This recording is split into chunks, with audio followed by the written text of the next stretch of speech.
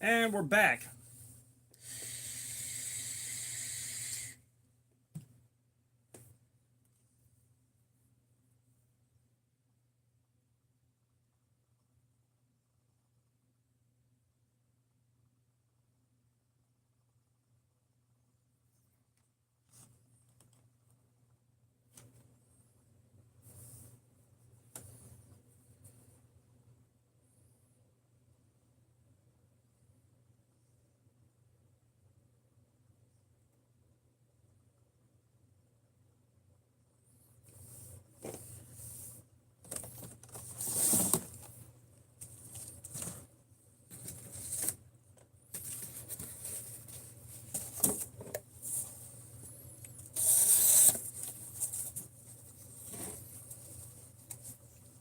Yeah, sorry, I was trying to tell everybody. I started a new stream up. We were having really low concurrent viewers, like it was staying low. And I have monetization turned on to see what that would do. So we're running this one without monetization and seeing how that does.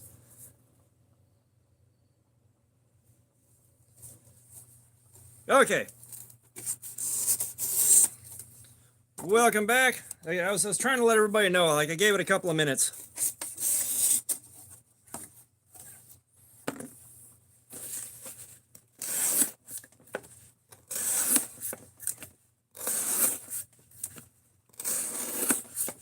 So we'll see if we can get our concurrence back up.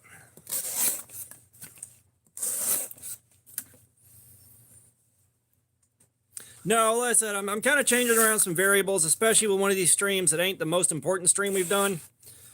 And of course, we still got tomorrow's live stream to try to post our regular numbers up.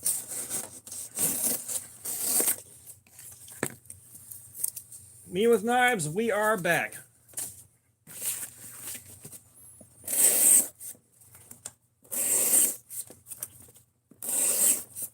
I am legitimately surprised that this thing is still hanging on as hard as it is.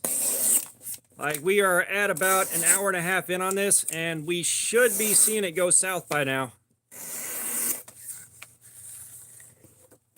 JJ, what's up? Welcome, welcome. We're doing the Ozark Trail Storm Pooper. Long version of a long story. The last one we did, I think I damaged the edge dropping it, so I wanted to get a brand new one out and see whether or not that was the issue, and I think it was. We have been at this for about an hour and a half now, and it's still holding on for dear life.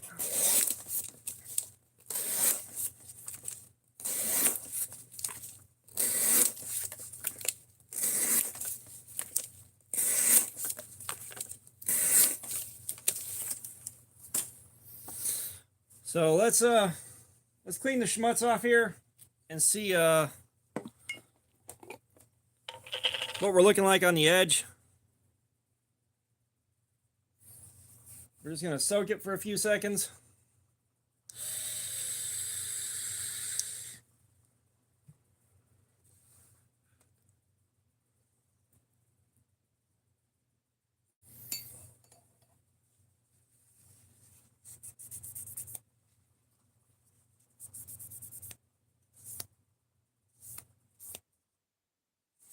All right, that did the trick. But yeah, you guys that are just getting here, what all do you have lined up for your Black Friday purchases on Amazon or wherever you go? I'm kind of curious. Yeah, we got our snag.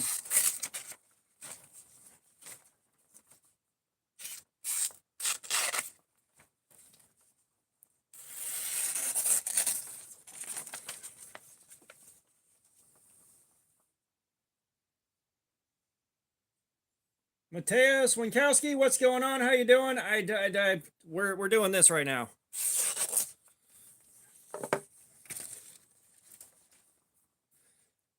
Okay, how is this thing holding on this good?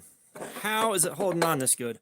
This is kind of what I was concerned with. Like, with the steel being unidentified, I was kind of worried with the grind being about the same as the dropout, whether or not it was going to hold on for an excessively long time. And without knowing what kind of steel it is, that really makes this difficult.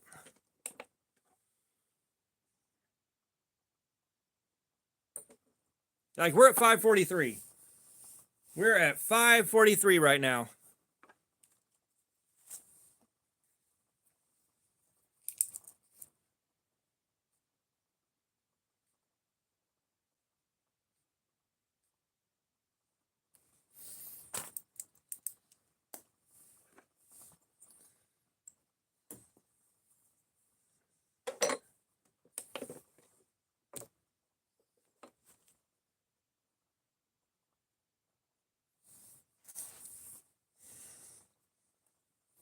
All right, Punisher, we'll see you in a few, man. Appreciate you. All right, give me a second here. Stretch my leg. But yeah, like I was talking about earlier, I am hoping somebody throws my Hogue Deca and Magna Cut up on a Black Friday sale.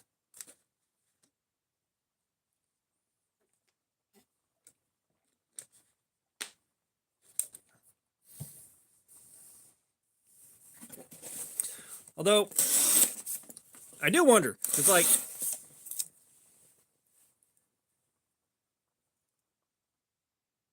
huh, nice. I do wonder, like, that was a new one for someone coming in with something weird. Like, please search this. Gotcha. Like, we haven't seen someone come in the door with just please search this first thing they say. Actually, I wonder how often that actually works. I wonder how often that actually works.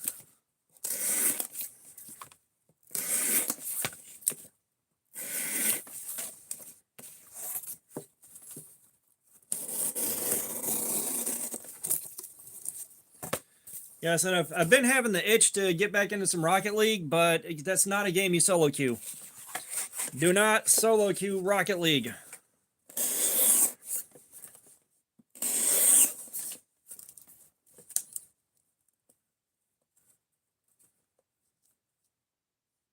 News Radio, welcome back.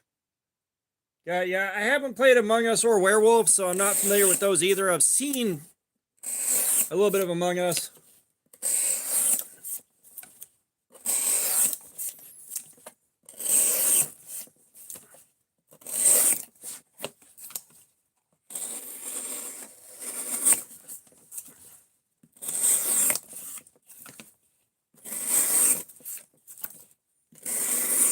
Like, I think I might get the general gist of what Among Us is about.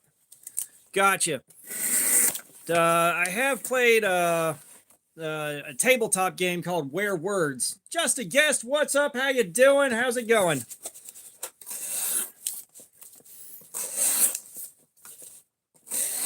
But Where Words is kind of interesting. Like, you're trying to lie about whether or not you're the werewolf and all that, but it's been a long time. I don't remember the specifics. I just remember it was an enjoyable game.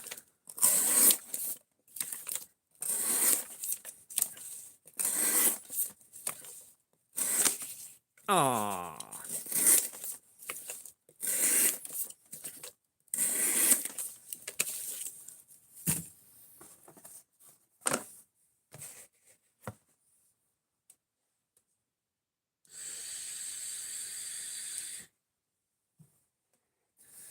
Why are all these games I've never heard of?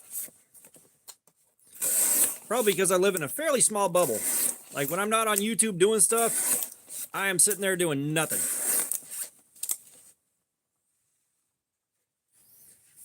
Francis Wilbur, how you doing? Welcome. I'm not sure. I know if you click on the channel logo in the top left of the screen, you pull up the page and it says join right here on the right. Like, click here and then you can click join there.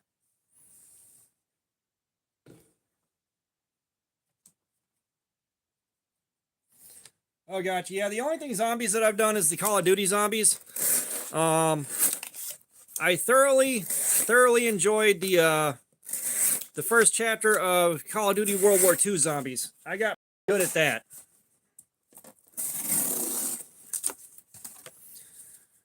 I could get through all the basics of getting to the boss of the game and getting that knocked out and getting everybody their Like I was basically sharping people, randos, for getting them their hats, basically.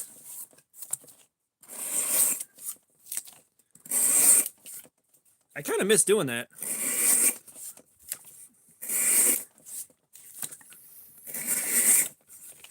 But yeah, Call of Duty is also a game where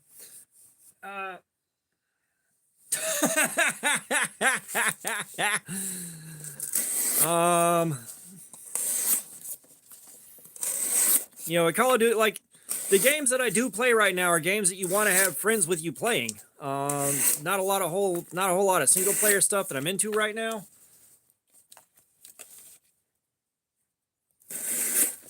Which I probably need to reevaluate and try to find some good single player stuff, because like, you know, Destiny 2 kind of took over and became the only thing that I played for a long time.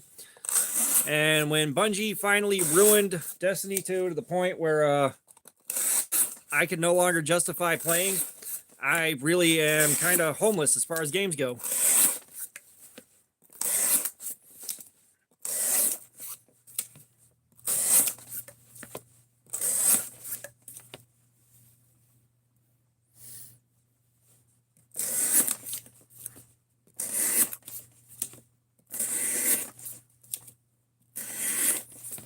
It's like I've got a welcome back, Jerry. Oh, Mike Tyson's Punch Out, son of a bitch, yes. Son of a bitch, yes. That's actually behind me in the rack of games.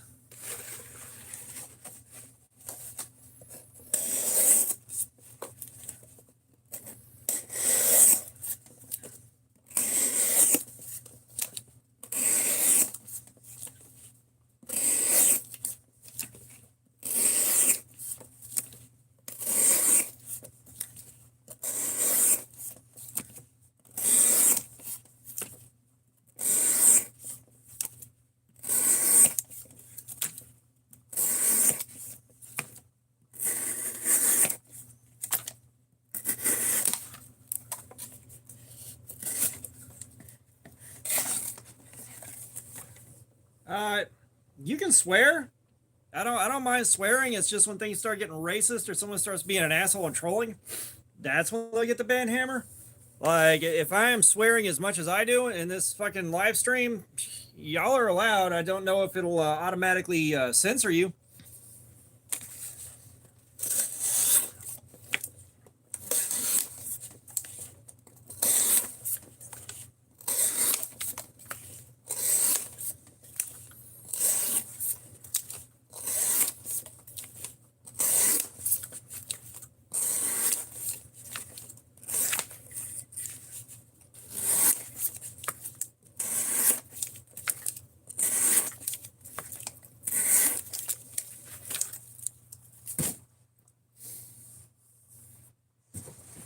You know, the edge on this thing is hanging on far more tenaciously than I thought possible.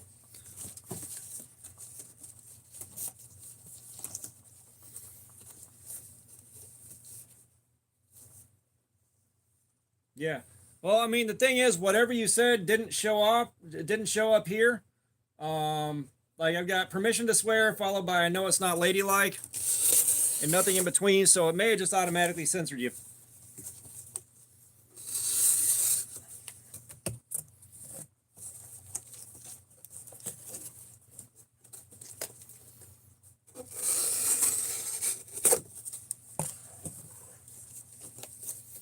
Yeah, sorry about that. Like,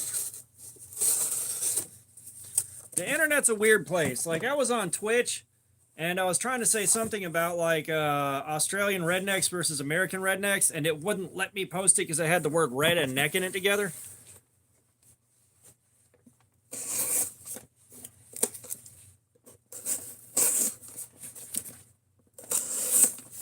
Yeah, I don't know. I made the stream not made for kids, so I'm not sure what happened there necessarily.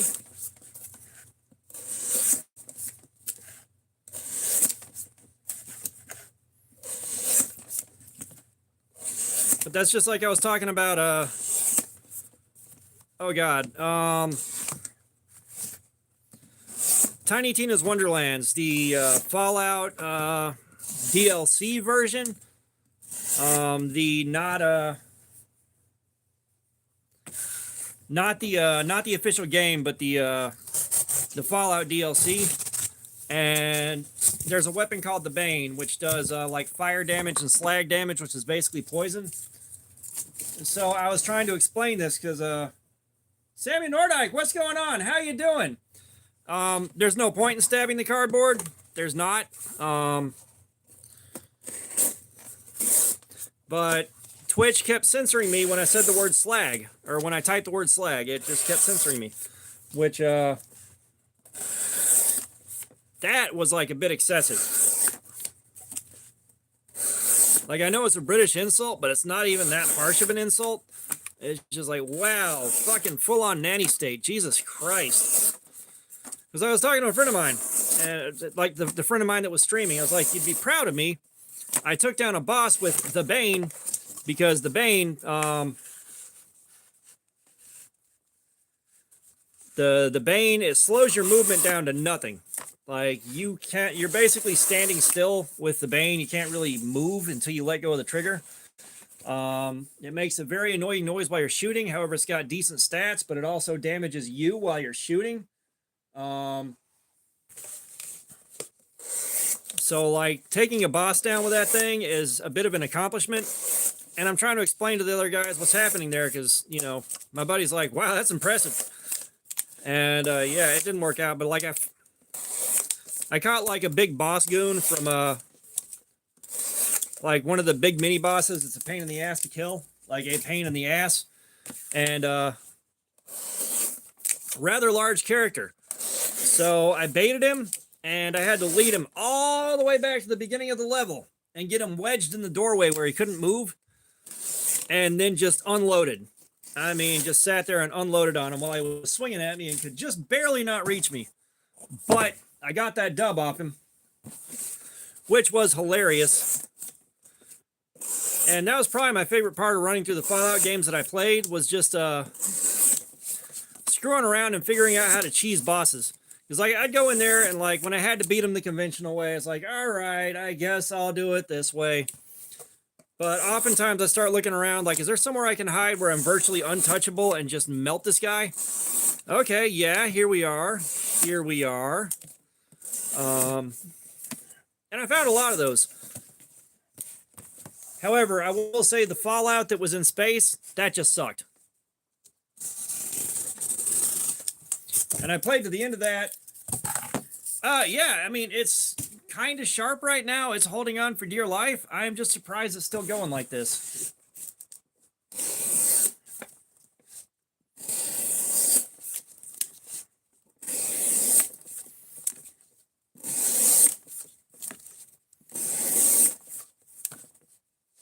Because, like, we did the other one that I opened, and the edge failed almost immediately. I'm pretty sure I damaged it, but we put a new edge on there, brand new shiny ass mirrored edge, and it went for about 2.5 hours before it gave up the ghost on a brand new mirrored edge, which means this thing should have crapped out about an hour ago. It should have. So this is probably just going to be one of those mysteries. Another Ozark Trail mystery.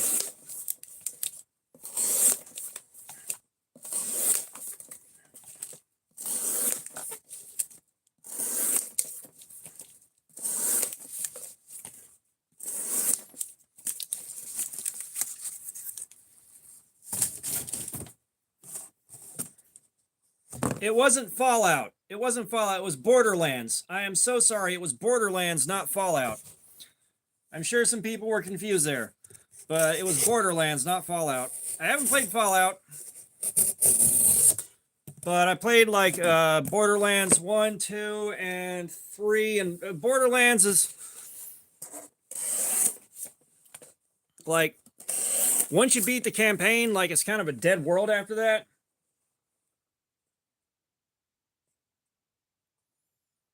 Oh, nice.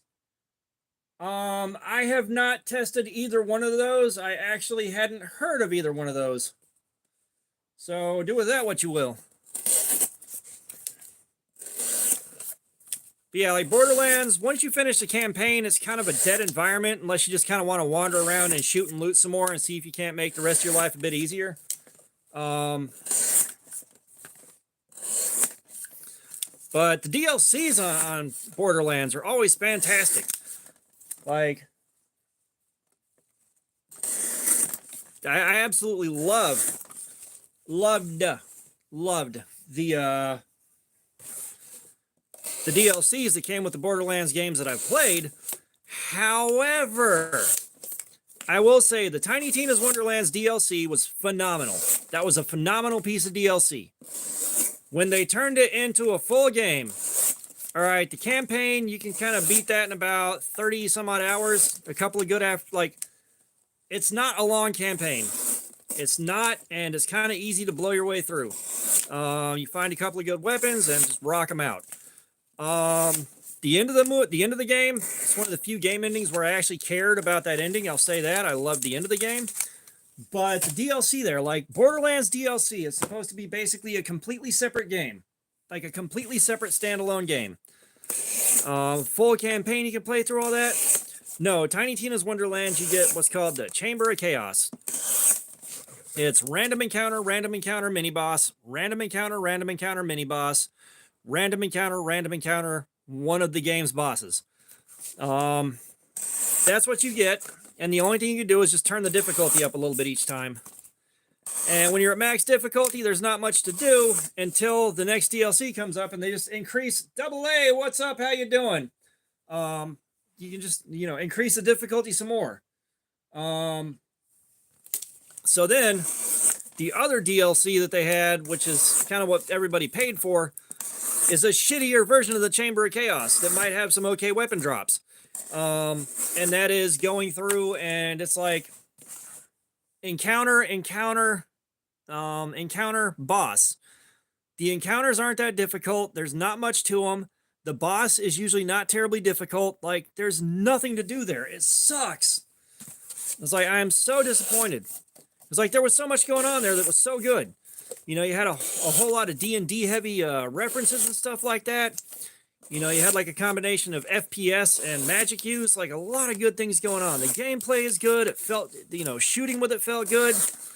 The weapons, those were a lot of fun to play with. It's basically, you had guns with a lot of the enchantments that, swords and axes and stuff like that would have in other fantasy-based games. Like, I loved a lot of things about it.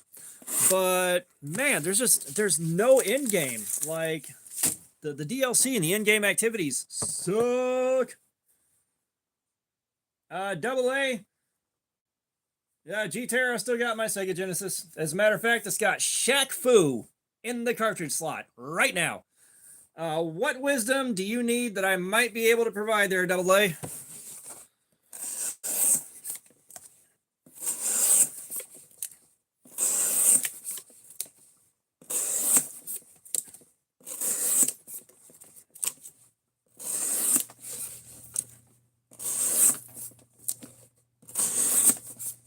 Yeah, the first thing I think of when I think of Sega Genesis is probably Streets of Rage.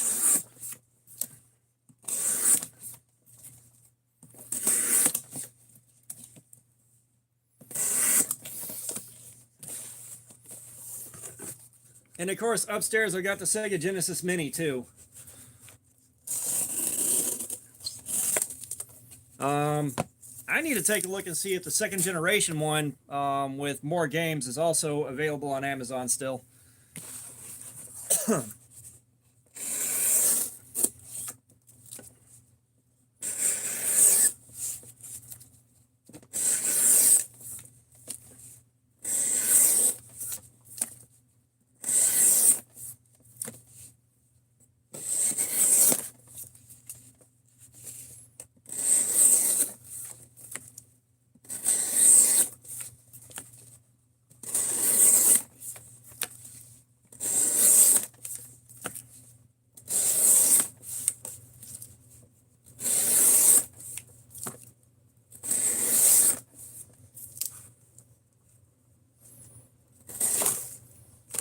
Bro, Doom, the original Doom on PC and DOS.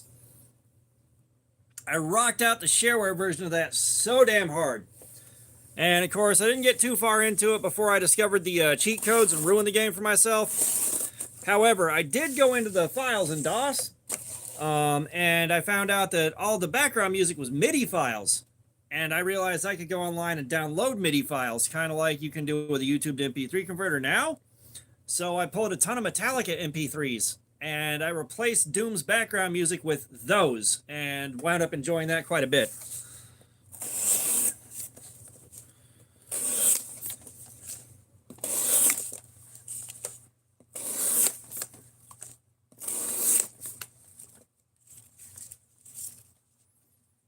Oh, very cool, Haywood Nader.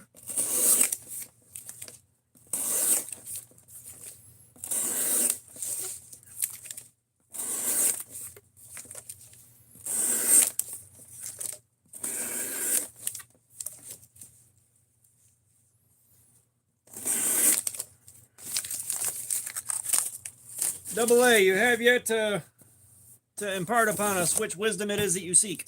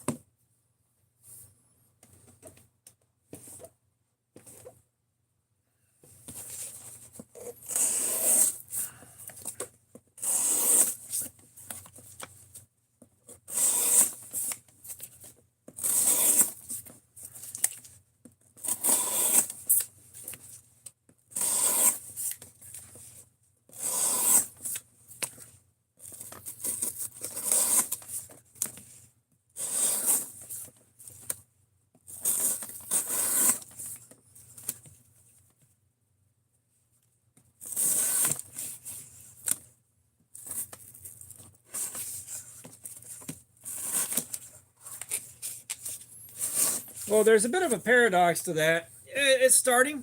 It is starting. I am hoping this means in the next 15 minutes it's going to finish crapping out.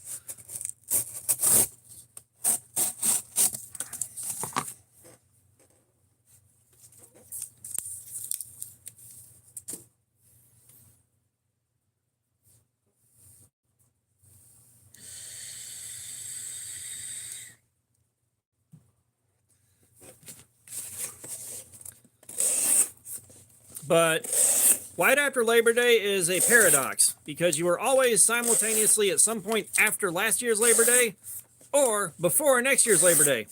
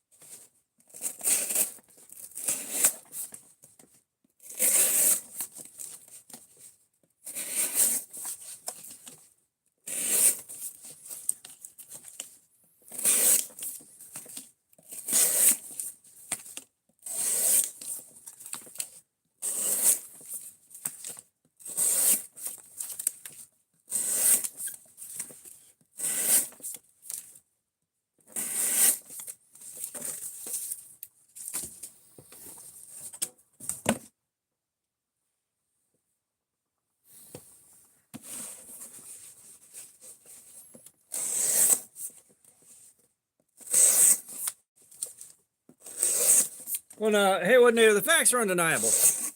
It only says white after Labor Day. All right, you are always after a Labor Day and before the next one. At all times.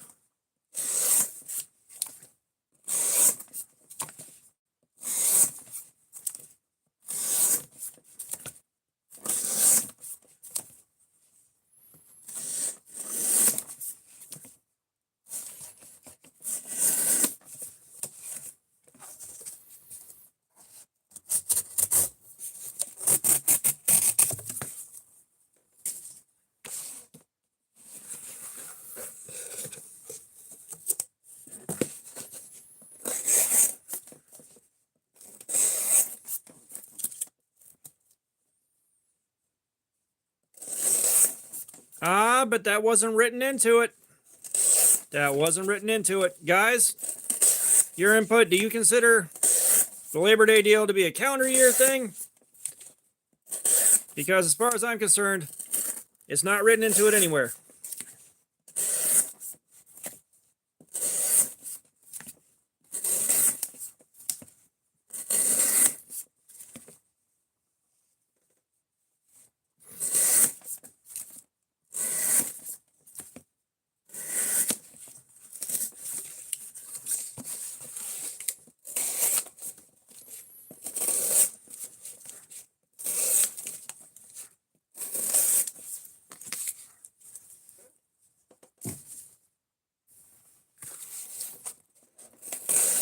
Well, it's not Labor Day yet.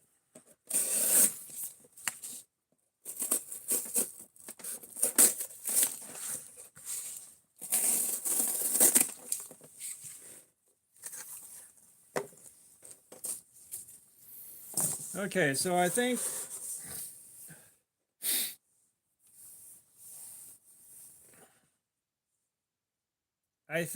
we stopped what? Yeah, it was about 20 minutes ago. So let's see where we're at about 1 hour and 50 minutes. Because this thing is now devastated.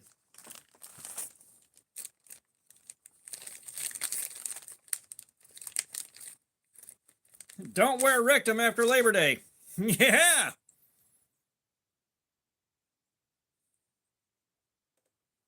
Actually, what's worse is don't wear white after rectum day.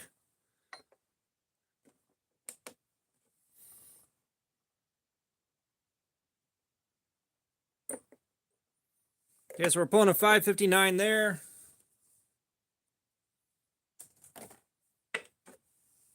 Let's get the tape gunk off of here and see if we can find the snag on paper.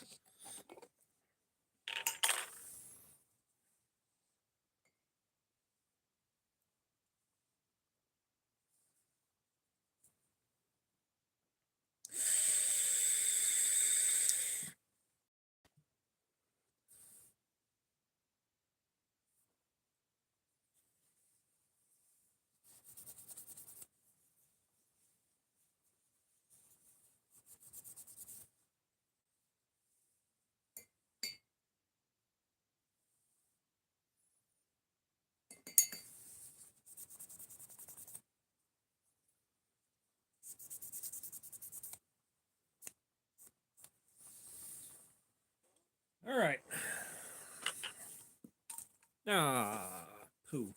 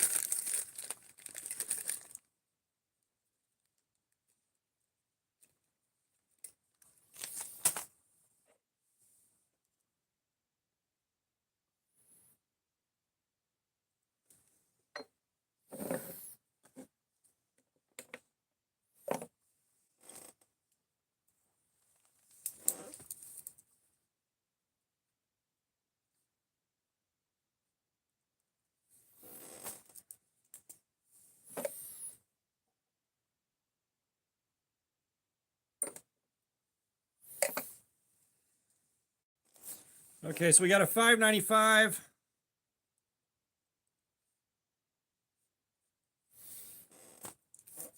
So that's about what we're looking for. At around 600, the edge is completely devastated. So that is what we are looking for there.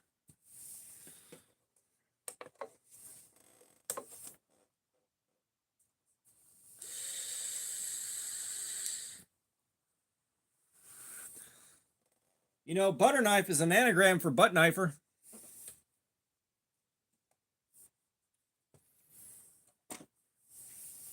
Now, let's get the healing box and let's see what it takes to set this thing up under the camera.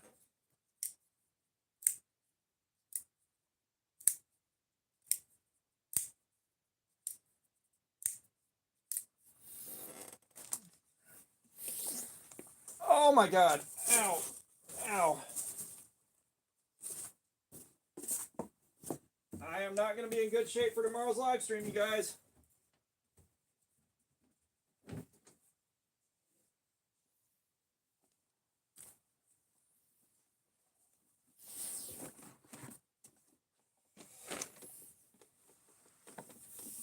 Yep, made in Sharpening.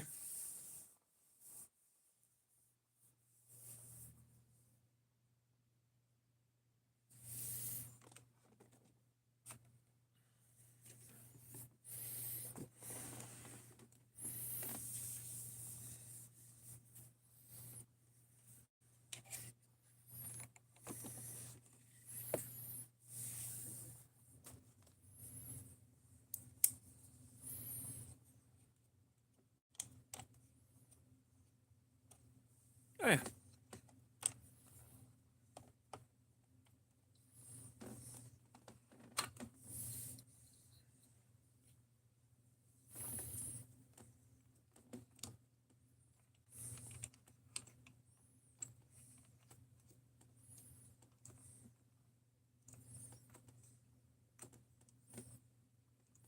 We're going to do 19 degrees on this. So first things first.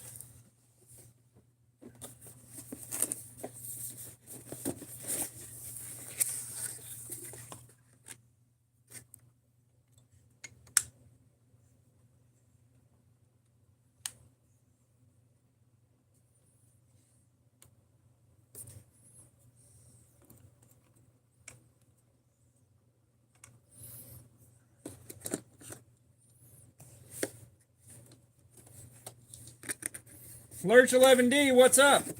Well, you missed the cardboard. There will be more cardboard for sure. Okay, so I'm supposed to set this on the surface that I'm sharpening on.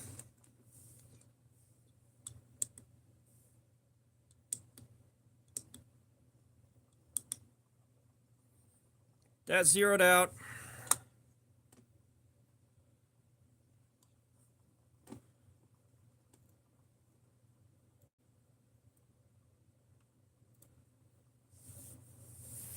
Okay, so that should put us at 19 degrees. Yeah, the edge crapped out. The edge crapped. That was 1 hour and 50 minutes. So for 3CR, we got about an extra 20 minutes of performance out of it, which is not too shabby, if this is indeed 3CR. So we're locked in at 19 degrees, or at least close enough to count.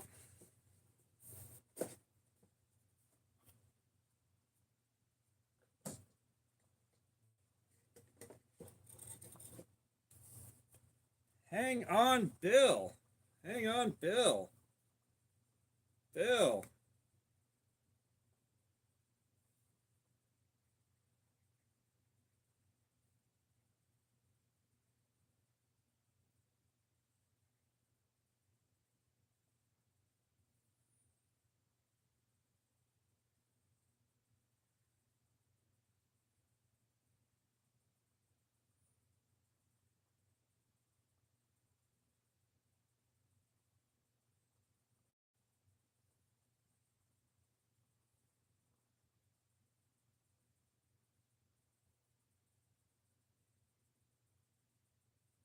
Sorry, I'm looking at the rat 1.5.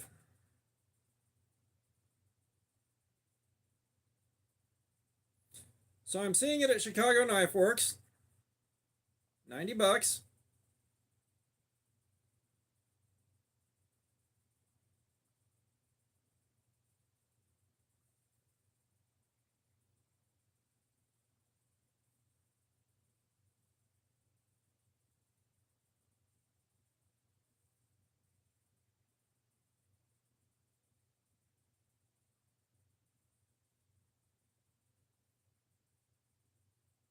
It may only be showing up on Chicago Knife Works.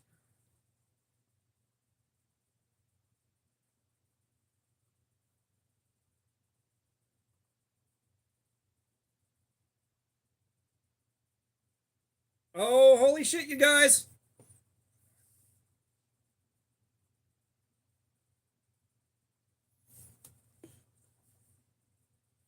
Look at that. The Deca MagnaCut 104.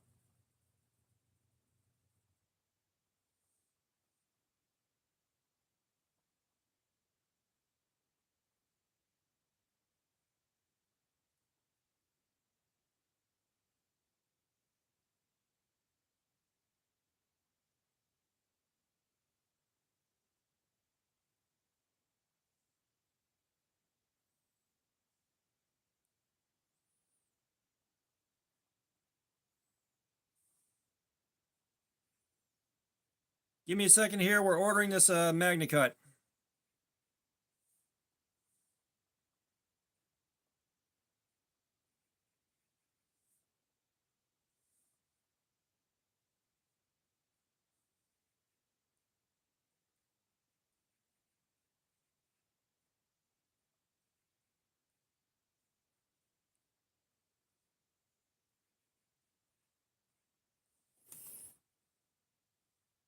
Guys, I am with y'all. Trust me, I'm in the process of ordering the Deca.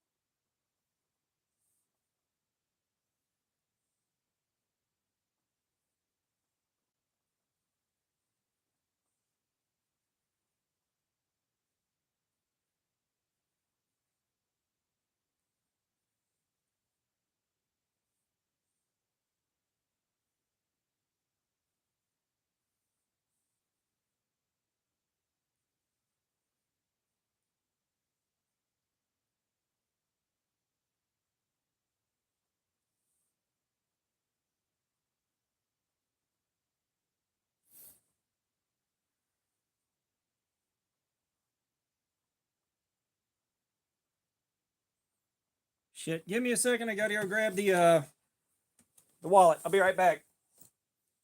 Be right back.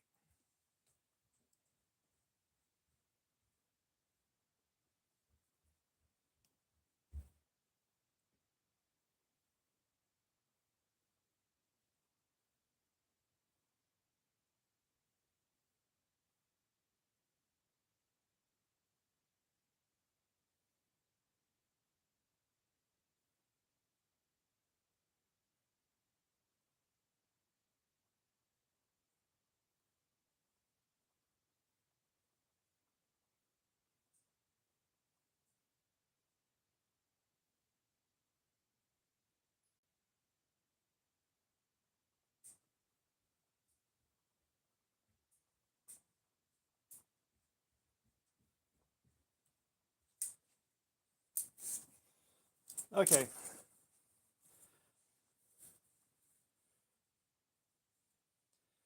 I don't see BEDC in here. Bando Picks, what's up? How you doing?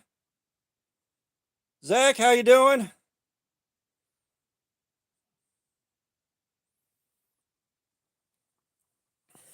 Okay.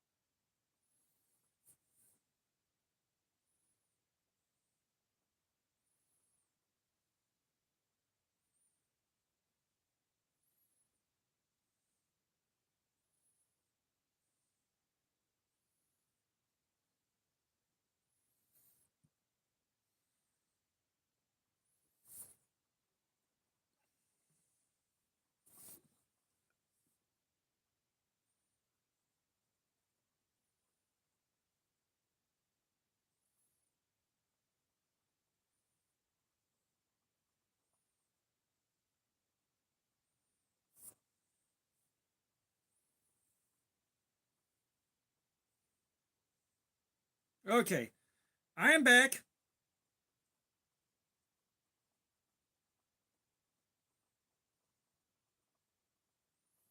I am back.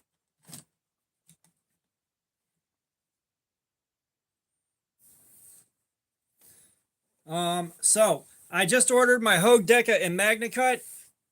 on sale for $104 of free shipping, and I went through Blade HQ, so I know that I'm going through a reputable dealer. So we are good to go there.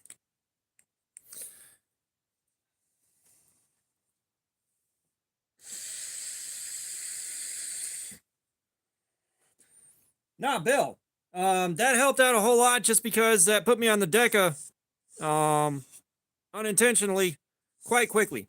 Okay, so let's see. Yeah, I'm not pulling a lot of numbers tonight either. So tomorrow night I should see better. But all right. Here we go.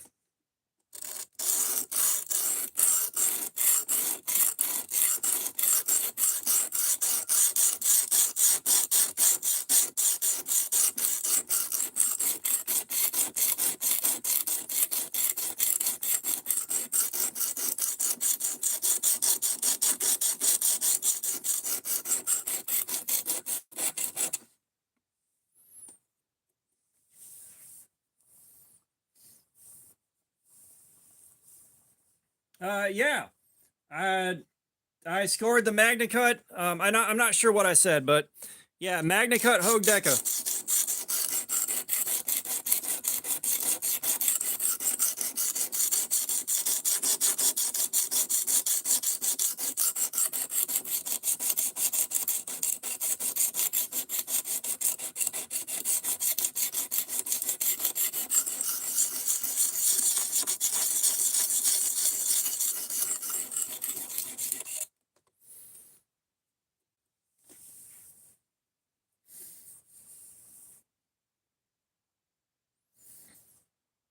$1977. What is up? How are you doing, man?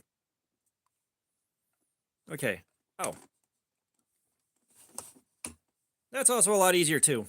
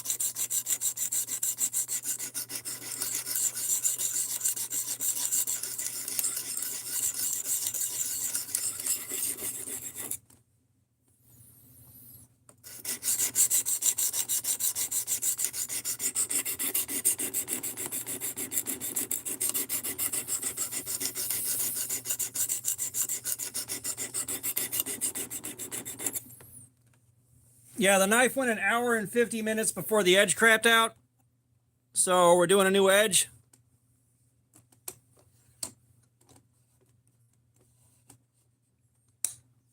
That is so nice, you guys. That is so nice.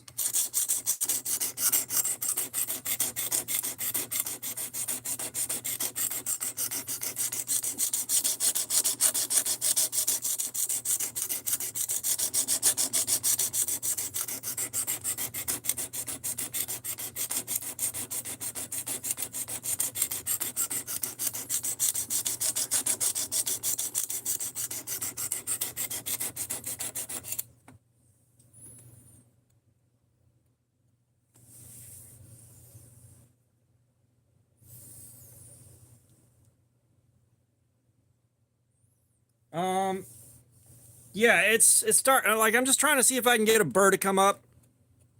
Like, I think there is just the tiniest bit of a burr. But we're going to give it some love on both sides. Just for the sake of being thorough.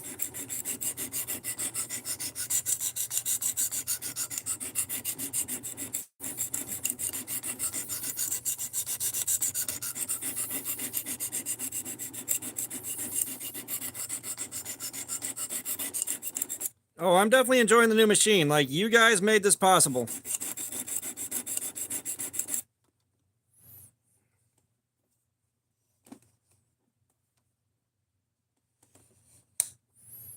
A little bit more love here.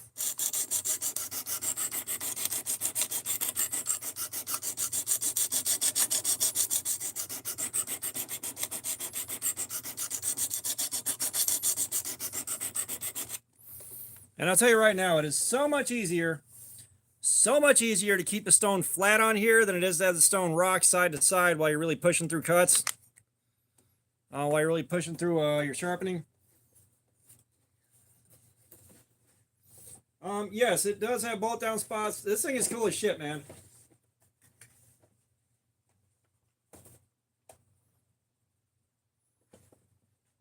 I gotta tell y'all, and this is from the bottom of my heart, this is like the most Christmassy festive I have felt in a long time. This actually feels like Christmas a little bit, which I don't do Christmas.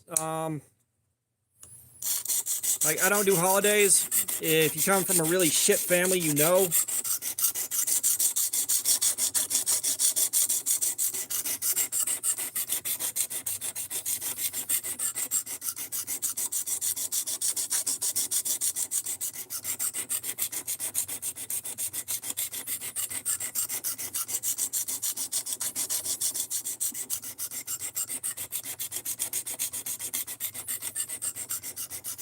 Hey, Woodinator, yes, and a ton of it.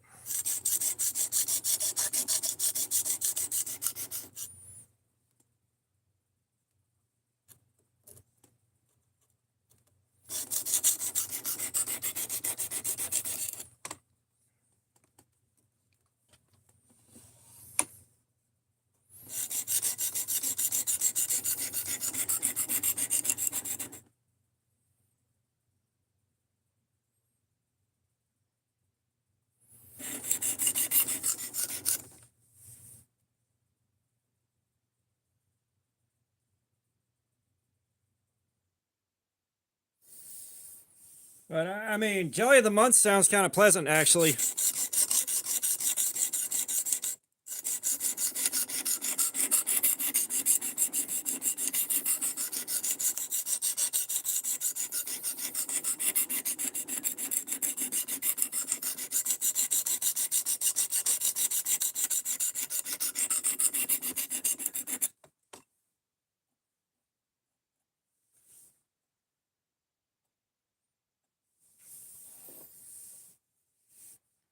Me with knives, no. I said we're not going to go too far into that and bring the buzz and the stream down that far. Just, there weren't a lot of pleasant holidays when I was a kid. Or as a young adult. Like, they've kind of gotten pleasant recently, but that's just because, like, I've been able to just not do anything. And the wife hates it, so I'm trying to get to the point where, like, I am a bit more festive and a bit jollier. I'm not there yet. However, this is actually a surprisingly warm, fuzzy feeling.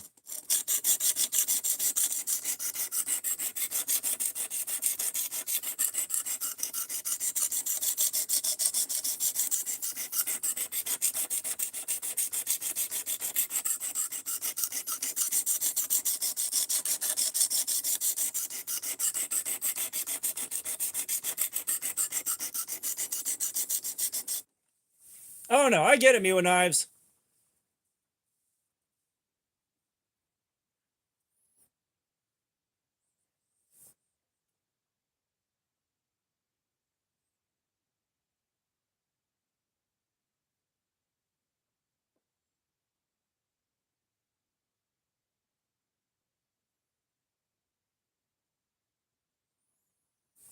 Ace on Knives, what's going on, man? Not too much. Playing with another Ozark Trail Storm Pooper and a brand new Work Sharp Precision Adjust Professional right now.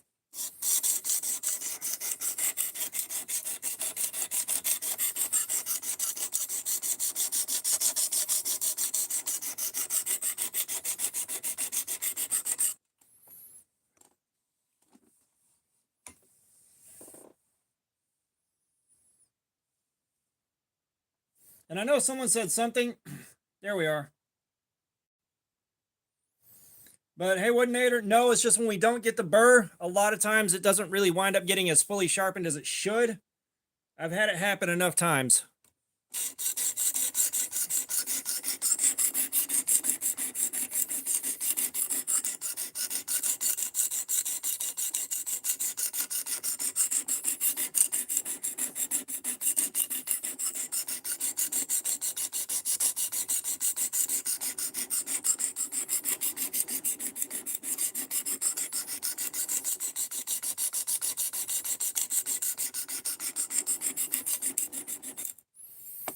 Rich on knives. Ace on knives. Rich on knives. Starting the sock game off. You got socks, bro.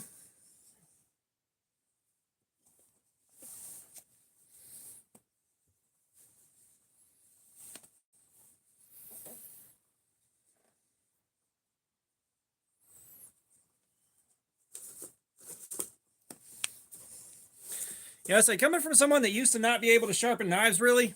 Like the best equipment I had was a fucking bench grinder with a gray stone on it, and I pulled it through a block of wood to use as a strop. Being able to get these crazy ass edges on here is so nice. All right, sock and sock. Rich, thank you.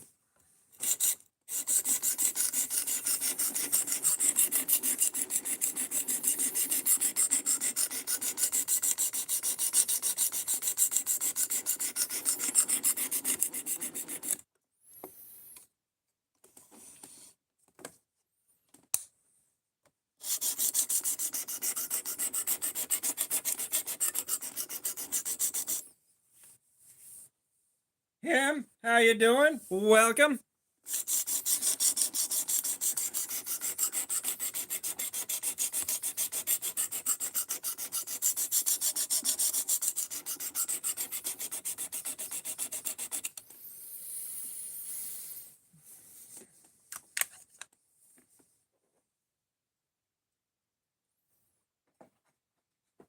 $400. We go to 600.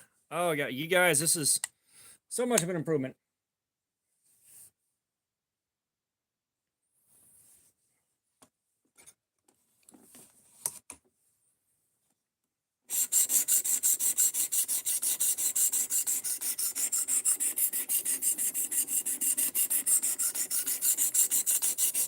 Now, the next big question here is, can we get under 100 on the sharpness tester with this?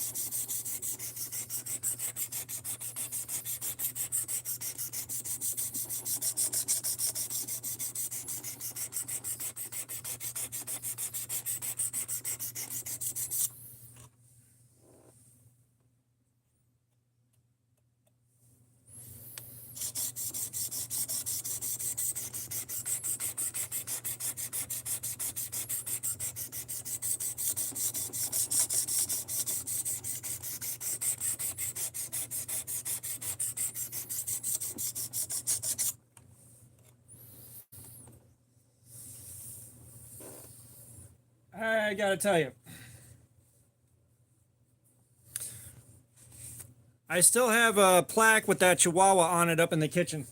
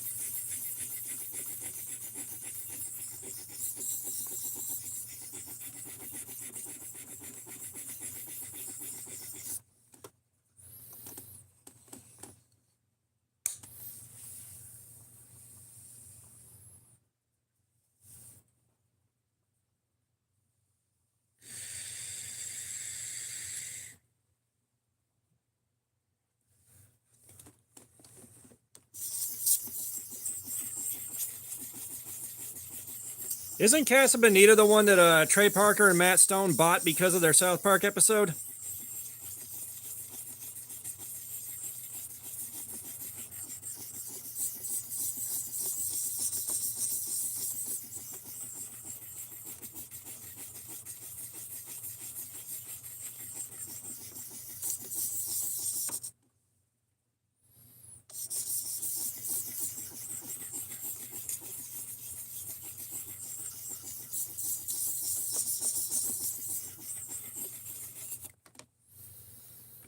Gotta tell you, this ceramic seems to be a noticeably lower grit than the ceramic on the other one.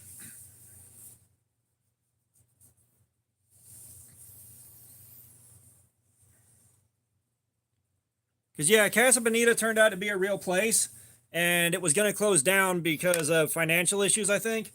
And then Trey Parker and Matt Stone found out about it, and one or both of them bought it.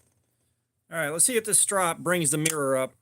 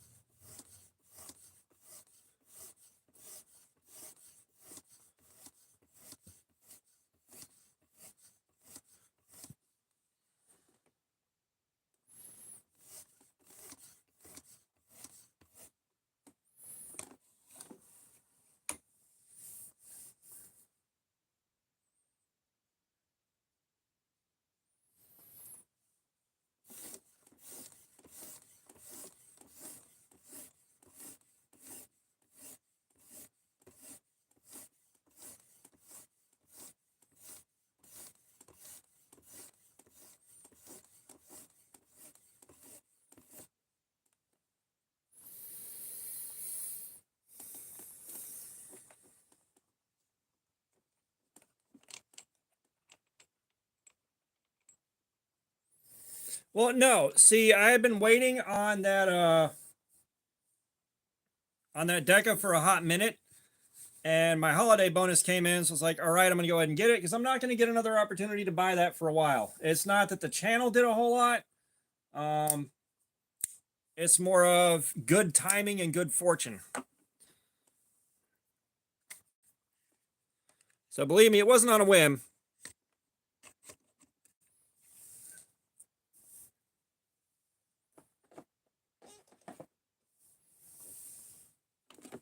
Okay, so let's take a look at the edge we got off of that thing with nothing but factory stuff.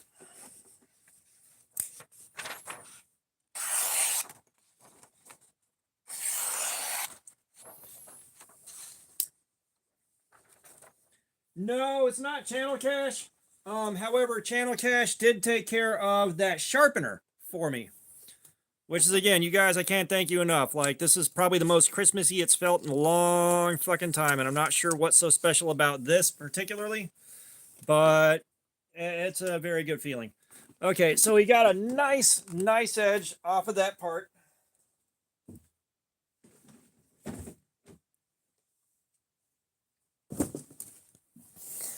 Now, it didn't mirror. Ah, gotcha. It didn't mirror it out quite the way I like. It's not quite as shiny as I like. But let's take a look at the tester. I mean, that's the thing is, like, I can get that same kind of edge off of the smaller one, just not as easily and not as fast, and like not as precise.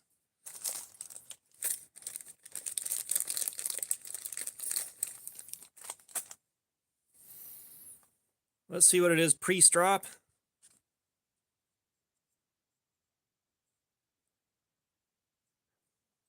Oh, no, I see what you're saying about the 300 sharpener.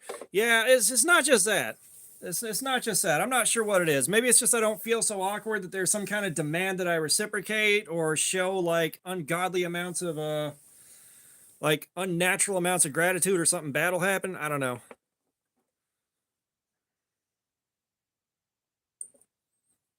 $214. Eh.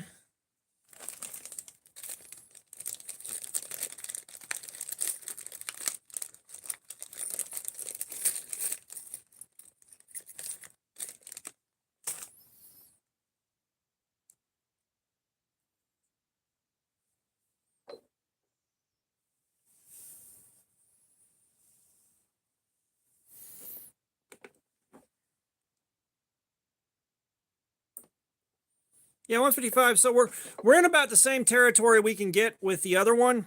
Now let's drop this thing and see what we can do.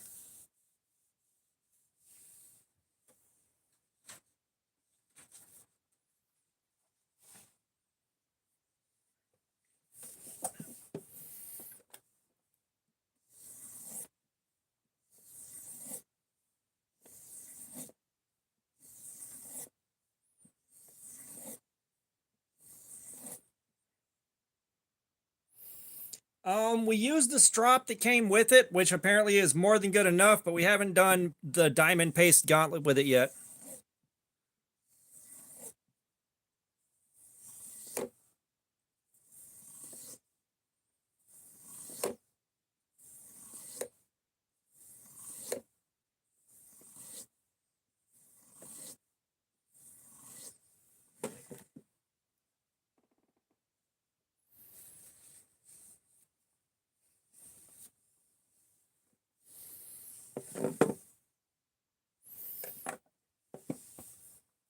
You know what?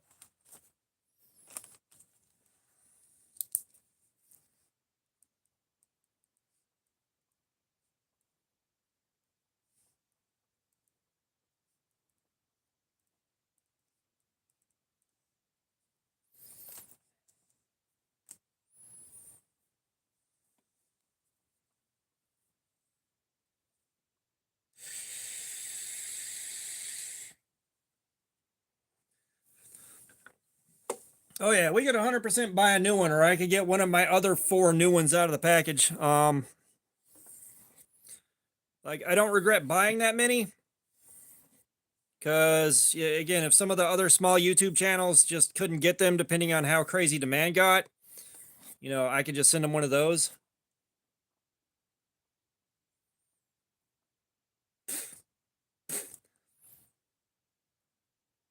Every Ozark Trail axis lock has been with polypropylene.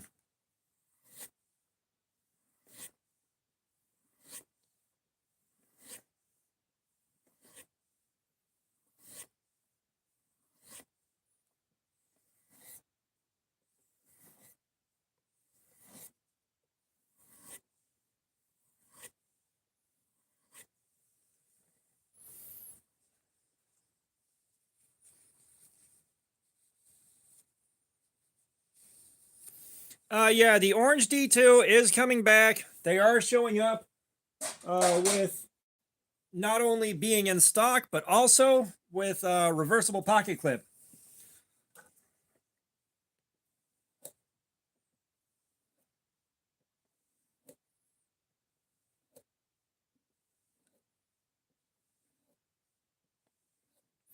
Yeah, I don't see the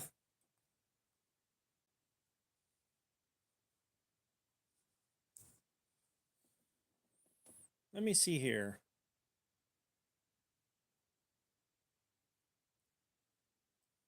How do I fix the chat?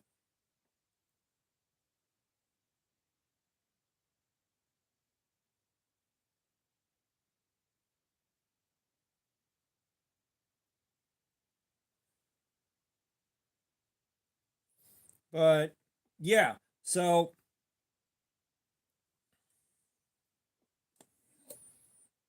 I lost track of my train of thought. But yes, it's coming back. It's coming back with a reversible pocket clip. Yeah, I didn't see a point in buying that many of them. Like if I was reselling them on eBay, sure. But you know, I got a couple extras for beyond what I thought I was going to use for videos to make sure, you know, other small guys had some had access to them if demand went as crazy as I thought it was going to go. And so now I just got extras to play with.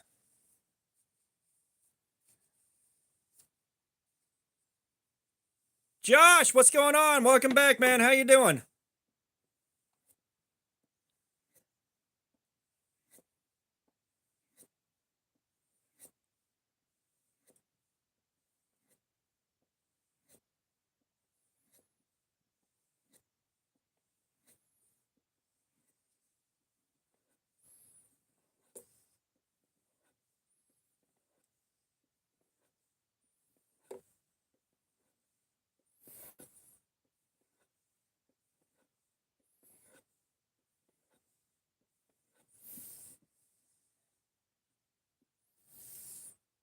No, so I think the very first gen, that green one, may not have been polypropylene, but the 2-axis locks from last year, those are polypropylene. The orange one, we are almost entirely sure is polypropylene as well. They don't identify it, but it feels exactly the same as the polypropylene on the other guys. The odds of that not being polypropylene are very, very slim.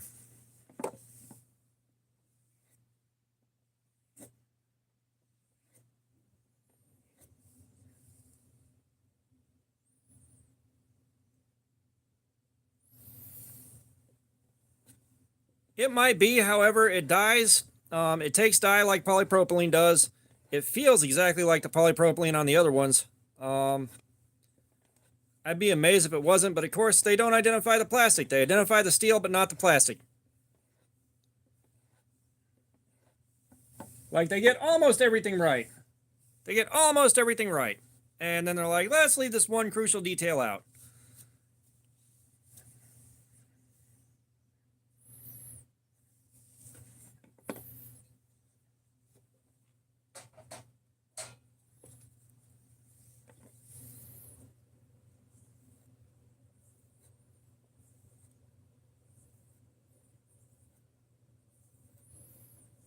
And like the goofy thing is I have got some Ozark Trail knives to check out, some folders. They're tip up and have G10 on the scales. And it's like you can get that much about it right. And Walmart accidentally listed the blade steel on their website for that set, which is 3CR.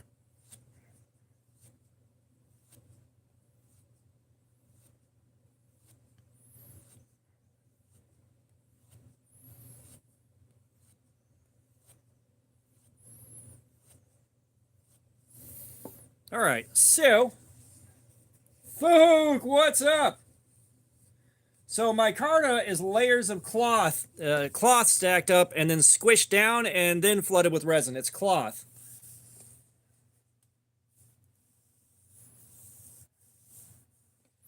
You can also make micarta out of paper.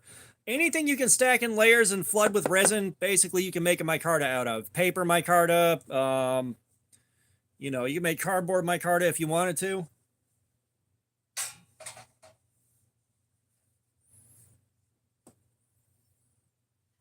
right, let's see where edge is now.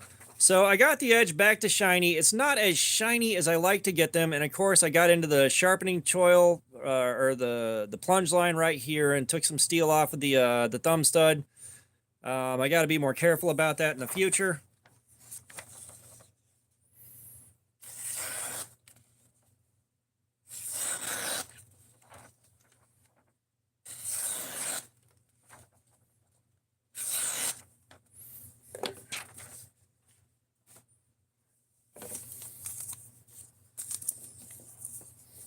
Matter of fact, let me get my super thin fine paper.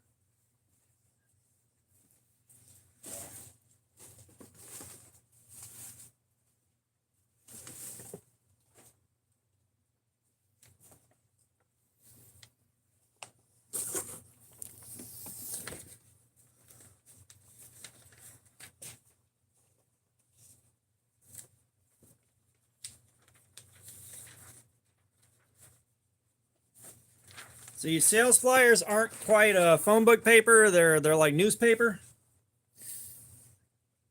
Blind to Starflight, what's going on? How are you doing?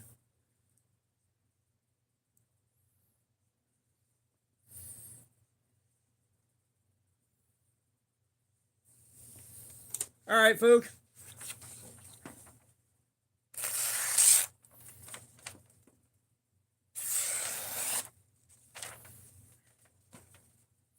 That's what I love seeing right there.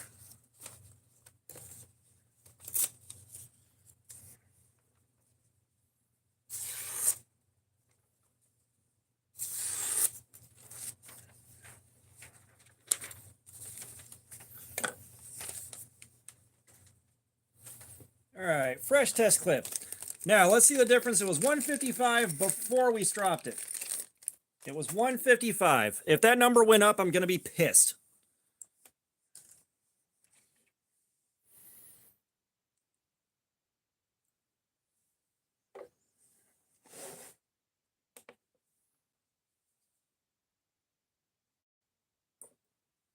$117. $117.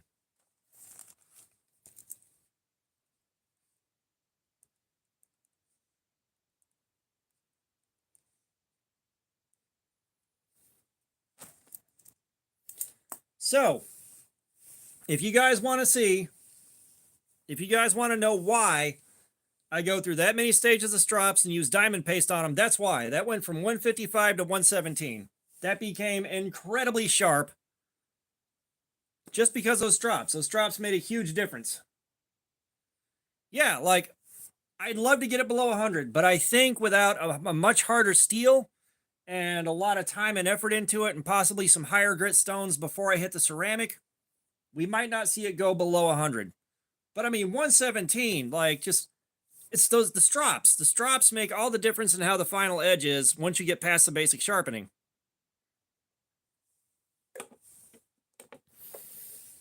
You know, I don't know too many people that have a grit progression like that in their strops, but, you know, there you go. Jakaya Kimney. Jakaya Kimmy, welcome back. How are you doing? And of course, we got our emotional support caffeine segment for right now. We are past the 2.5 hour mark.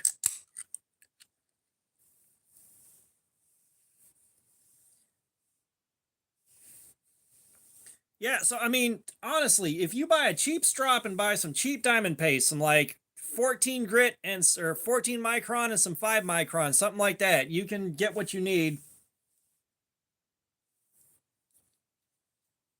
Brando Calrissian, what's up?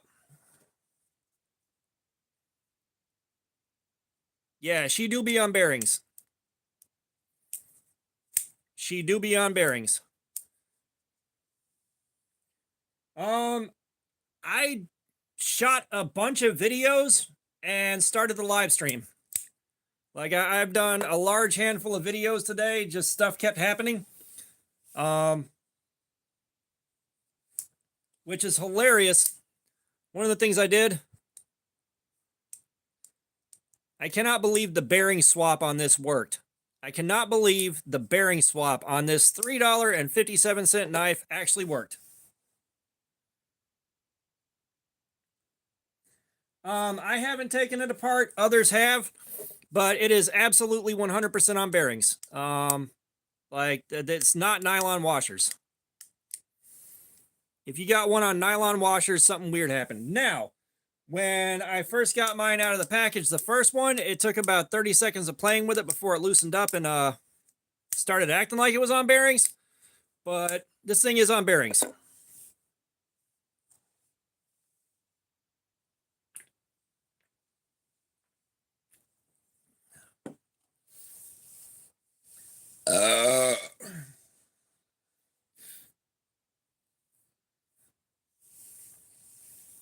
Yeah, the Ganzos I have are on washers too, which, washers are, yeah, no one's paid to take them back off yet.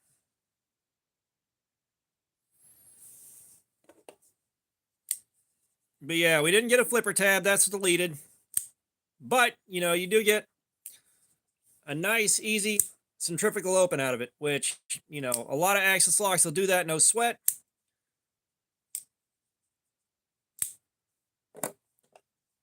This one right here, which if you haven't seen the videos, this was part of a 7-knife set for 25 bucks, so that breaks down to $3.57 for this guy. It was on washers, but I was able to loosen it up a little bit and lubricate it and get it running real smoothly. And then earlier today, I was trying to swap over to bronze washers, and I found bearings that actually fit it, so she on bearings. And it smells like root beer.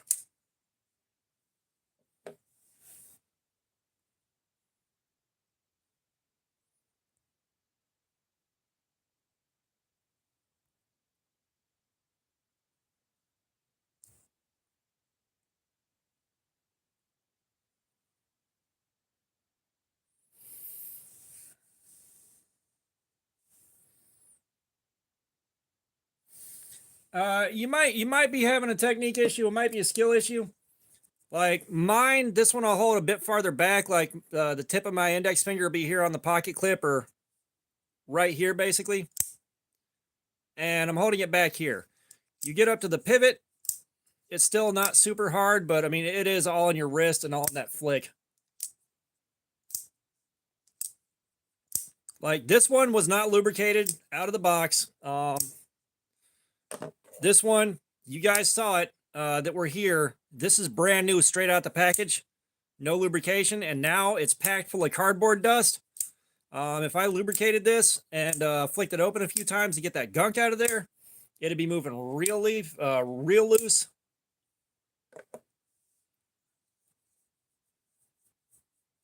Jakaya, does it cut what you want it to? Because if it does, that's fantastic. Like, there are things that we don't like. Smith & Wesson is one that we do not like that much, but we don't gear bash. Levi Sims, you're in the right place. We all like knives here.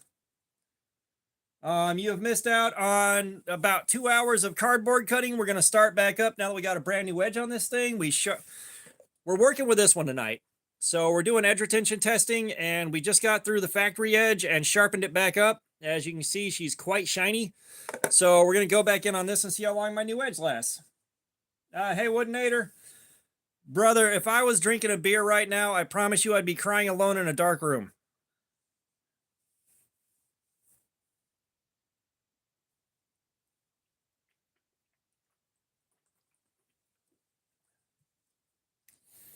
Yeah, I'll be honest. Unless you got a specific reason not to, it's always advisable to just lubricate your knife when you get it and just get it as clean and free moving as possible. Thank you, Jakaya. Yeah, well, I got tons and tons of knives, and a lot of them aren't used. It's like I carry these for a week. I do my review on them. They'll get their cardboard slayer session, and then they go in the box. Because I'm not going to get a chance to do anything with them again for a long time. And like, I'm kind of sad because like I said, I did a bearing swap on this earlier today. I am the only person on the planet that would have spent that kind of time on this. And now I don't get to play with it that much. Ooh, nice, Bill. Yeah, like, if it wasn't for me, like, I got to carry these as they came out of the box so I don't lubricate them or anything. So, like, they'll get carried, get put aside for Cardboard Slayer, and then get thrown in the box once Cardboard Slayer is over, and they may never see a drop of lubrication. You know, they may get lubricated towards the end of all that, but oh god, yeah, the brass and copper will leave your hands smelling real weird after you get done with them. But let's see, where is it? That's not the right one. You're not it.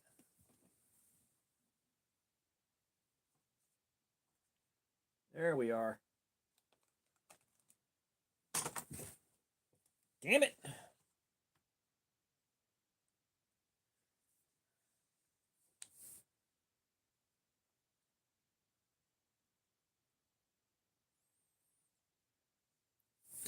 I like the lower profile lock on the white one. Like, they both feel great. It's hard to go wrong. I do like the lower profile on this one a bit more. It doesn't feel like you're carrying anything hardly at all. That is absolutely true. I work at a grocery store. I'm a team lead, so I'm stocking shelves and keeping the crew running.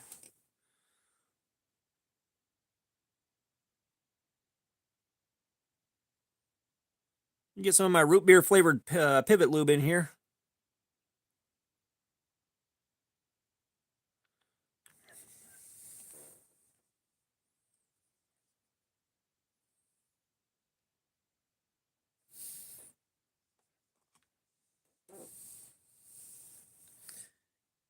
Yeah, Puns, did you ever actually start playing around with that?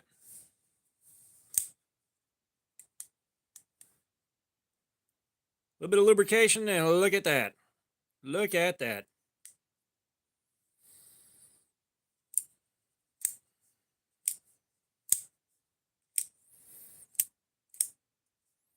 And we'll give it about 10 minutes here for me to pound some more caffeine and let my hand rest, and we'll start in on the new edge and see how long this holds up at 19 degrees.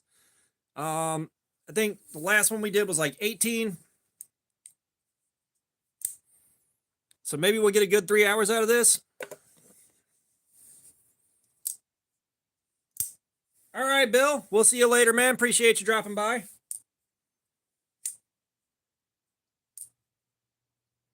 Loran, LOR-ANN. Those are good candy flavoring concentrates. So you can use those. All right, News Radio. Appreciate you dropping by. We'll see you a bit later.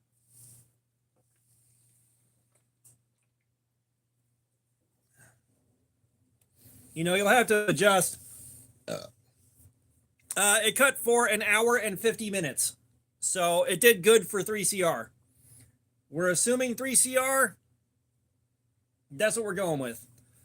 But yeah, like I believe this tiny bottle right here had 1 milliliter of root beer flavoring dropped into it.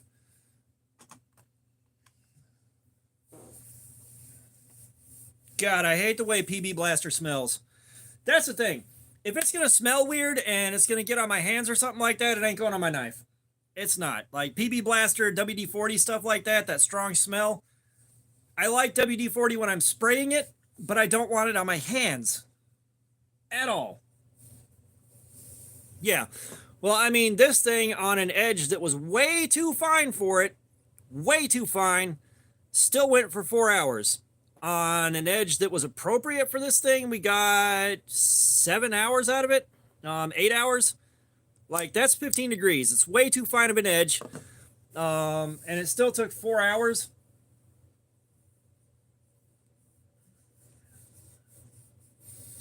But like on a 17 degree edge, I believe it was, that thing went for 8 hours. Factory edge, it went for 7 hours. Like, it's nuts. So the grind on this is real similar. So for it having an extended run on the factory edge is not surprising at all. I'm curious to see next week, or no, tomorrow. We're doing this one tomorrow. So I'm curious to see if tomorrow when we do this, we're going to get the same kind of performance we got out of this. Which, by the way, preview time. This is what I'm carrying for the next week here. We're back on the $5 Ozark Trails. I'm looking forward to seeing how this does, because we got our flipper tab, we got our liner lock, like we got a lot of good things going on, and it's tip up. Well, here's the thing, Brando. Almost all the other hollow grinds we have done have turned into a wedge. All right, they take a lot more force to push through the cardboard, and it hasn't really added that much cut time to it. We have done a bunch of damn D2 in every grind possible. We've done flat grinds, we've done hollow grinds, we've done thick blades, we've done thin blades. It all craps out at about 4 hours. Same cutting rate, same kind of cardboard, same everything. This D2, I'm not sure what it is, like if they just optimized the grind just perfectly, or if the HRC is a little higher. I'm not sure what exactly they did.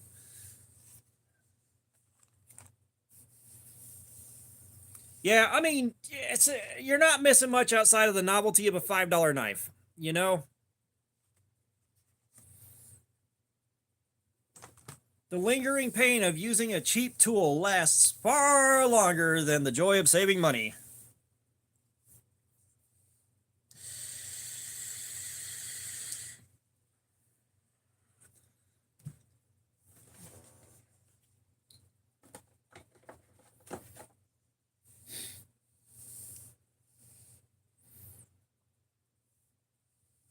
Now, Brando, personally, like I know hollow grinds have their advantages. All right, you can have a thicker blade stock with a thinner blade, so you got more support right here laterally, and you can still get a thin edge. Personally, my preference is a full flat grind. This would be a good example right here. The Ontario Rat 2. This is a full flat grind. It is flat from the start of the grind all the way up to the top. This is my favorite grind for cutting and slicing. It just does what I need it to. You know, for EDC and sliciness and nice, clean, easy cuts, the flat grind is where it's at.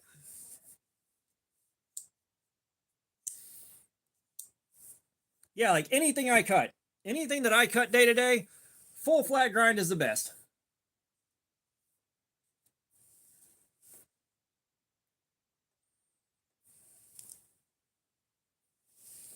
Yeah, I mean, and again, like if you want some to compare and contrast, these are last year's $5 Axis locks. These are on nylon washers. This one is all right. It's okay for $5. You can't argue with it. But like it's not set up where you can centrifugally open it, from what I can tell. No. But this one is all right. You know, it's not great. And you compare it to this becomes disappointing. This one, every single one they sent from the factory was fucked up. These had a massive quality control issue baked into every single one.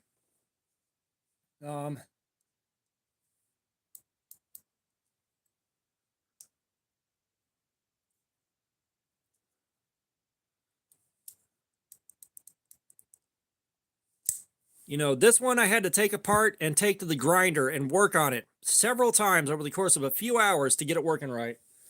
Like, that's just... I mean, Punisher, that also depends on whether or not you want it back. Like I said, I don't want the responsibility of having to send it back. That's the thing. Like, I don't want to have to send it back. Yeah, so I know a lot of guys swear by hollow grinds. It's just for the kind of stuff that I cut, like hollow grinds, like you got to put all your weight in it to do a cut in a lot of things, and it is so hard. Like the kind of tasks I do with them, it makes life so much harder. Yeah, it's just, you know, this is a very, very shallow hollow grind, very shallow, with a very smooth transition to the flat. That works quite well.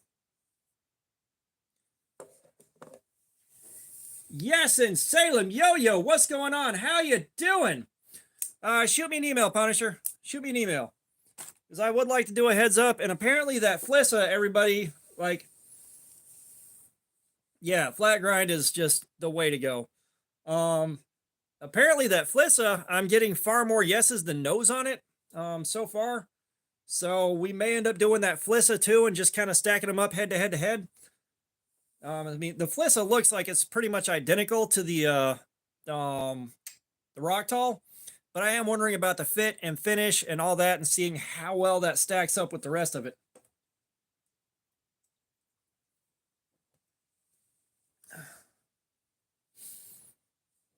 Yeah, like you get into a Scandi grind with a bit of a convex edge, then you're looking at like hard use. You're looking at chopping stuff up with it, processing chunks of wood, doing a lot of cuts that would absolutely annihilate a flat grind or a hollow grind. Like the cold steel AD10 is a good example. That thing is designed to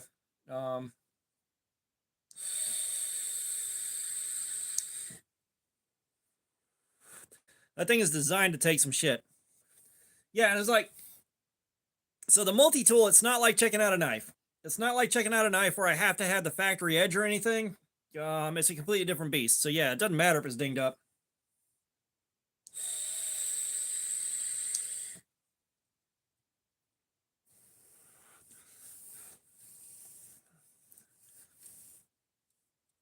All right, I got 1 minute and then I got to start cutting again.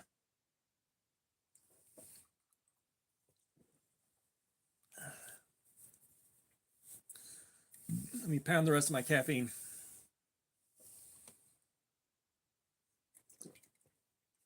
Okay. A little bit more of a emotional support nicotine.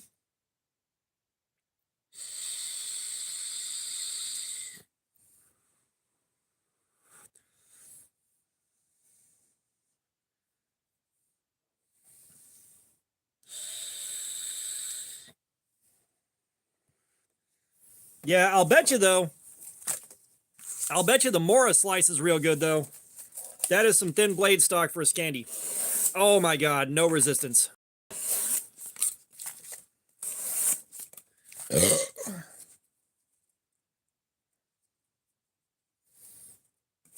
Way to achieve, Ben.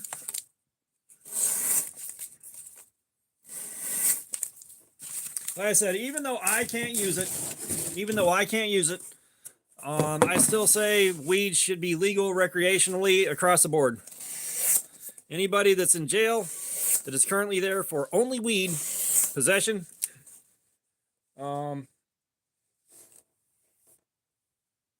is it Rizaka? Did I get that right? Welcome. You know, if you're in jail on a conviction of just possession and no other charges, you should not be in jail.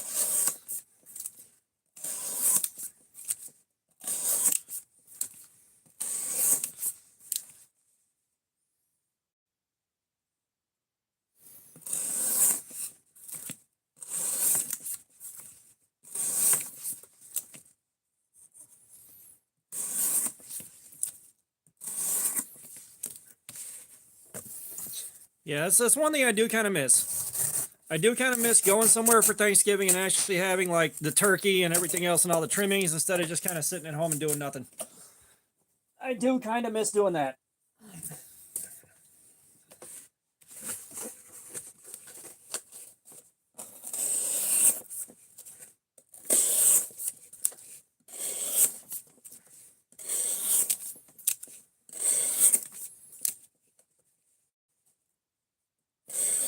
Because my thing, up until the last few years when I haven't had anywhere to go, was to claim one of the turkey legs and just walk around with that thing for the rest of the afternoon.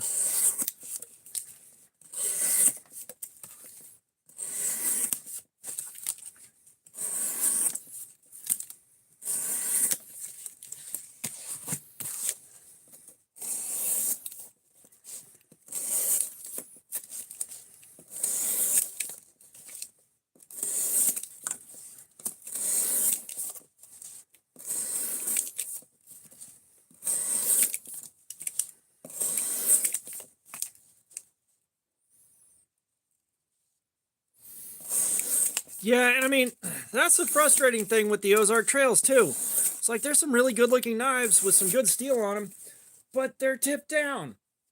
They're all tip the fuck down. Like, why, in that display with so many different knives on it, was there only this and that green one that were tip up?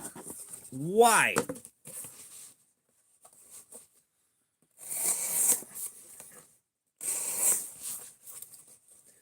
I don't use fixed blades because I can't carry them. At work, I can't walk around with a fixed blade strapped to my belt. So I can't carry them. I can't do like a full proper review on them or anything else. So, like, I wind up not messing with them.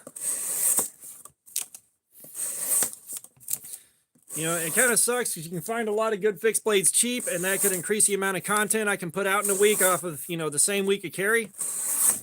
You know, it's like carrying a multi-tool and a knife can give me a few videos a week on those things.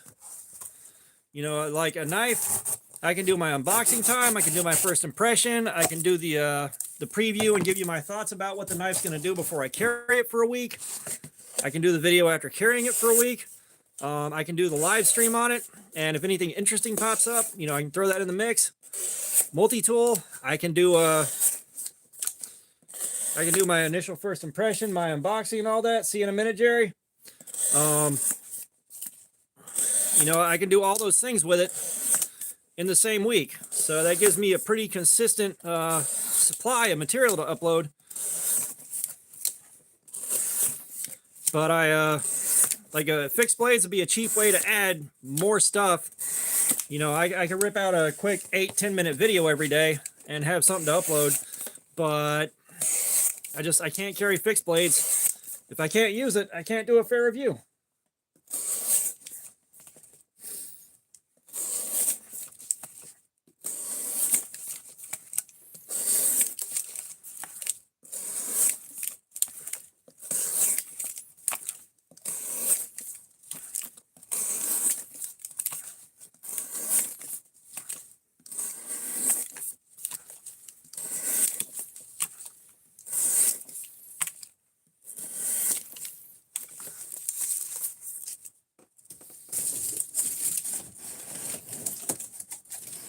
Oh, neat.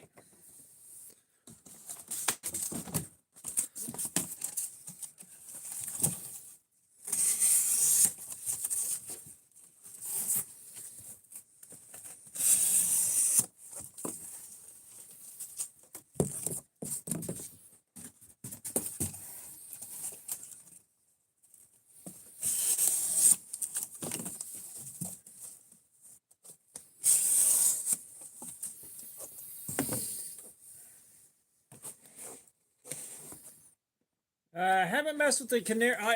I ordered my first QSP. This thing is getting returned, and I replaced it with the QSP Penguin. I figured it was about time I got around to that. Like, I'm so late to that game, the videos are probably going to be mostly pointless and aren't going to pull a ton of views. But I want to try one out.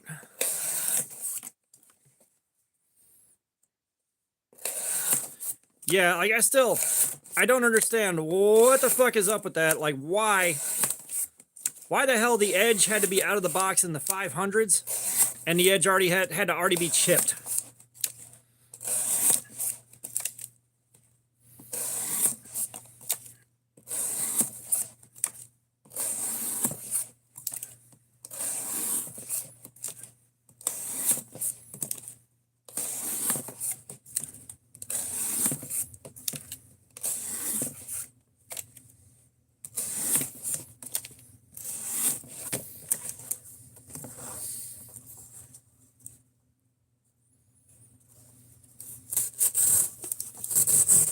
Yeah, you gotta love those. They turn the blind apprentice loose with a dull chisel to put the edge on it. It's like, bro, why?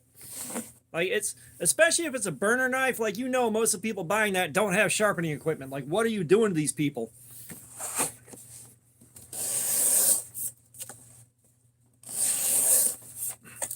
So you guys that have just gotten here, I have been asking it periodically, what are you guys looking for to pick up over the course of Black Friday? I'm just kind of curious to see. Like, I picked up that QSP Penguin, some work shoes, and I finally found the Hogue Deca and Magna Cut for $100.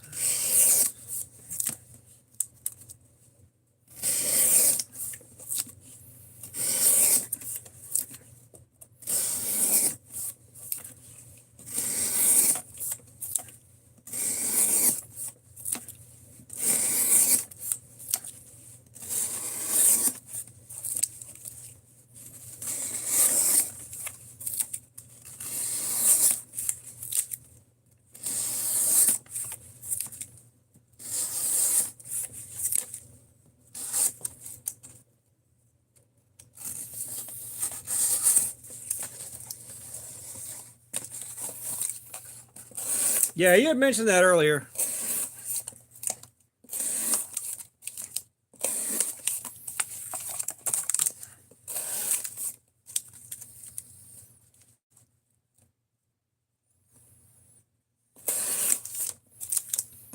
Oh, gotcha. Yeah, I haven't had any electronics that I need to take a look at in a long time now.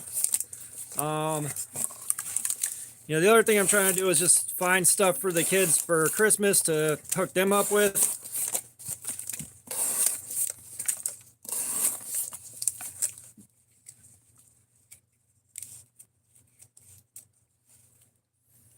Ah, nice, hey, Woodinator. Yeah, I didn't really see the point in chasing down, because like they have another Ozark Trail set, 3 knives that are all tip up, that look kind of gas station-y but kind of passable.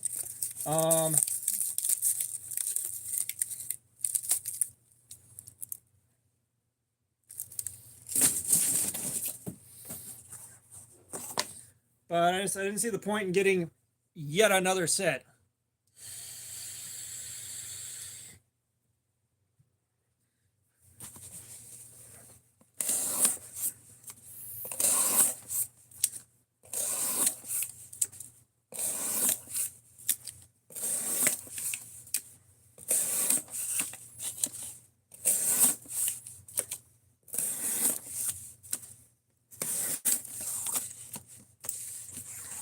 Yes, Knives and Pizza. If you check out Rosecraft Blades, Swags, SWAGGS. She designs a lot of stuff for Rosecraft Blades.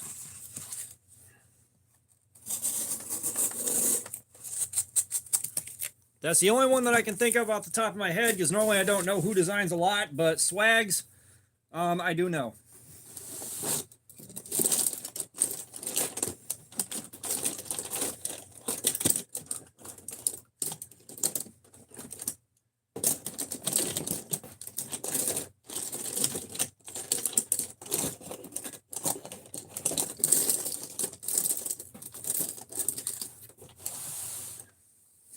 Yeah, like my Rosecraft Blades Pocket Monster is probably upstairs in the drawer with all the cool stuff. I'm not seeing it down here, within easy reach at least.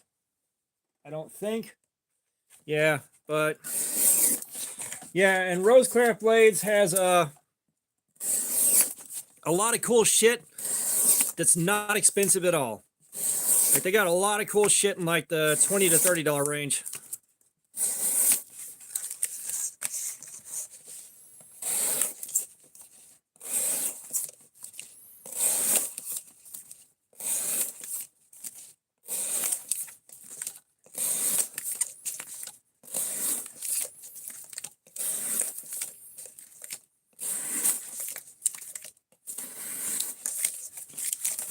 Yeah, like I'm still waiting to carry my little chonk and my OG. I got those at Blade Show in June and still haven't carried them. Like that's how far behind in the backlog I am, and stuff like this happens where it's like, all right, gotta buy these and check them out. And of course,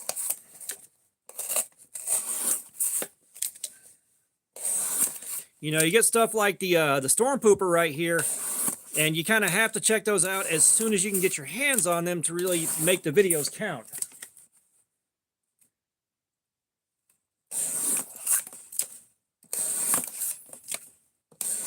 You know, which puts us farther behind in the backlog. Because there's like a bunch of stuff I've been looking forward to carrying. The AD-15 Light, which that was up for vote a couple of times, and everybody decided to go another direction on those.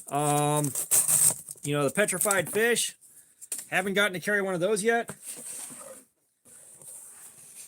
Sharon Hege, I hope I pronounced that right, but welcome. How you doing?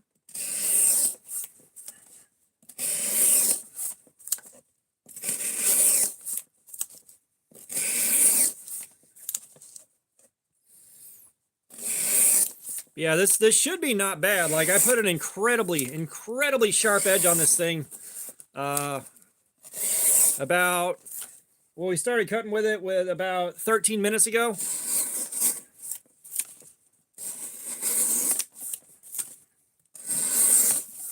I am doing great. We're doing a live stream. We're hanging out. We're having a great time. Everything is going good here. And of course, I'm getting to sit here and play with knives.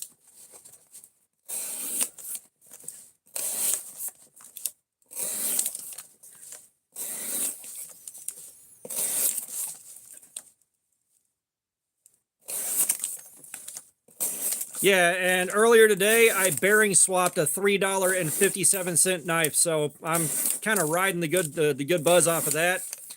And we got to take the maiden voyage and defrock my my new sharpening system a little while ago. So it's all around been a good day.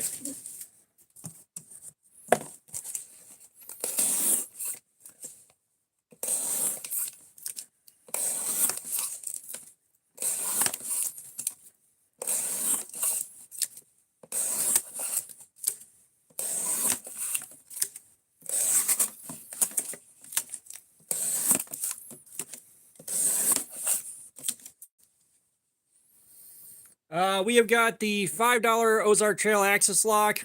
I call it the Storm Pooper from this year's holiday offerings.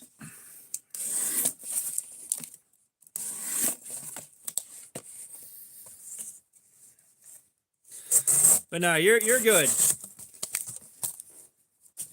Yeah, this thing is in what I presume to be 3CR13. The steel's not great, but for $5, axis lock on bearings.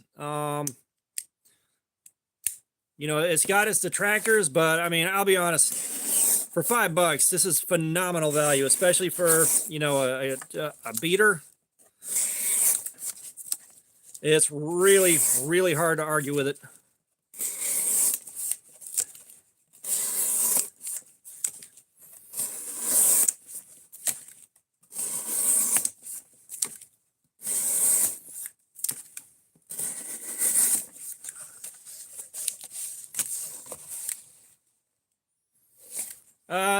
So the Storm Pooper has a little bit of a hollow grind. So does the Orange Dropout. Very, very similar grinds on them. They're both fairly shallow hollow grinds.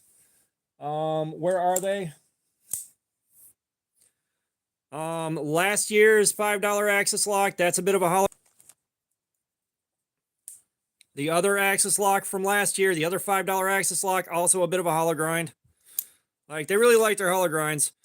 And I think it's because it's easy to set up the machinery for these to just zip them out on a hollow grind. It's like probably the easiest way to do that more than anything else. Like, I would have loved to have seen a full flat on this, but you can't win them all.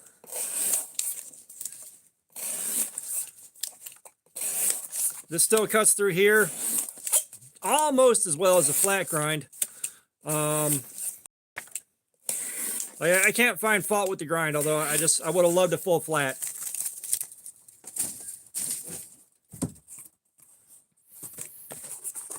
And Ritz Toasted Chips, time for you to pay for your sins against humanity.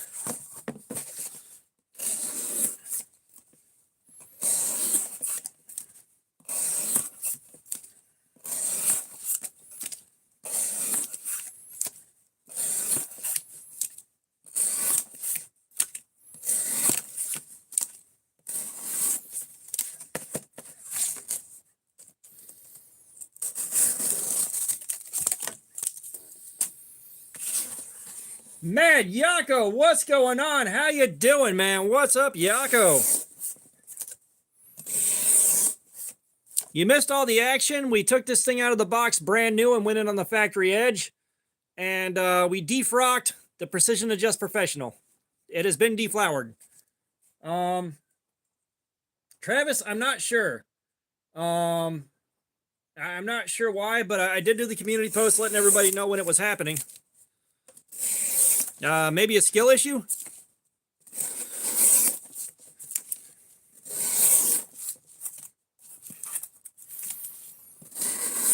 God, I wish Camillus was still good. I need to look and see. There's a couple of Camilli on my wish list right now that look like they might be okay. There's actually a Camillus axis lock on my wish list. I need to see if that's like bumped down to a low price for Black Friday.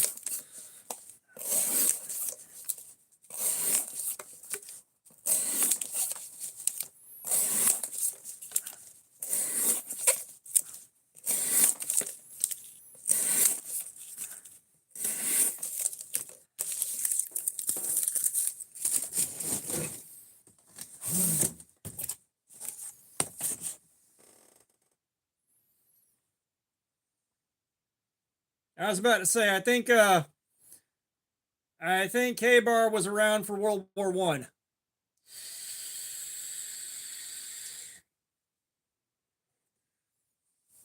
How old is this knife? They just released this maybe a month ago, if that far back. This is one of the holiday releases. So Walmart will release a bunch of $5 Ozark Trails for the holidays, and these are only available during the holidays. And it's while they're on the shelf. They don't keep getting them back in stock. When they sell, they sell. So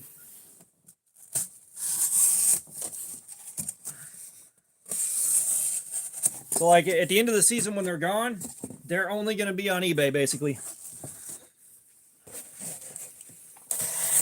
And normally the hype train is totally out of control. It's not so much on this one, which is crazy. You know, the D2 Ozark Trail, of course, the hype train on that was absolutely nuts. The dropout, that was totally nuts, justifiably. But this should be up there with it because it's, again, $5 for an axis lock. It's on bearings, and like, yeah, it might be 3CR steel, but it's $5. But they are more readily available than they were. Yeah. I said Ozark Trail is Walmart's brand, so it's only at Walmart. And, you know, once they sell down, they're not going back in stock. They're seasonal. So they're not going to have more of these come in past like the... Like, you might find some left on clearance after Christmas if you're lucky. But after that, they're not selling any more of them.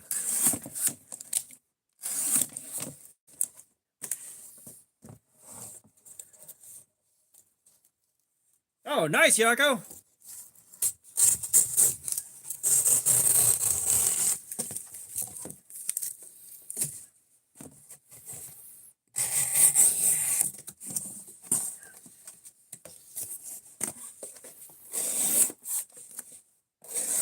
Yeah, so like the 2 axis locks from last year. Those guys, I managed to catch them at the Walmart next to my house. There was a gift set.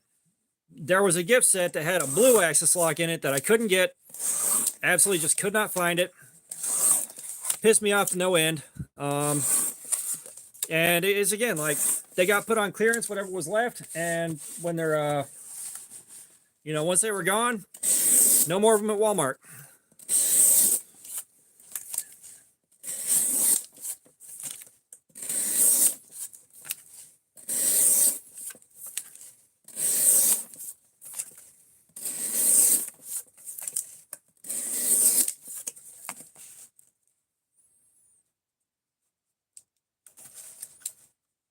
The oldest knife I have, I'm not sure. So I've got some old stuff from like the 1980s floating around. But there's some other stuff that looks really old, but there's no maker's marks on it. There's nothing to tell me what the age actually is. Now, the one that I've had the longest, I got that one back in like 1998, 1999, somewhere in that window. But the actual oldest one, I'm not sure. What about welding slag? I haven't... Brando, are you referring to like a conversation a half hour ago?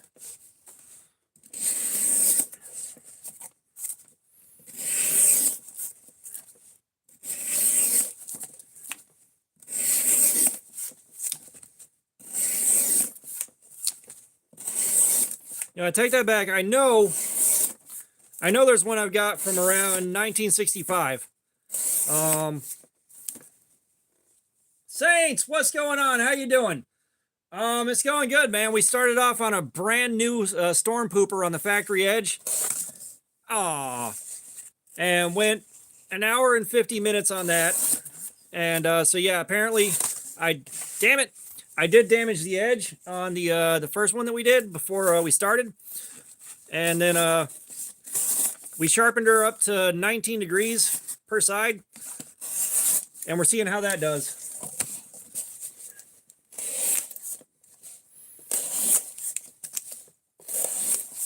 And we just started cutting on the new edge a little over 20 minutes ago.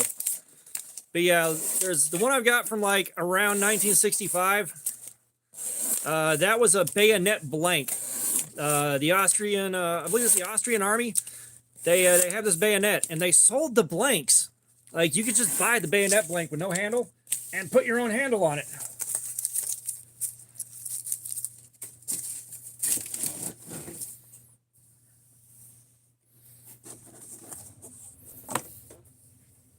Yeah, it's like my old stuff came from my uncle's stuff after he passed away, and I don't know the provenance on them. I don't know exactly who made them, what they are in a lot of cases, and I don't know how old they are.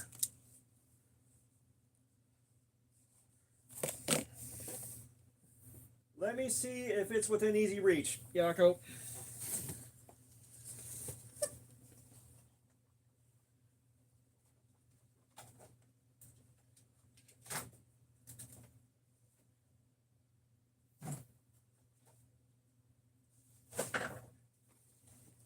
Yeah, so, and you can look it up.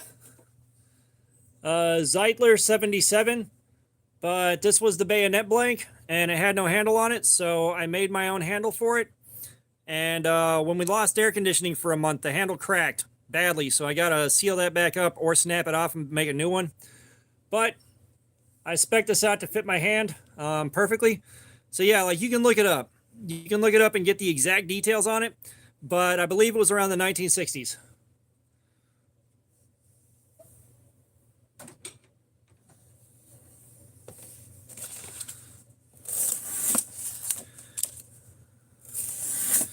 Yeah, there are some things down here that did not handle the humidity increase when we lost our AC for like a month.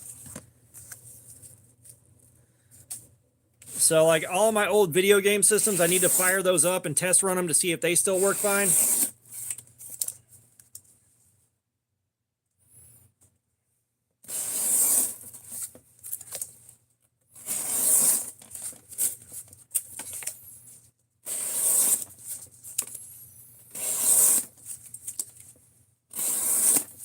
Which I'm not looking forward to going through the old systems, because, like, if one of them doesn't work, I am going to have a problem. I am going to have a severe problem with it, the fact that it doesn't work. So, y'all wish me luck when I break down and do that. The expansion pack slot in my Nintendo 64 is the one I'm the most worried about. So, in the room right behind me, there is PlayStation 2, there's TurboGrafx 16, there's Sega Saturn, there's Sega Dreamcast, Nintendo 64, the NES Mini. I got the Retron 3 right here that can run Nintendo, Super Nintendo, and Sega Genesis cartridges, Xbox One, PS3. There's the Wii. To my right, I've got a Sega Genesis, a Super Nintendo, and an original NES. I have got two, I think, of the fake NES minis from Amazon full of hacked Chinese and Russian ROMs. There is the Street Fighter 2 Champion Edition Arcade 1-Up cabinet. There's my Virtual Boy. There's my gray brick Game Boy. Upstairs, I've got... Oh, and I've got two Oculus Quest 2s. Upstairs, there's my other PS3, my other Nintendo, my other Super Nintendo, my other NES, my other Super Nintendo, the SNES Mini, the Sega Genesis Mini, PS4, PS5. In the bedroom, there's my other PS4. There's the two Nintendo Switches. There's a couple of emulator pads, just the cheap units from Amazon that have a whole bunch of ROMs in them. What else is floating around? I think that covers most of my bases.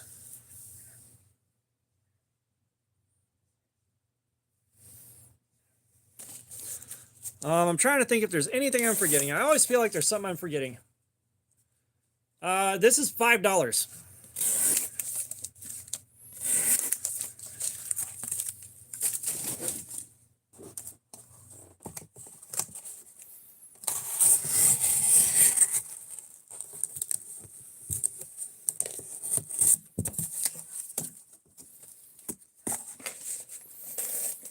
Yeah, like, the $5 price point is part of why people freak out over this thing, but resellers will go to Walmart and strip the shelves clean of them. They'll buy like 40 at a time and put them up on eBay and resell them for like 25 bucks a pop.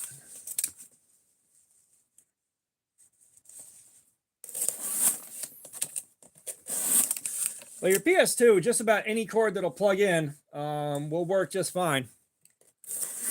because the power supply is on, unless you're having to replace the internal power supply and you're not just missing the power cable. The power cable itself is easy. But believe me, I have enough boxes for the rest of tonight's live stream. I should have enough boxes for tomorrow's live stream and probably still have some left.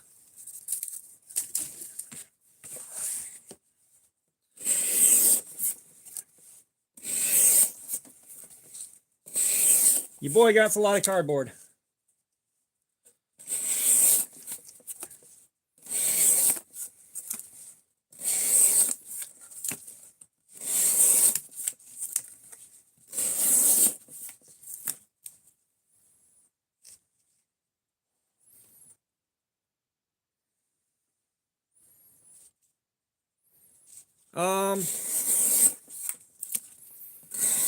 Yeah, you'll probably want to have that looked at by somebody, or it may be cheaper to just get another PS2. One thing with PS2s is they're also a bit persnickety. They're not the most well-built systems on the planet.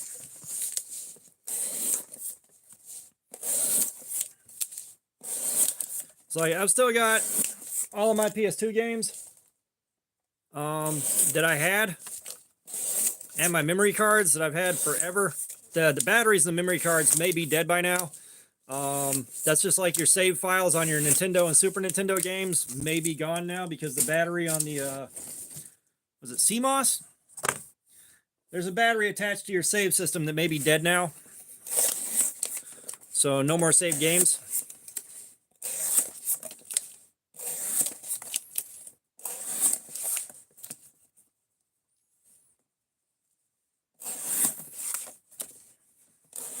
Thank you, Yako.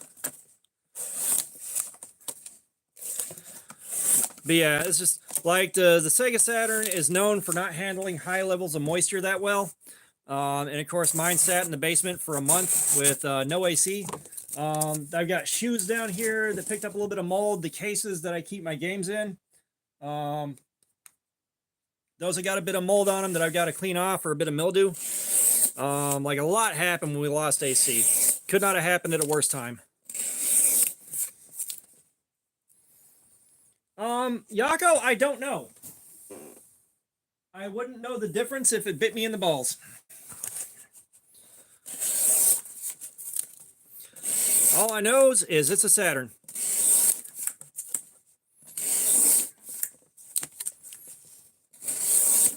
And the Player One controller port needs a bit of help. I don't know how to provide it.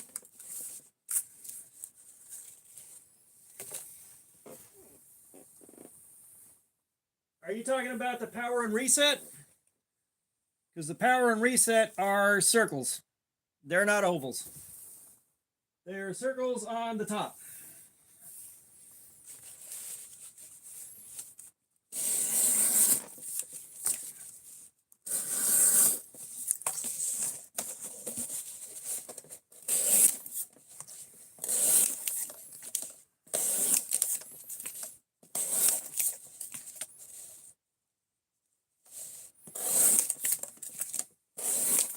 Yeah, and the other one, the Dreamcast, is also known to not like high humidity. At least that's what I've been told a long time ago, which is why you could get them that people had in storage for a while cheap, because they really didn't know whether or not they worked right anymore. So they'll get warm to the touch. They don't get that hot. You're not going that damn fast. Like, you're not cutting fast enough for the blade to get hot to the touch. They'll get warm, but they won't get hot.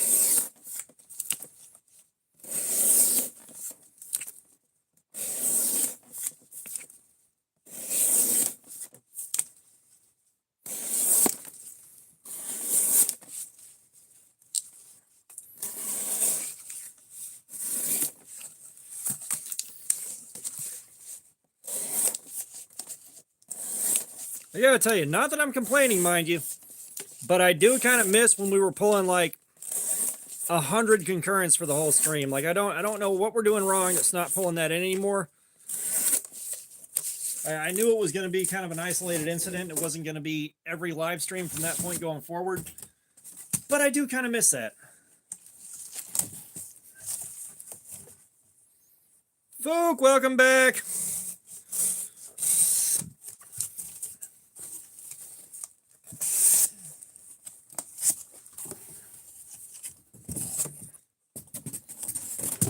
Right? Well, I mean, the SOG game kind of froze here. Nobody wanted to play after round one.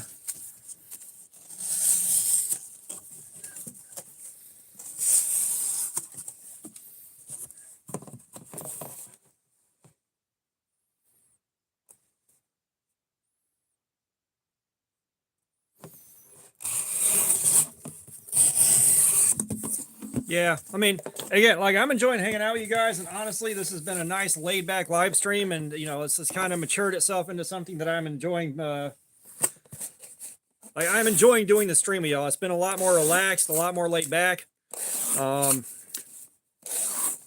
Conversations have been a bit better.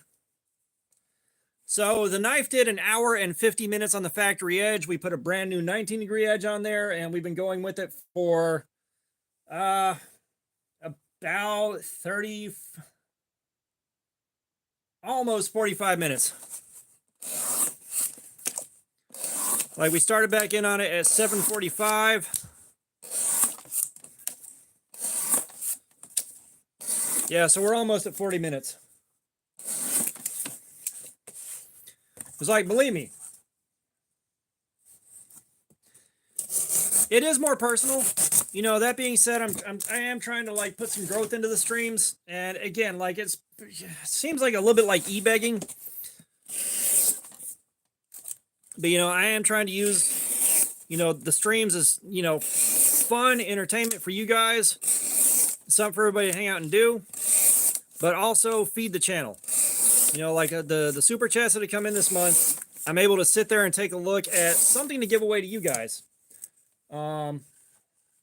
Oh, hey, Woodinator. Yeah, boy. Yeah, boy. Like, I'll probably wind up being able to buy either a Vosteed Raccoon or a Kaiser Drop Bear to give away to you guys. I'm leaning more towards Drop Bear because you can get the cool one that has the translucent purple scales on it now. But then that'll be a giveaway knife. You know?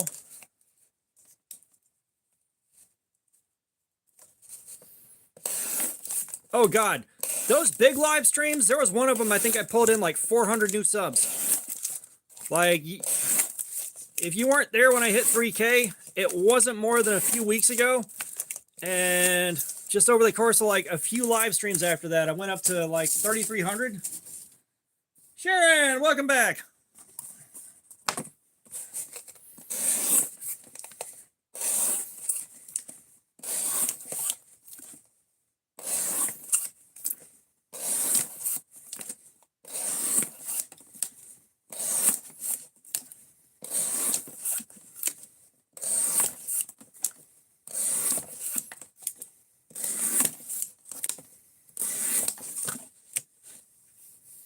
Carl T, we're making vegan steak strips is what we're doing.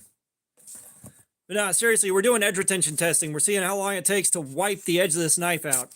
So we already wiped the factory edge out, and I hand sharpened it up to a crazy sharp edge. And we're seeing how long the new edge can hold up.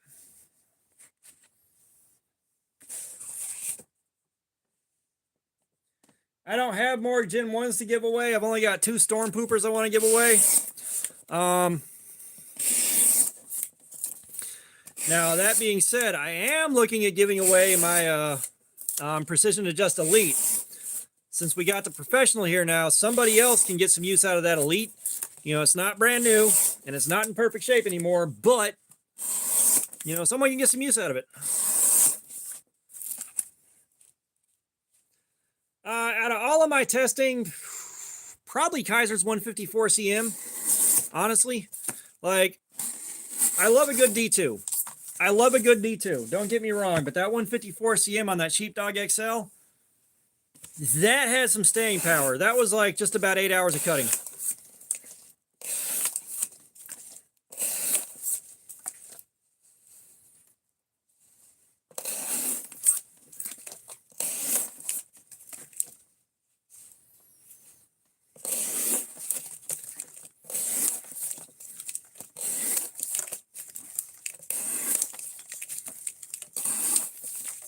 You know, the funny thing with the guided feeler sharpener, I keep looking at that. I'm like, I should get one to check out for the channel, you know, show off and see what me with limited freehand sharpening skills can do.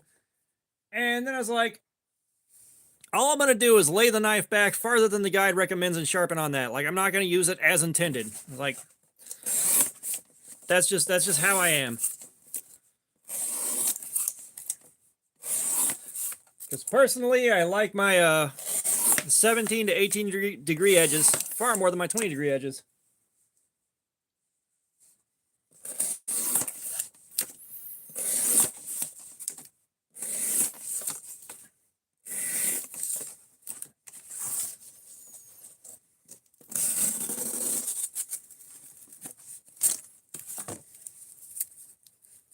Bob Gibbs, well, welcome back, man. I appreciate you hanging out and lurking.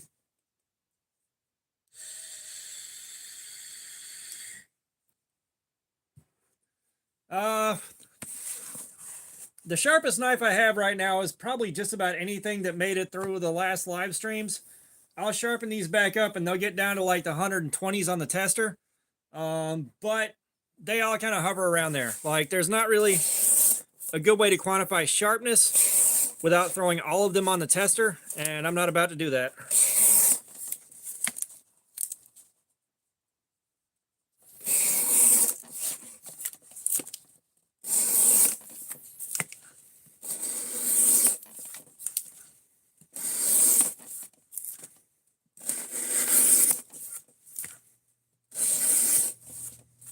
Oh, no, you're good, Sharon. Like, I get that question a lot. And, like, my sharpest stuff, this was one of the sharpest I've had when I tested it a few minutes ago at 117. Normally, I can get them down to around 120 on the tester, but the 3CR, it does respond well to sharpening. It'll take one hell of an edge, but it won't hold it for all that long.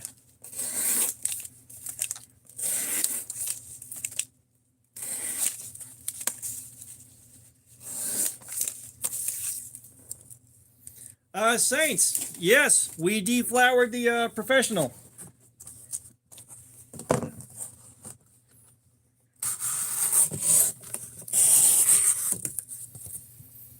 Like, we probably finished deflowering the professional at around 7:30. It is 8:27 now, so an hour ago. And it was nice. It was really, really nice. It is so much better of an experience than the Elite. I said, that Elite's a fantastic little unit. For 120 bucks, it's hard to go wrong. But man, that professional, oh boy, that's something else.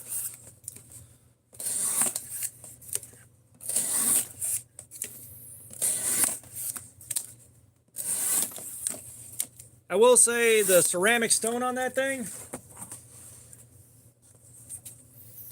Oh, welcome back, Jerry. The ceramic stone on the professional is a bit more coarse than the ceramic on the Elite. So the edge isn't quite as mirrored out as I like to get them.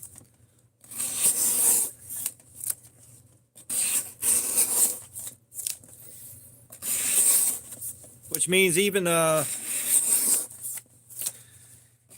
through the strops, like, it's still a very bright finish on it, but it's not quite the fully reflective mirror that I like to see.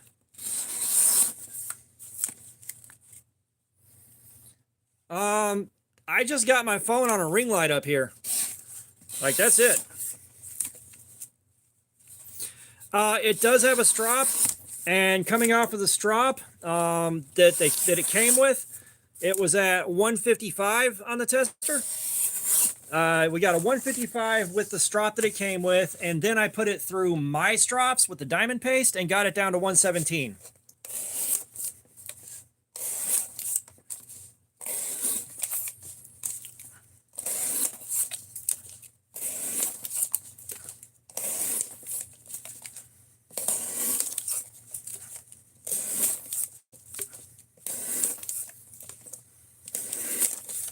Yeah, I'm going to be looking around and seeing if I can find some aftermarket stones for this thing, because I would like to pick up a 100 grit for hogging off material on something a little bit harder than 3CR. And I'd also like to be able to go up to 1,000 or a bit higher before moving on to ceramic and stropping. Lord Harvey, what's going on? How you doing, man? Welcome.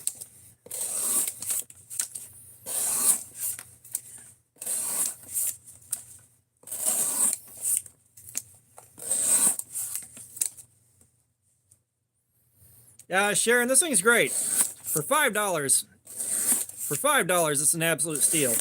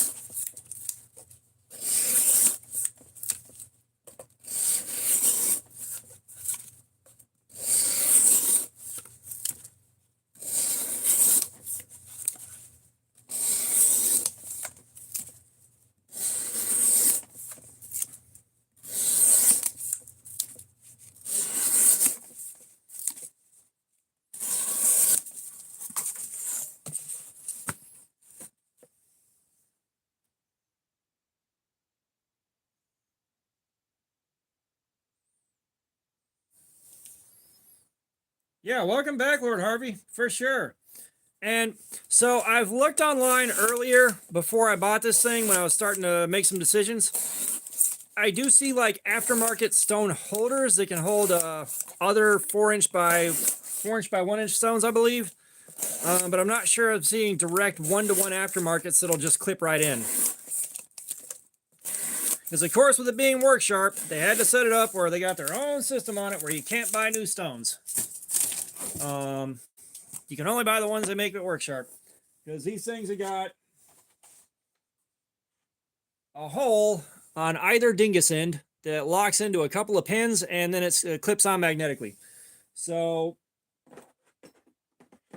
I don't see a lot of stones that are set up like that aftermarket for it. So it may be buying a stone holder, like an aftermarket holder and adapter.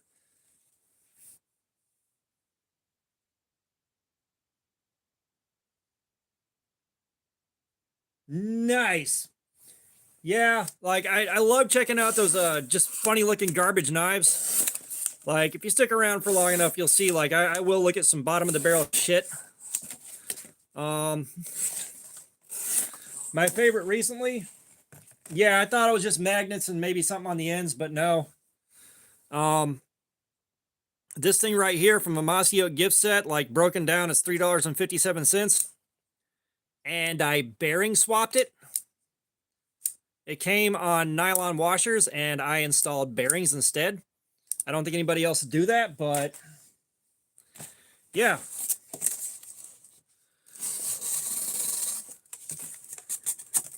That's it. Don't get me wrong. Don't get me wrong. The system as it comes, fantastic. Those wide flat stones sit so much better on the knife and make it so much easier to not have the stone rock back and forth while you're sharpening.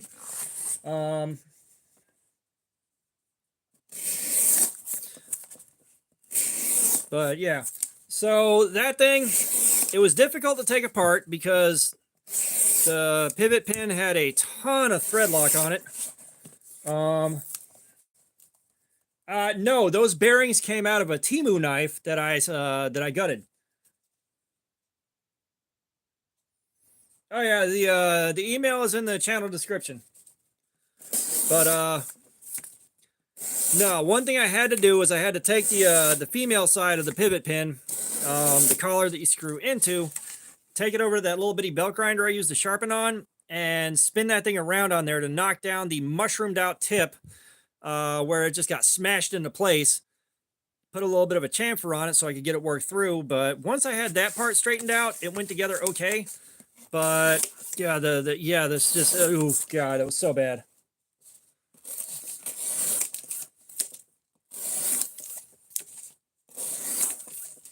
And again, I haven't quite figured out how to take some of these the studs on the crossbar locks off.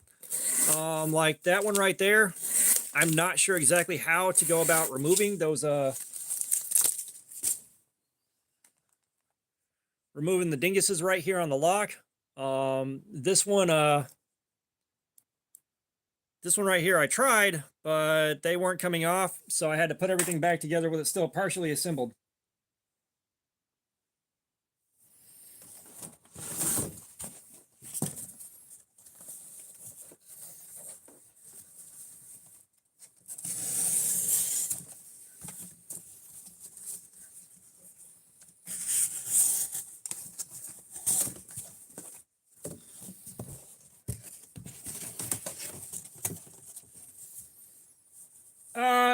No, they might be pressed on. I'm not sure. Like I was able to get it apart, get bearings in there, and get it back together while the liners couldn't be fully removed. So it's kind of like working on an engine by going through the tailpipe. But I got it done, and it's on bearings. Like I cannot begin to tell you how hard I was laughing when I finished that off, just because of how ridiculous that whole process was and how ridiculous it is to have a $3 knife to, do a bearing swap on. But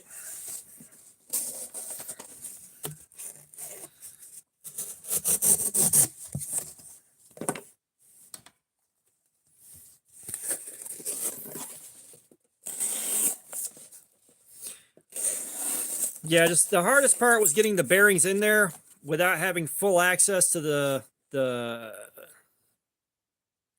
pivot pin. Without having full access to the pivot from the outside, like I kind of had to lay it down in there and slide it over and then push the pin up through and balance that. Like that was the hardest part.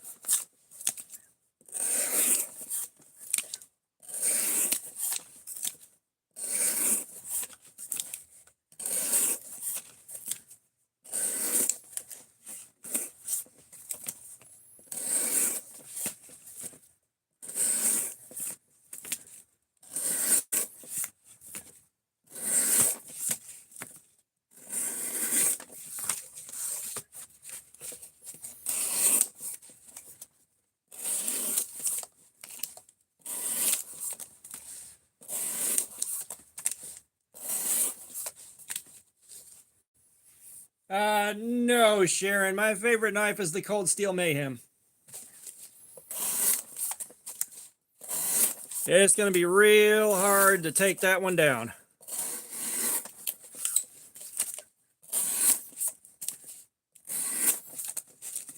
Speaking of which,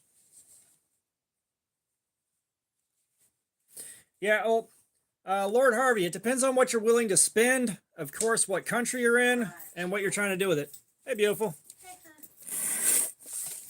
Bought some groceries. I always what I can down here. All right. I bought some more of the, sorry, the ribs, the smoked ribs. Oh, nice.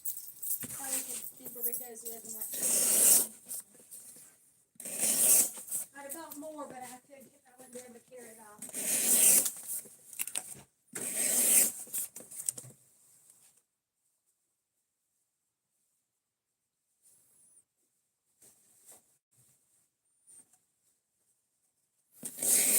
Yeah, like you can buy cheap knives like that, unless you're going out of your way to abuse them intentionally or you're really pushing them way past what you should be, it may never break.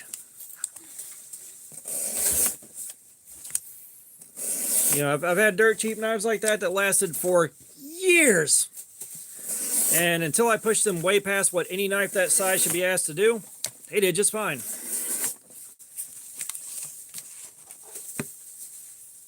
You're probably the only person in this chat that was born in Alaska. It's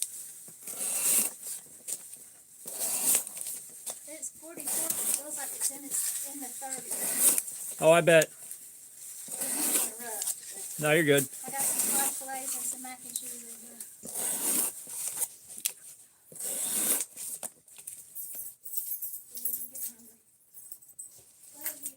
here. Love you.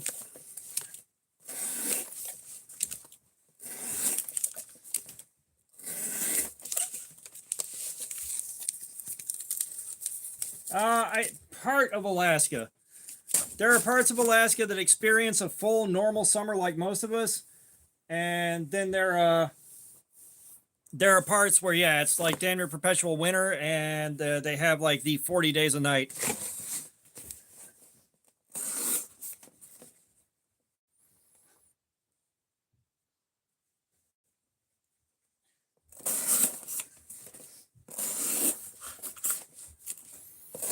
Yeah, and that's the funny thing is, like, the less abusive I am to my knives because of, you know, my change of working environment and everything else, like, the less I abuse them, the nicer and nicer the ones I buy get.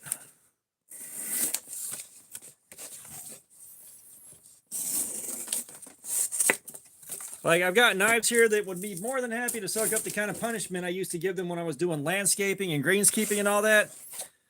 And they get used to cut plastic wrap off of pallets, cut up saran wrap, and dice up the occasional cardboard box. That's all they end up having to do.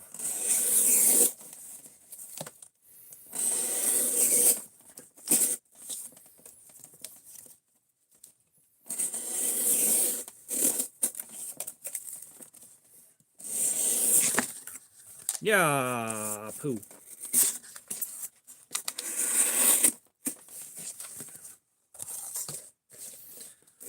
Should have broken that one down a bit further. All right, Saints. Appreciate you being here. We'll see you in a bit.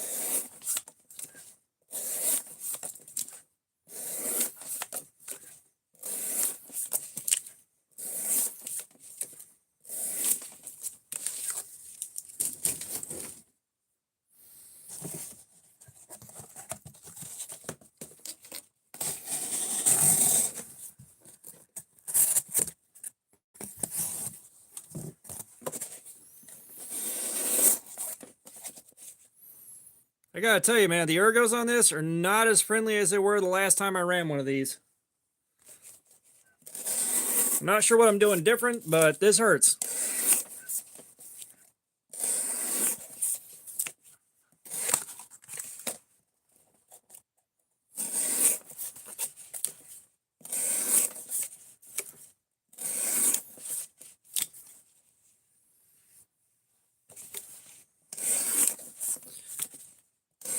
Yeah, where I'm at, we don't really get what would qualify as winter proper anymore. I'm just hoping for a good snowstorm this year. Like, it's because I'm a tourist, basically, and we don't get snow more than once every 5 or 6 years now. It'd be great to see it.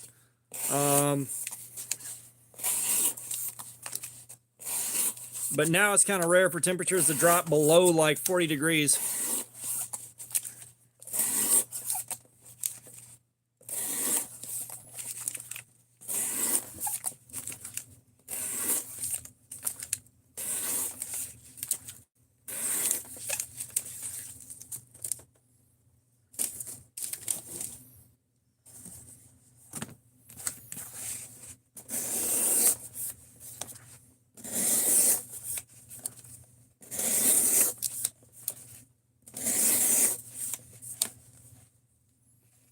Oh no, I'm in Georgia, but the hot weather has been moving farther and farther up for a while now.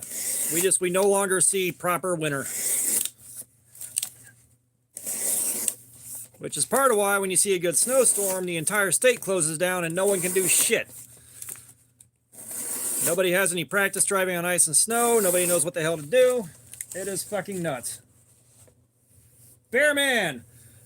We wrecked the factory edge and then we put a new one on. The new one is at 19 degrees per side.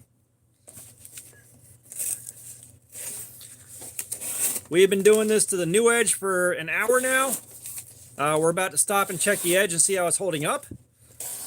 I'm going to let my hand rest a minute because the ergos on this are no longer comfortable.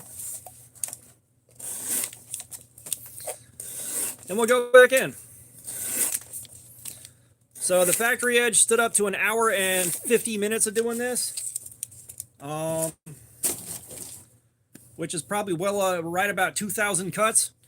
And the new edge, we're an hour in now. So yeah, I am predicting mid 300s to 400. So we've been doing like 18 degrees per side. We did 18 on the last one, and it went for about 2.5 hours, if memory serves. I can actually look. 2 hours and 45 minutes before we hit 450, and it wasn't cutting very good anymore. So yeah, we're trying this out to see if we can get an extra 15-20 minutes out of it.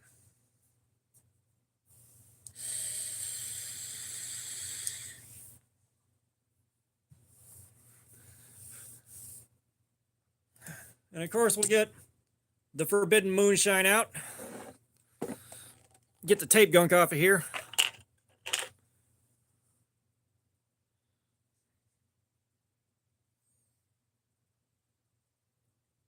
Jerry, you have to have been in colder. I could be wrong, but like I've been out there in like negative 23, negative 24 degrees quite a few times without leaving the state.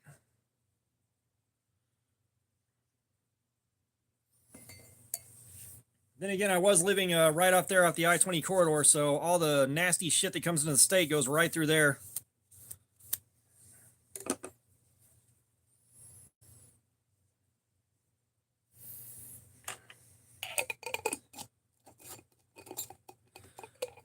Yeah, that was my favorite because like I was out there and it was like negative 20 degrees, and like I'm out there fucking walking around the campus trying to stay warm and like keep my hands from freezing up solid, and like there's ice growing in my facial hair.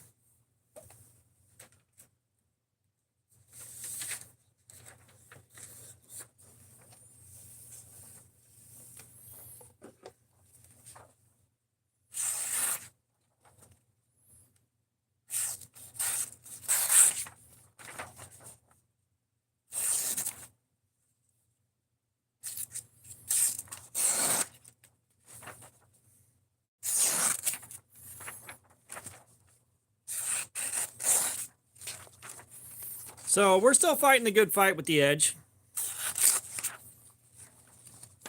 Like it's definitely not what it was.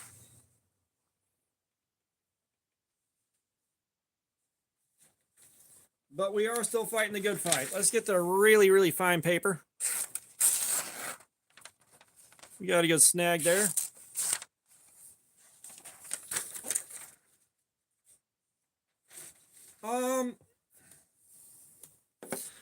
I haven't kept toothy edges. I've always done like mirror polished edges, which those have held up.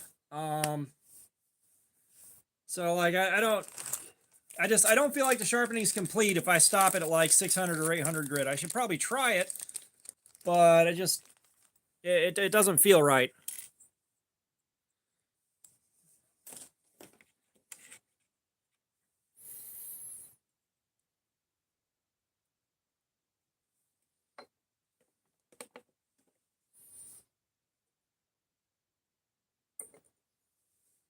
So we got 363, and what did I guess? Mid 300s to 400?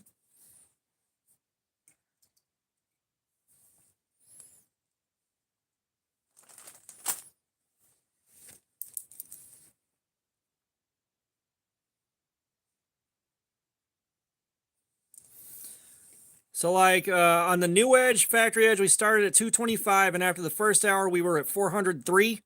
We are at 363 on this one. We started at 117, so it looks like we're probably going to get about the same kind of wear that we got out of the factory edge, which may have been right around 19 degrees.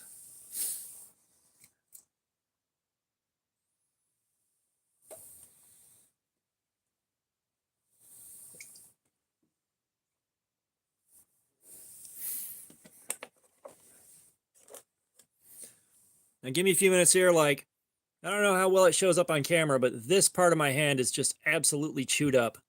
It is chewed up. Oh.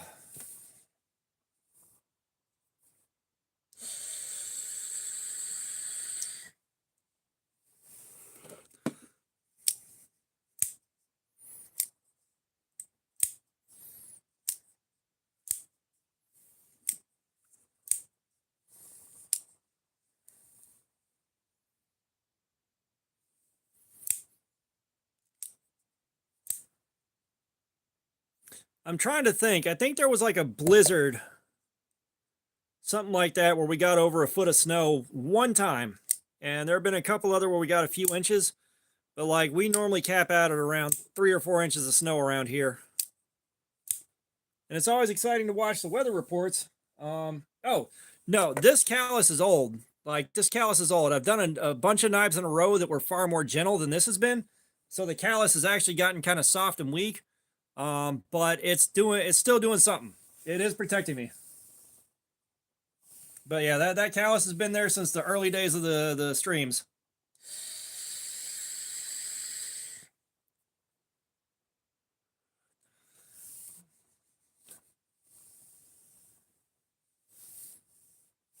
Oh man.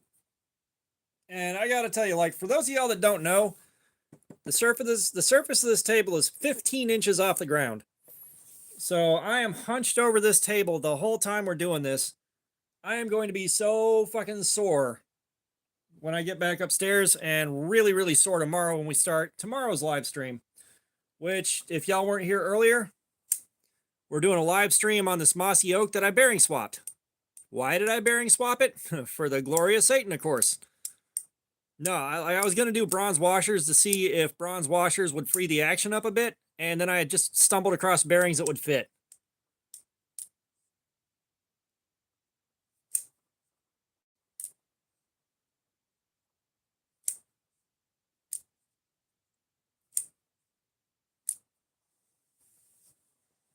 Yeah, at some point I'd love to be able to visit you out where you're at, Jerry. I don't know when that'll happen right now. Like, that's gonna have to be like a fucking special ass trip.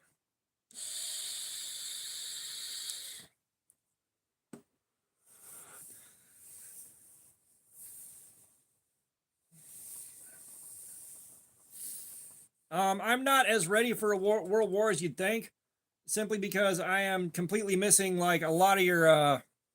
I got my get out of trouble kit with the firearms. I've got my 12 gauge, I got my 22, and I got my 45. That doesn't really give me a lot in the way of long range. And of course, it's not going to be as effective as an AR-15 platform or something of that nature for prolonged contact. But for get out of trouble quick, that's about what you'd need.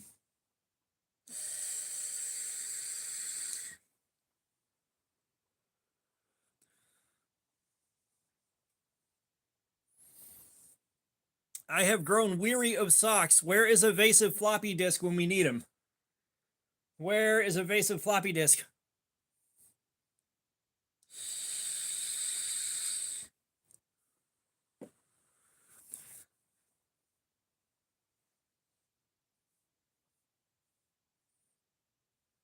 Yeah, I don't have that many rounds for any of my stuff. Ammo's expensive.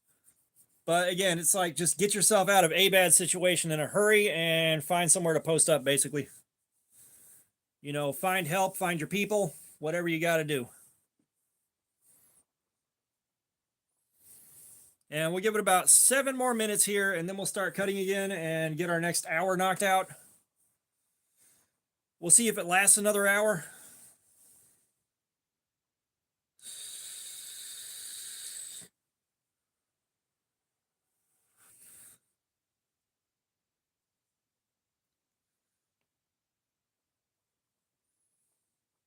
Oh, God. Ugh.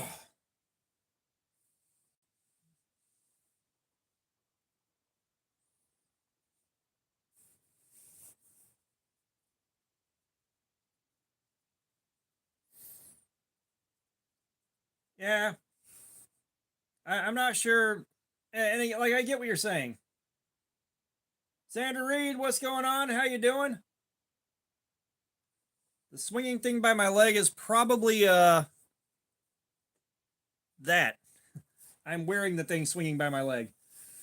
No, the schlong I have to keep rolled up, kind of like a garden hose, and tucked away off to the side.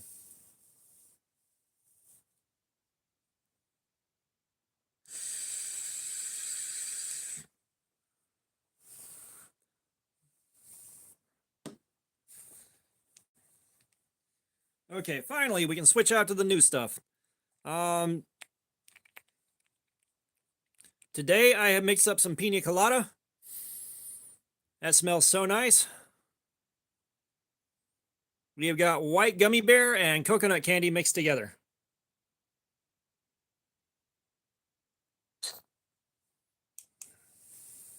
Brianna Williams, hey, how you doing? Welcome. Well, no, the problem is it's a bit too girthy to go through belt loops, so I just kind of have to roll it up and tuck it off to the side.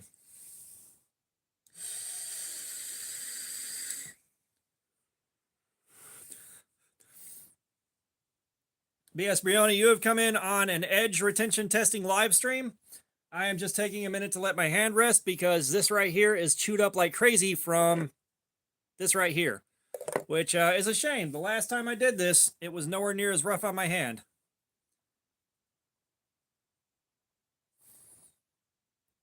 So I don't know how well the juice itself would work, just because there's vegetable glycerin in it, which kind of turns into a bit of a greasy mess. However, I have dropped some of the flavoring concentrate into this bottle of pivot lube and it smells like root beer. So the knives do smell like root beer whenever I lubricate them. So what you're asking here is, yes, I can make scented pivot lube. I can make my own scented pivot lube. Like right now, this thing smells like root beer. It's nice, very pleasant.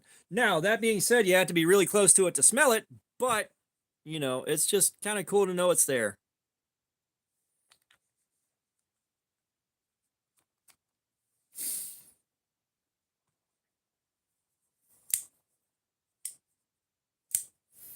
Yeah, like I can make it smell like almost anything I want. Like I've got probably the better part of like 250, 300 different concentrates here. So I got a lot of options. I got a lot of options.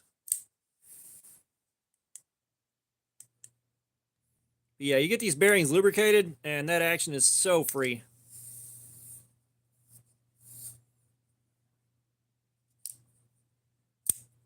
Root beer knife! The Last Gentleman 72. What's going on? So right now, you walked in on us talking about the fact that I can make scented pivot lubrication for my knives, but we are doing edge retention testing on this, and in about 3 minutes, we're going to start cutting again. I just got to let my hand rest for a second.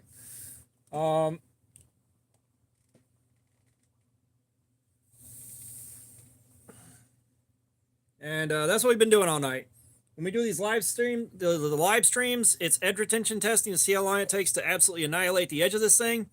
We went through on the factory edge and wiped that out, and we put a brand new edge on it at 19 degrees per side, and we're in the process of flogging that thing to death.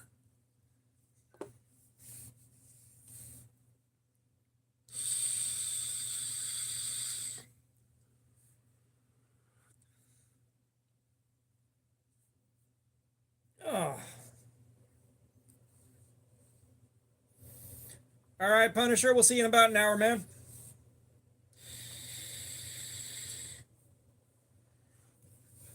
Yeah, your homework's a lot more important than this. Your homework's a lot more important than anything I'm doing right now. Bearman, I have not had my pivot pin wearing. And that being said, the last one I carried, which is probably over here somewhere. Yeah.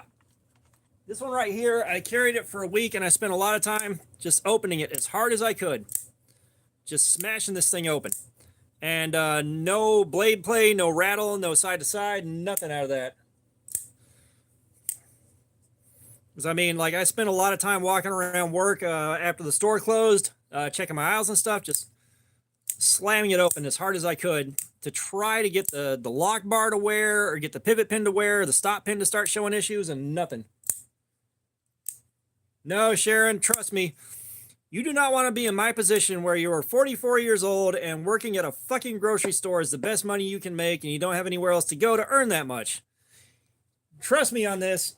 Your education is far more important than anything I am doing right now. George Bramlett, what's going on? Welcome. Yeah, I know. I debated the virtue of getting a fog machine, but I have to keep putting liquid in it, and I don't really want the extra cost.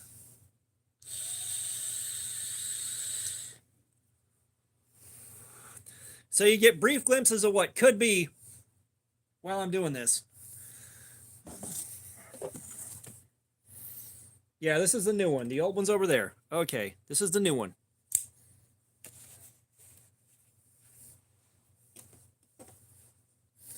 I know tomorrow night I'm doing another live stream because we need to take a look at the $3.57 axis lock, the new bug out killer. But yeah.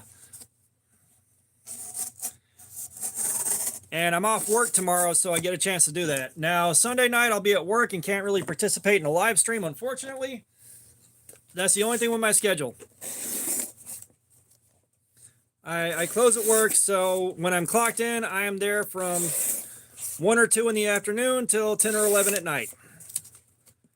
Which is why I miss just about everyone else's live streams. You know, if I wasn't doing a stream tonight, I might drop by on Bees' live stream for a bit. But I will say one thing, when you've been doing this enough and you've been doing enough of your own live streams and doing enough of your own making videos and stuff, after a while, it gets hard to watch more live streams, to watch yet more knife content. Like, it gets difficult. So at this point, like, the videos I do check out are usually just, if someone does something about a knife or a piece of gear that I'm interested in, I'll sit there and watch that. But other than that, it's really hard to sit there and watch other videos of yet more knife content.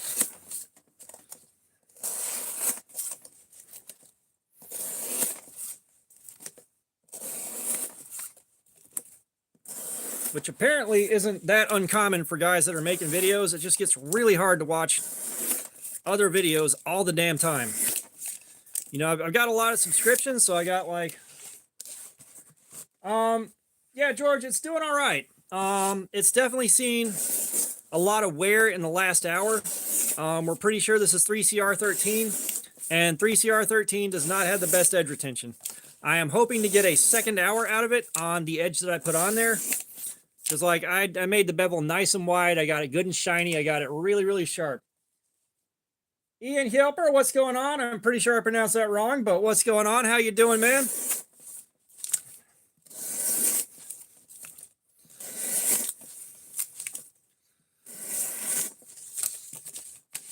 What question do you have, sir? What is it that your soul desires?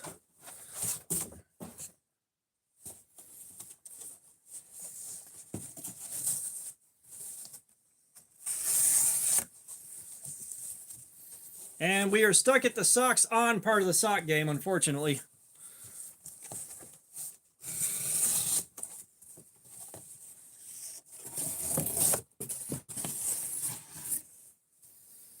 I have not tested crewwear before, but I appreciate the fact that you think I have crewwear money.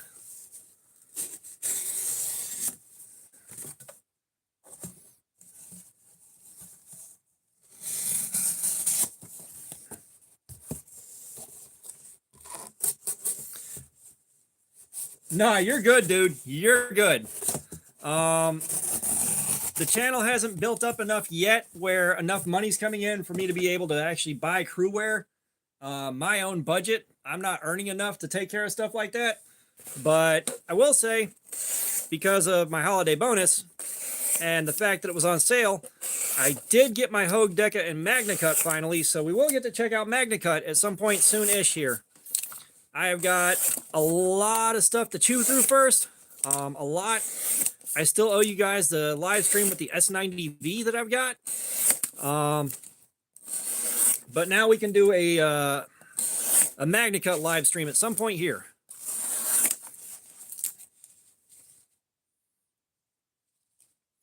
Well, I appreciate that. You know, these aren't the most scientific tests in the world, but we at least have some kind of a serviceable metric to compare the steels to each other.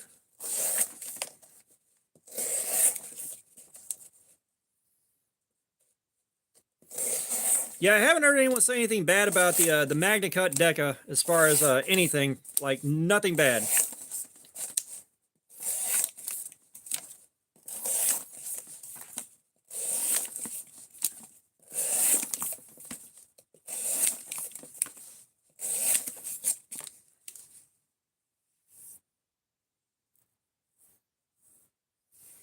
Yeah, that's going to be a live stream. I don't know if we're going to end up doing that live stream in installments or what, but man, that's going to be a ride.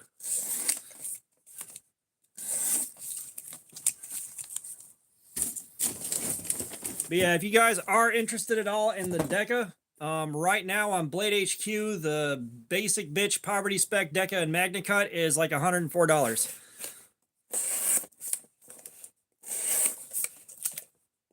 I would have loved to have thrown extra money at the Blue Lava G Mascus, but I don't see the point. It's going to be a collection knife, and it's going to be carried for a week and used for this, and it's probably not going to see much action after that.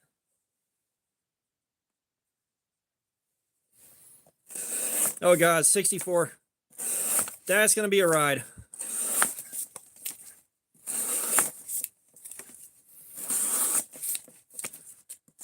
It's like 7 or 8 hours of doing this in one night's already going to be a bit of a push. But that may be doing it over the course of a couple of live streams.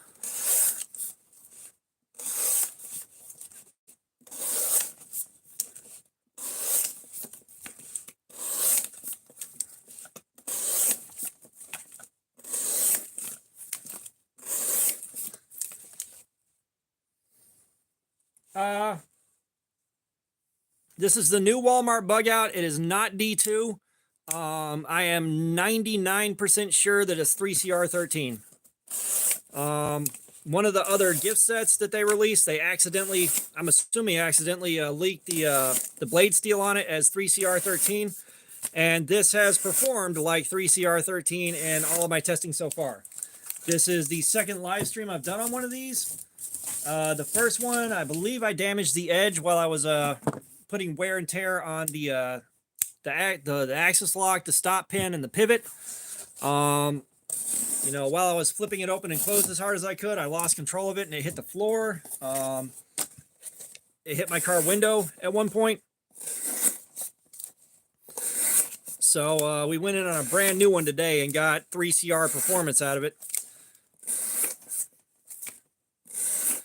So I am thinking 3CR13. Of course, it's not identified because Ozark Trail, but pretty sure 3CR13.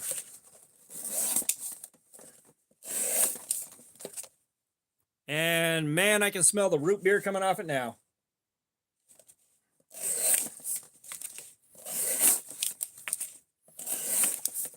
Yeah, like it.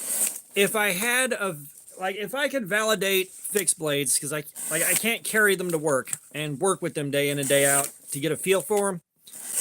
I'd definitely be checking out the fixed blades too. But, you know, I'm not going to spend money on a tip down carry, which knocked out almost all of the Ozark Trails in that display this year, just like last year. So I've got this. I've got the $15 gift set that I got with 3 Ozark Trail knives that are tip up with G10 on the handles. And I've got this thing that I'm going to carry for the next week. Tip up carry. It looks pretty good, really basic. I'm not sure if it says what the handle material is. It does not. It's probably polypropylene again. But like I assume it's going to do just fine.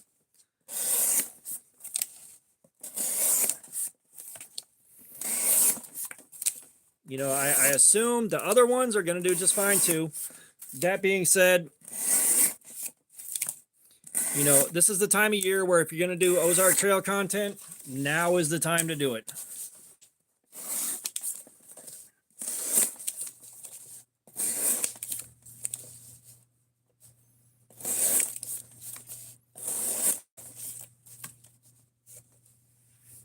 Ian, thank you for the $4. Do you want a figure? You want socks off? What do you want for it?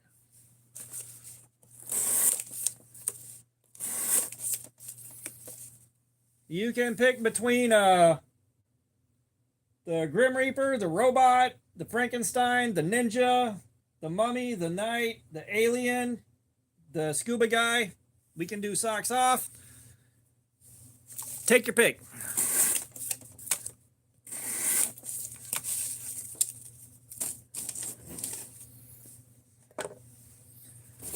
Let me swap out boxes full of shredded cardboard real quick.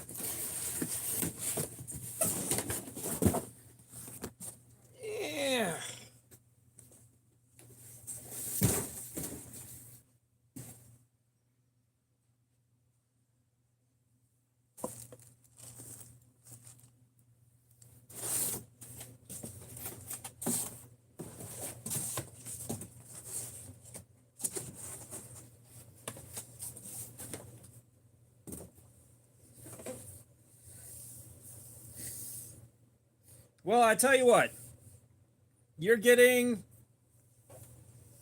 the mummy.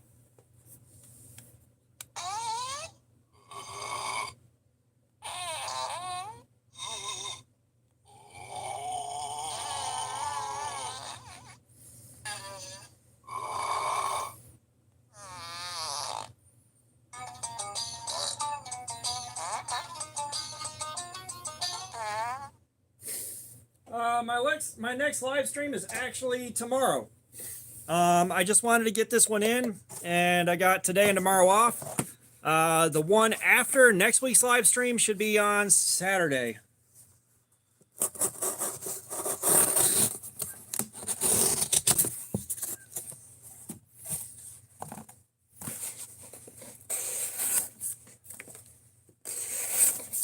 Like, with my current work schedule, I normally do live streams on Saturday.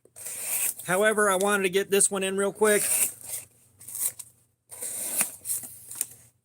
I'm really just testing out to see if I had damaged my factory edge, which pretty sure I did.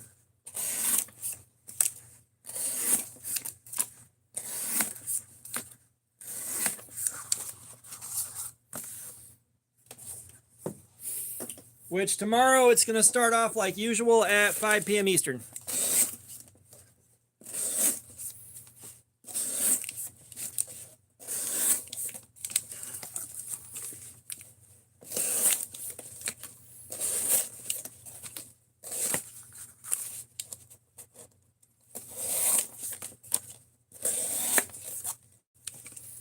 Sweet, man.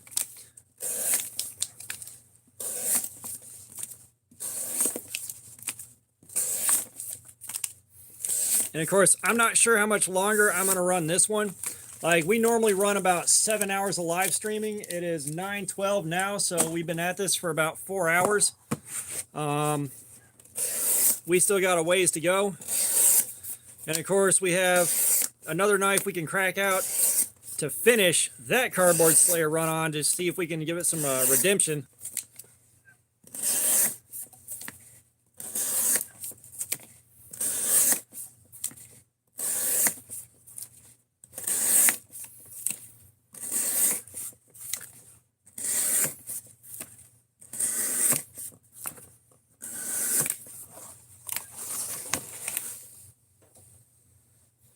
Like, we got more stuff to play with.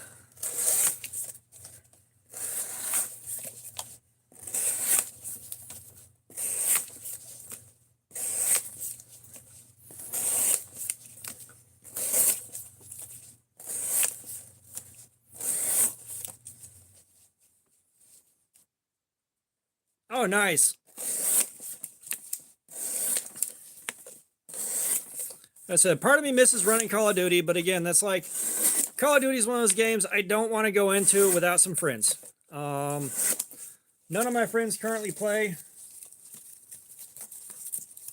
Oh, nice. Nice. We've got one of our predecessors in here with us.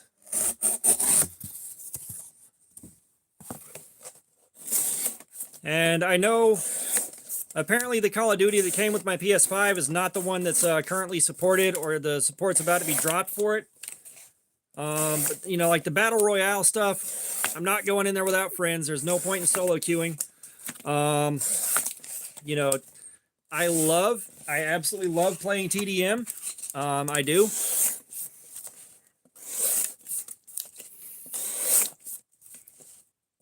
You know, World War II TDM, I absolutely loved that shit so damn much. I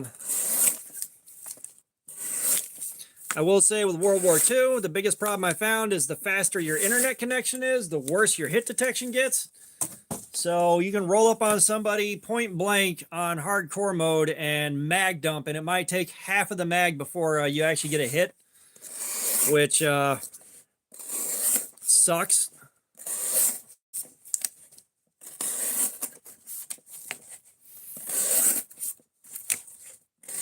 Like, that became infuriating to no end.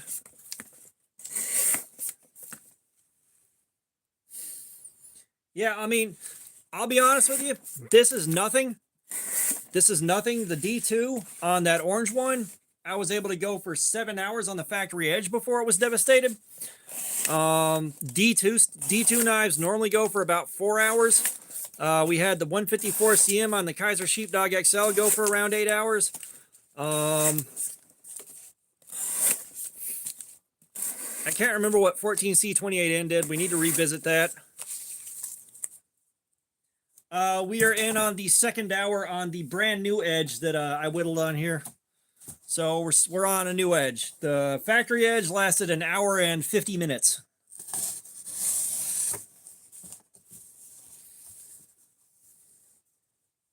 Yeah, the original D2 was crazy.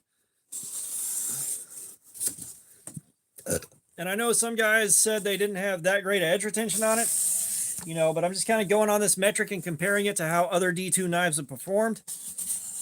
And the performance was unreal.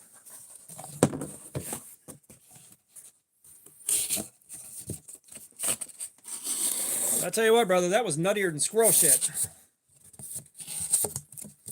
Come on. Damn it. There we are. Hand kept slipping.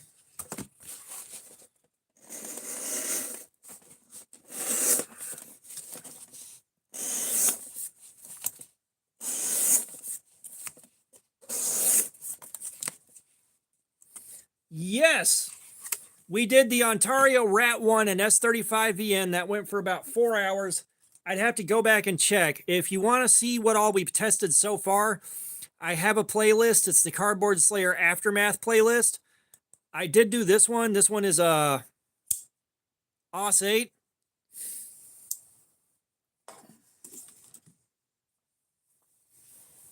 June MCL, what's going on? How you doing, man? Welcome. D2 might be a bit outdated. That being said, you still get a good steel with good edge retention that you can sharpen, and it keeps the cost of a knife down low. All right, it keeps the cost of a knife down below 50 bucks. So, like, it might be outdated, but at the end of the day, good steel is good steel. 440C is kind of outdated, but it performs. You know, like, great for an everyday beater. And it keeps the cost of the knife overall down. You still get nicer materials. You get a good action. You get good bearings. You get G10. You get stuff like that for usually around 30 bucks. I currently have 5 of the white ones. I wouldn't have this many, but I bought a few knowing I was going to do stuff like this with it, like experiment with the... Oh, nice. Nice. Yeah, but I mean, still, like, you got it blinged out. But, you know, I got a few knowing I was going to do stuff like this, like playing around with edge geometries and comparing, you know, different things with it. But I grabbed a couple of extra in case other smaller channels in my group couldn't find one.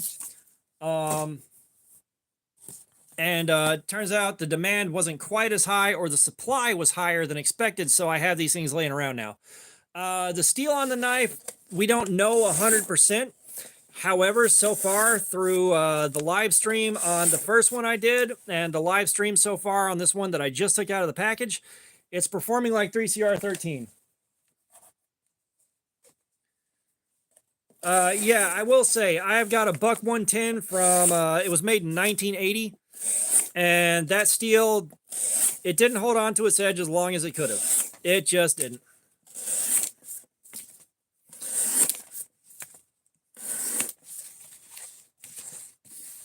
Ah, you're good, Fook.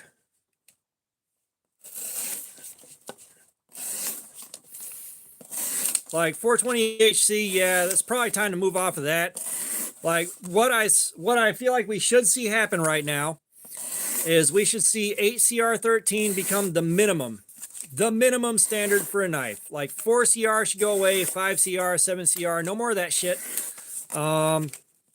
8CR should replace those. D2 should come down and replace 8CR as the basic minimum for a blade steel, for a decent blade steel. And then S35 VN should drop down and replace D2 in the $35 to $50 range. Oh, brass always smells weird. Brass and copper always smell weird. They make your hands smell weird. I love copper. I have got a Boker Plus Strike automatic in copper.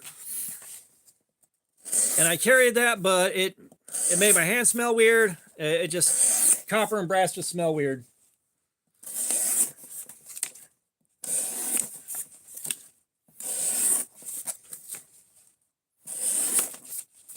But yeah, like, I really think we should start seeing S35VN become very common in knives below 50 bucks. We should be there now.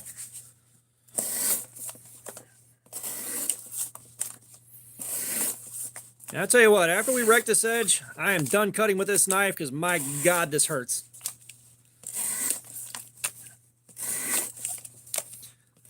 Cutting with this thing is painful now. The ergos on this, they're not great for extended, prolonged, heavy cutting.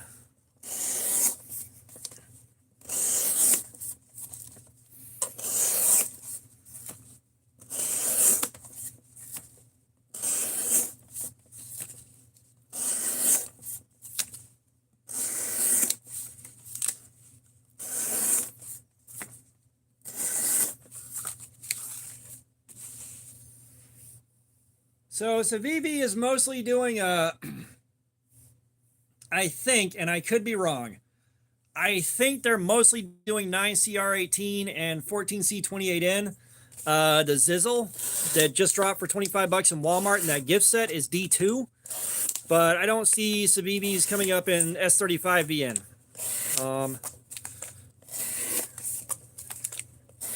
I don't think Civivi goes below 9CR18 with much of their stuff.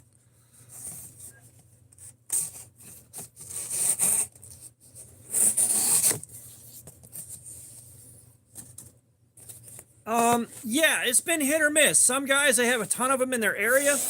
Like the Walmart that I got mine at is next to where I work. And that one, the display came out, these were full, so I grabbed 3 of them for myself. And then I was out and I grabbed a couple of extras on my next visit to look for the Mossy Oak gift set that had this this axis lock in it.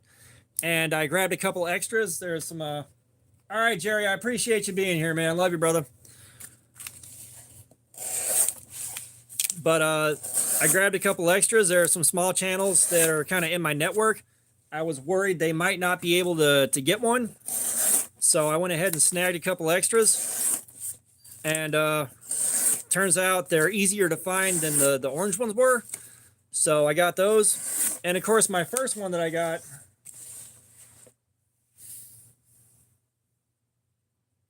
gotcha. I do have a couple of Civivis in 9CR18. I do have a couple. But my first one, I committed the cardinal sin of an Ozark Trail axis lock and bought it on eBay just because they weren't showing up around me. I have tested Nitro V. It took about 4 hours to wear out. It kind of hung in with D2. We did the Nitro V on the Kaiser Nice Guy.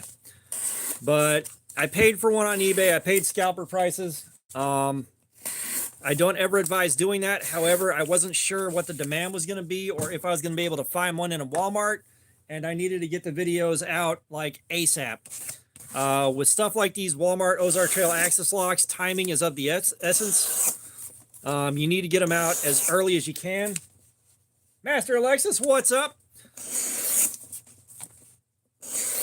Because, like, and again, this thing has not pulled the views that the orange one did, but it's still doing pretty decent. You know, for this channel and the number of views I normally get on videos, this thing's doing pretty decent. But I had to get in there early and get the videos up so that I could catch the start and the peak of the hype wave.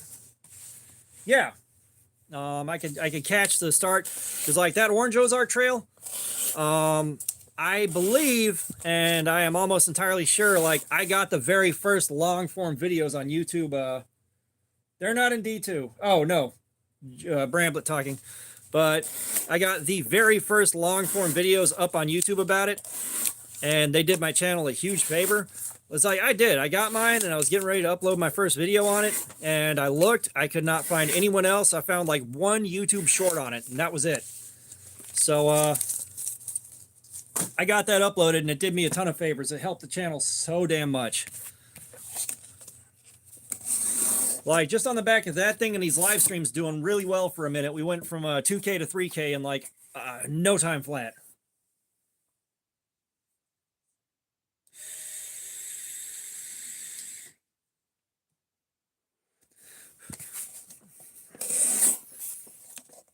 Yeah, I think I like 9CR better than Nitro V. I'm not going to lie. If I remember right, my 9CR ate about 6 hours of this. Nitro V ate 4 hours, but of course that's Kaiser's heat treatment. So do with that information what you will. No. The white handle is not D2, but yeah. The D2 ones are still hard to find. I'm kind of keeping an eye out for the new version of the orange handle. I want to check out the differences in the handle, and of course I got to do a live stream on it to see if the D2 is the same as the D2 they used in the first gen.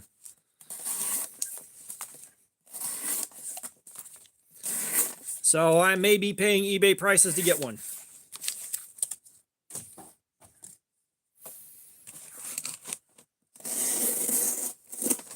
Because those bastards have been staying out of stock in my area.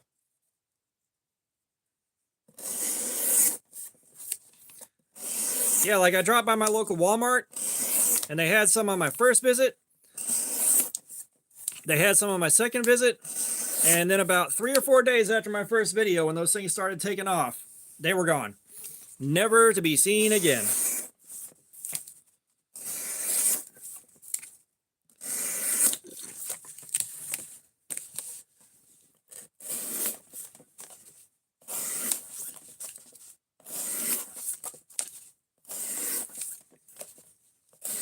But yeah, I think I was saying earlier, the white one, like I dropped by that Walmart next to work and grabbed the first couple. Then I grabbed a couple extras for you know, smaller channels in case they couldn't get one. And I went back again to look for this gift set, and every single one was stripped out of the display there. Somebody in Texas that watches the channel said that they had their Walmart that they worked at. Some guy walked in and cleared all 40 of them off the display and took off with all those in one go. And I know that guy is putting them up on eBay to resell them for 25 bucks a pop.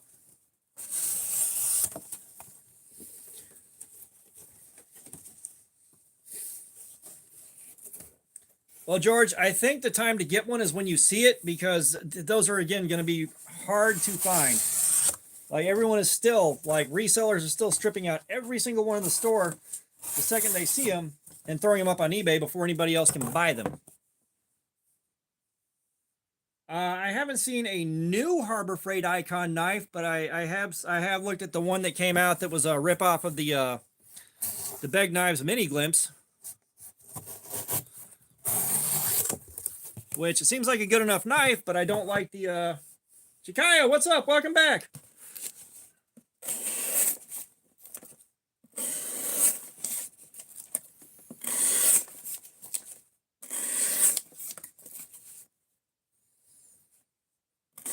Yeah, like that thing seems like a good enough knife, but I genuinely don't like the fact that they just straight up ripped the Beg knife off. And like, it's not 100% a perfect clone, it's just, man, the stank around that one. And like I said, the knives, the clone situation with knives is just a weird hill to die on. But we do. All right, good night, Jakaya. Have a good night. Appreciate you being here.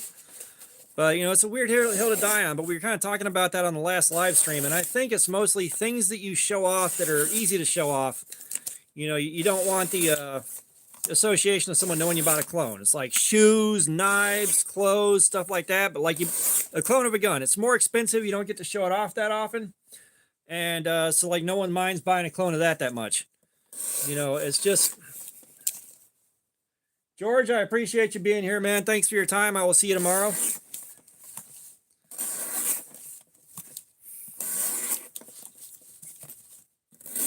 You know, tools, not so many people worry that much about, you know, their tools being clones. But you get stuff like, again, knives, clothes, watches, stuff like that, where you're showing them off. Yeah, clones are a big deal. Gabriel, what's going on? Nah, you're good. I'm live tonight. I'm going live tomorrow night. I just wanted to get this in on the Ozark Trail Storm Pooper. and just test something out on it. And I was like, all right, well, we'll do a whole live stream. Screw it.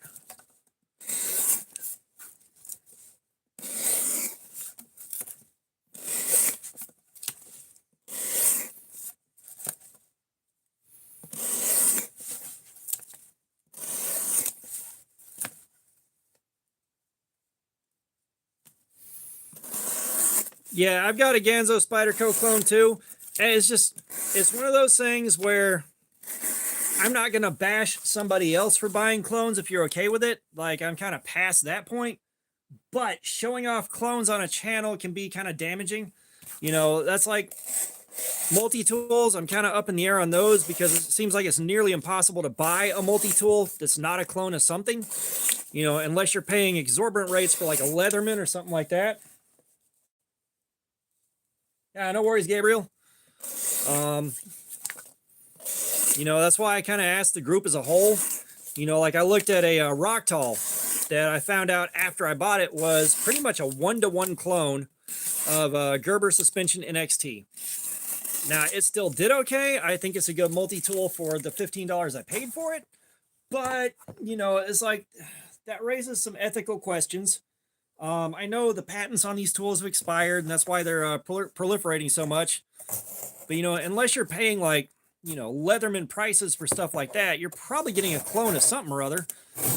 And the multi-tool clones, most people don't seem to be bothered by as much as cloned knives, which is odd. But like I've asked the group, there's a Flissa that's on sale right now for like 15 bucks, which is yet again basically a clone of the Suspension NXT. So I've kind of asked the group, it's like, do you guys want me to take a look at this? Because I'm not sure where I stand with those things yet. But we could do a one-to-one comparison to see how it stacks up against the Rocktal that I've got. You know, it's hard to find good budget multi-tools.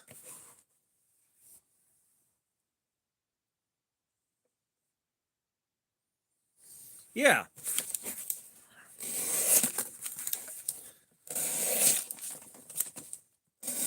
You know, the only clone I'll say that I would pay good money for is definitely a clone of a Medford. But that is just because it's funny.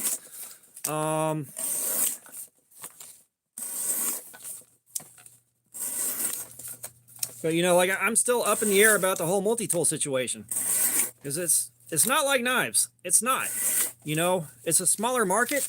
And it's just, if you're not paying, like, full retail for, again, like a Leatherman or something like that, maybe what the fuck is that company's name?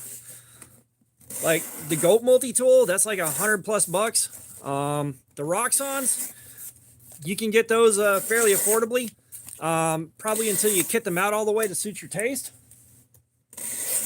But like, you start looking at budget stuff and everything is a clone of everything else. Like everything. Like, one of the only things that I know for sure that is not a clone that I will swear by is the Schrade Delta Class Tough Tool. And that's just because I had one of those for years back in the day, and I abused the hell out of it. And it gave me no problems. And if you lubricate the pivot and break it in, you can use it kind of like a balisong. Like, you can flip it open and close like a balisong. It is so much fun.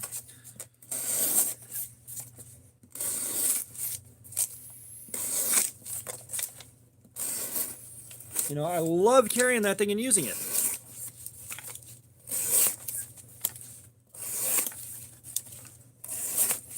And like, I only know one really basic flourish with a butterfly knife. It's very, very basic. And it's only for a single edge knife. But I can do that with the Schrade.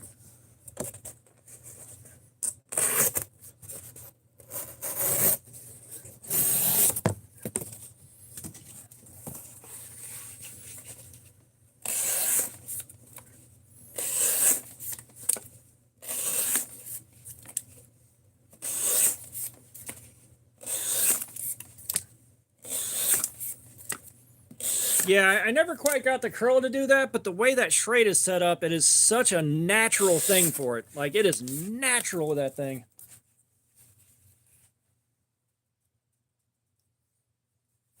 Yeah, and I'm pretty sure that the first Rocktal multi-tool I bought is a Wave clone. And that was, shit, I think about 30 bucks on sale.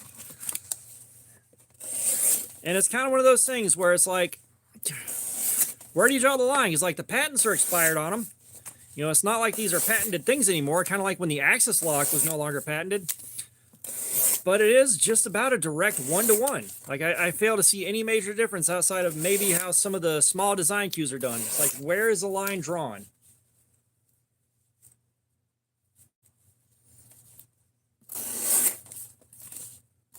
You're right, a counterfeit Medford would be hilarious. And the next time the wife is like sitting there doom scrolling Temu, I'm going to ask her to look and see if there's a... Ask her to look up Medford and see if there's one there, because that would just be fucking hilarious. Yeah, no, that Rock was really fucking good. That Rock was really fucking good. Like, I like everything about that.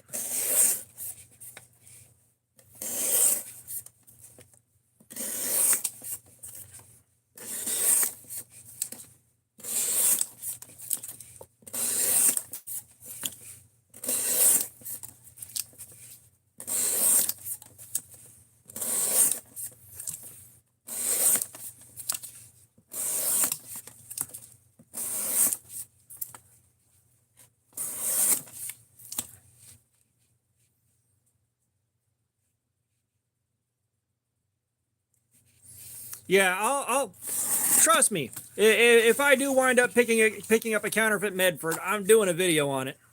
I'm doing a video. That motherfucker's just begging for it.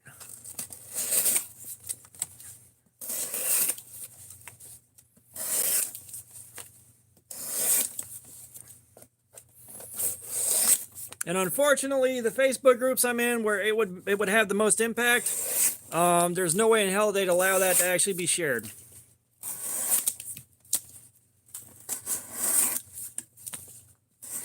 Very strict, no counterfeit, no clone rules there.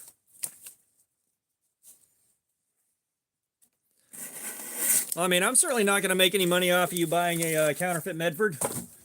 That's where you buy that for your own fecal matter and chuckles. It's doing all right. It's doing all right. You know, like I said, the factory edge, we got the 3CR quality cutting session. So it's holding its weight. It's holding its weight. And that being said, again, 8CR13 will outlast this any day of the week. 7CR, of course, will go a bit longer. But, you know, for 3CR, it's doing good. We are starting to see those signs of wear and those trouble signs. But I think we are going to make it about 2.5 hours into this cut session, maybe a bit longer.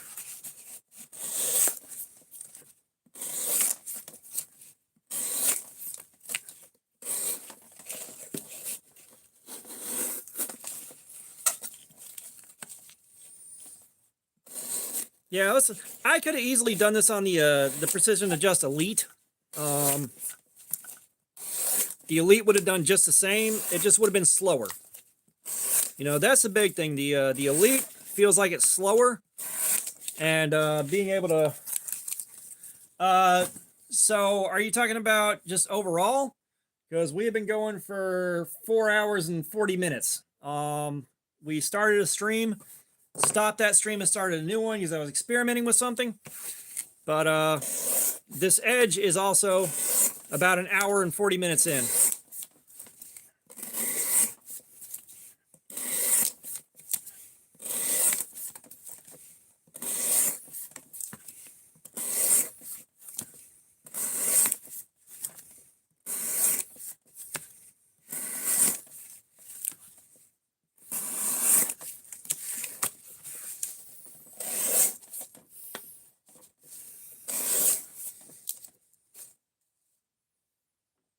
Yes, the Professional is well above the Elite. Like, there is orders of magnitude of difference between the two. Which, I think what happened is you had the original Precision Adjust, all right? And that thing comes with basically 3 stones. And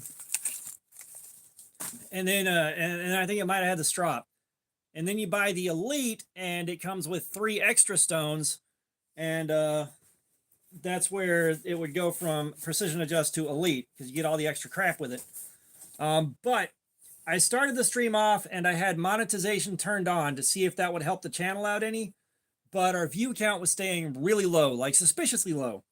So I turned it off and came back in, and it hasn't made that much of a difference. We haven't really peaked at that many concurrents.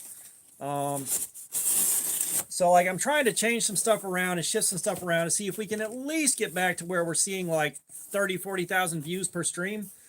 You know, we may not see that again for a little while. It was good while it lasted, though.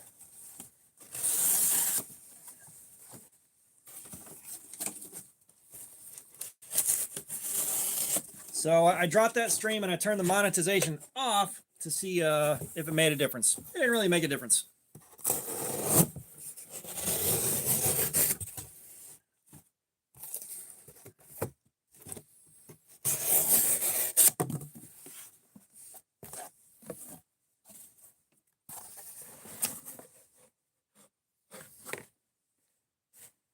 Yeah, if they're all on now, but even when they've been on, I've still managed to keep the concurrence up around 45, 50. And I've even had Friday night streams where the concurrence peaked up over 100. Yeah, so I'm not sure how many views we're going to have total on this one. You know, and it's okay. Like, it's not a big deal, but I am trying to figure out what things I can adjust to pull a bigger crowd in. Just again, like help channel growth. Help channel growth, help push the growth, help push my ability to like do stuff for you guys, all that.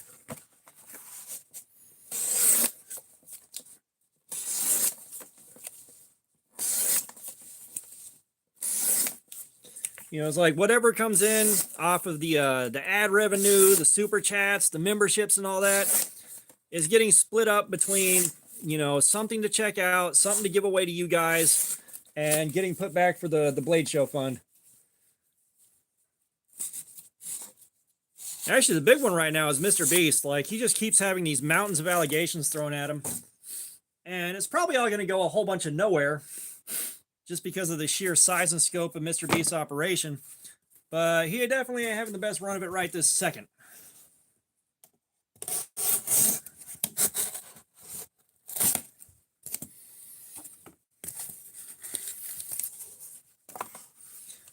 Sponsors. So any sponsored content I do is most likely going to be after I can edit things and edit in their ad roll and all that shit while I'm doing their ad read. And I'm not sure how much sponsored content I'd actually want to do. Like, it's already a bit of a stretch turning monetization on the videos and winding up with ads in the videos and stuff like that.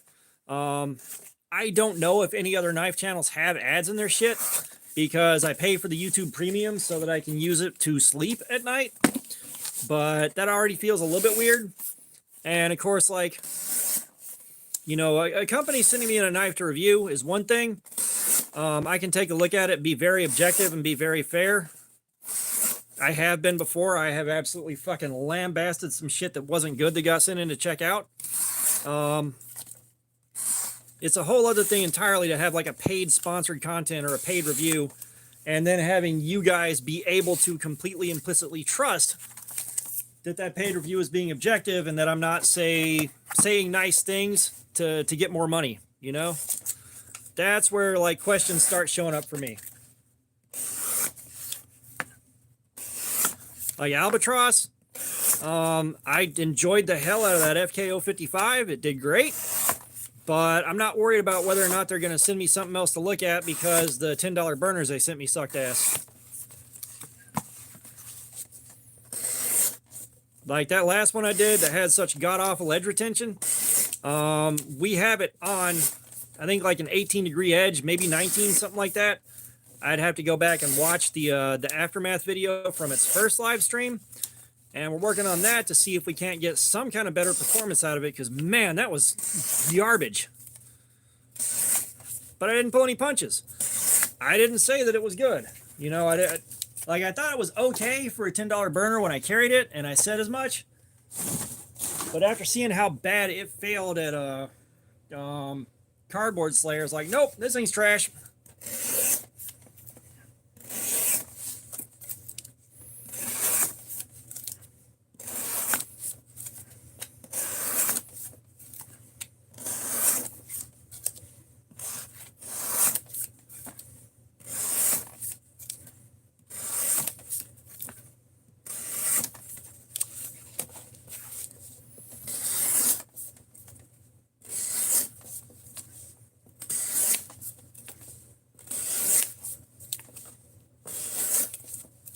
And watch, I'm going to have a full-on blister in here by the time this is done. That is chewed up.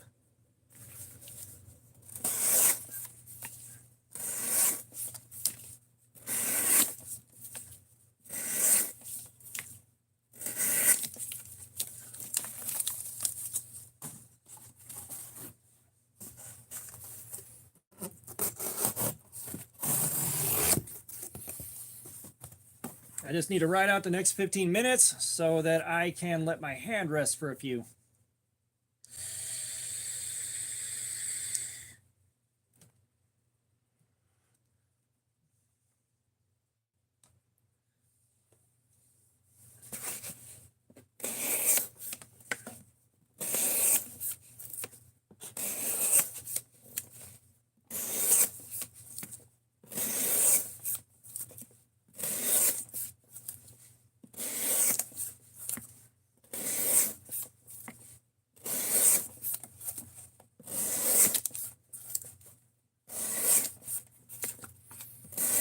We're now at the ASMR portion of the stream.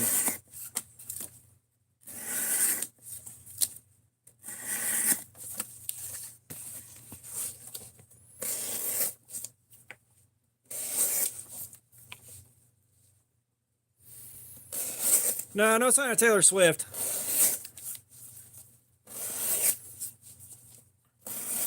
That's I think the biggest thing going on is probably Mr. Beast right now, and just like the new allegations and stuff resurfacing and more information being dropped by people that were apparently close to the situation.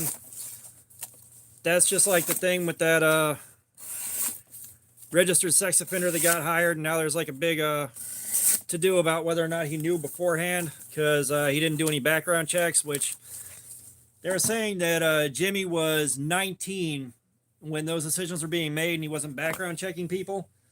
And with the operation being that big and him being that young at that point in time, I actually kind of get that.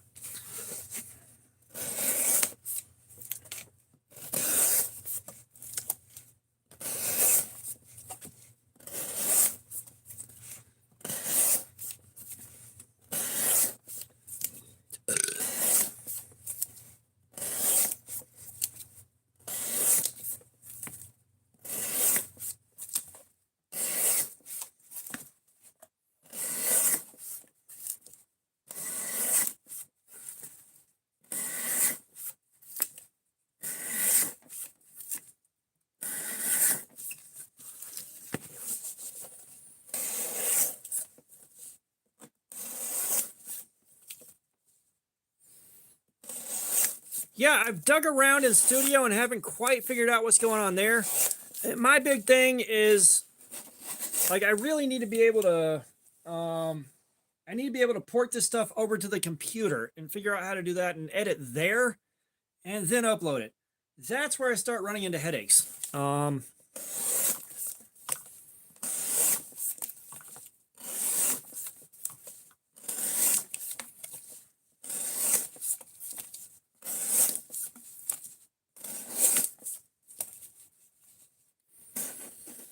Yeah, it's like all my video is basically shot on the phone. It's saved on the phone.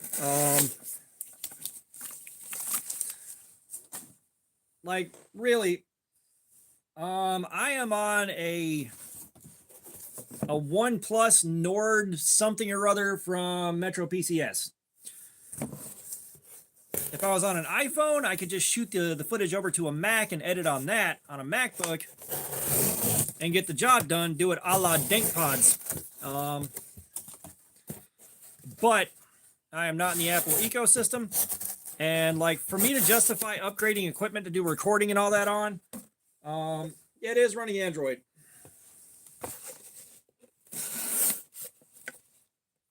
But for me to be justify upgrading equipment, the channel's got to get a good bit bigger.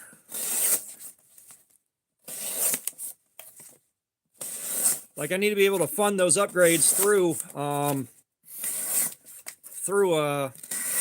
channel income, basically.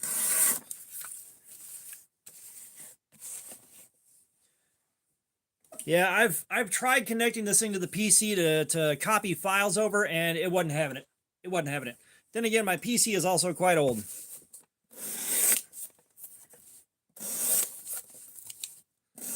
I said I've screwed around with stuff. It's just it's again, you know, before I start throwing that much time and energy into everything, the channel really needs to grow a bit. It's growing with what I'm doing right now, so I can keep doing what I'm doing right now. Yeah, so hey, Woodnator, I'm not gonna sweat it. When I do make that shift, me with knives, yes. I did KindMaster on my last channel, and let me tell you right now, editing on your phone with KindMaster, oh, it's kind of miserable. Nothing against KindMaster, it does let you do the thing, but it's kind of miserable. Like I said, if I'm going to do it, I'm going to do it right.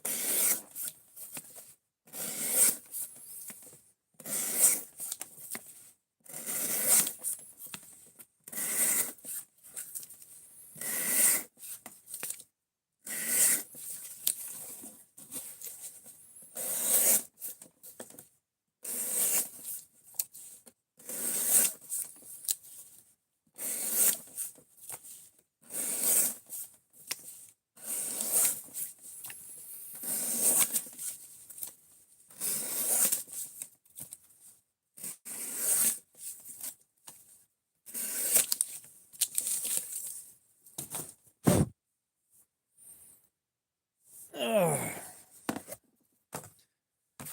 7 more minutes, guys. We can make it 7 more minutes.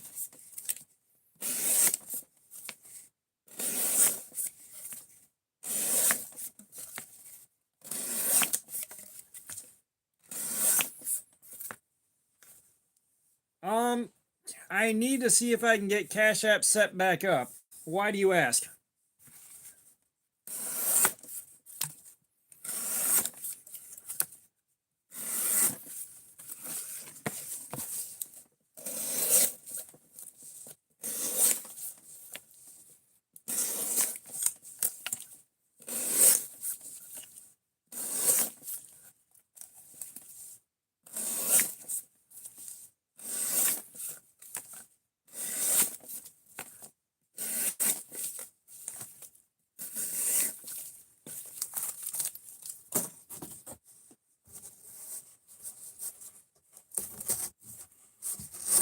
As I said, I get where you guys are coming from, and you're coming from a good place.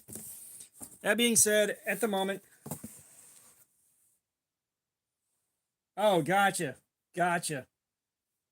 Ada Miguel, what's going on? How you doing, man? Welcome back.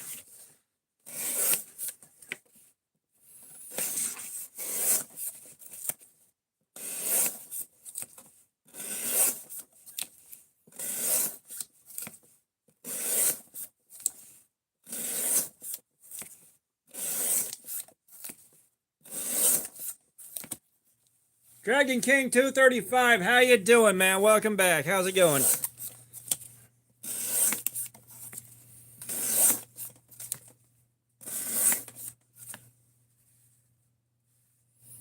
The channel I started, I think early February last year. Well, all right. Thanks for being here, Dragon King. So, like, the channel's not that old. It's not. You know, realistically, I've already accomplished, you know, making it past 1K subscribers in that length of time without having basically something expensive happening. Is already like an accomplishment, let alone hitting 3K. You know, like a lot of the channels that I saw that started around the same time I did doing the same kind of thing with knives and EDC, the only way they got their growth was through doing constant giveaways, like constant 2-3 giveaways a week, just giving stuff away. It's like, I don't have the, oh, gotcha, okay. But, you know, like, I can't even imagine how expensive it got to try to get some channel growth. And I was like, no, I think I can do this a different way. And, I mean, here we are. Me doing giveaways has resulted in next to no channel growth at all. Like, the giveaway videos don't pick up a ton of views. They don't really grow the channel, which is weird. But most of those channels don't exist anymore, or they stayed at low subscriber counts. You know, like the channels died. Oh, cool. What'd you do videos on?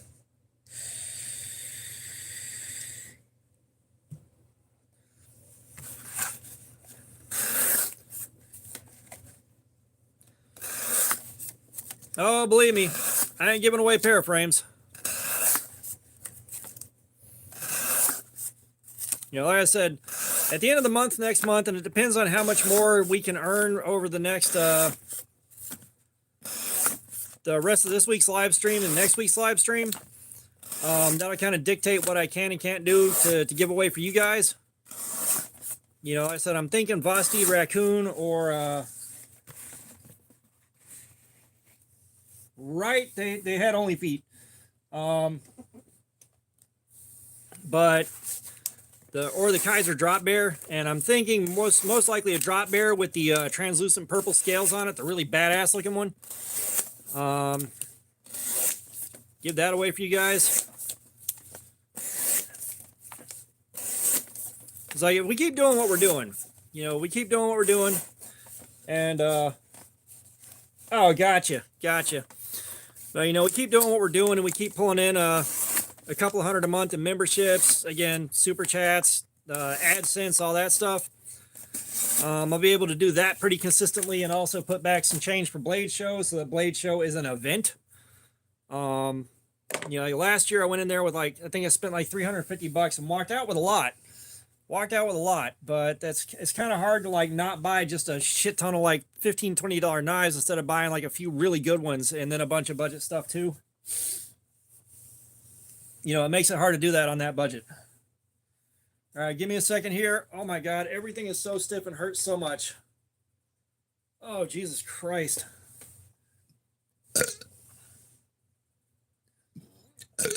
And I've been meaning to get into my emotional support water for like the last hour, and I haven't.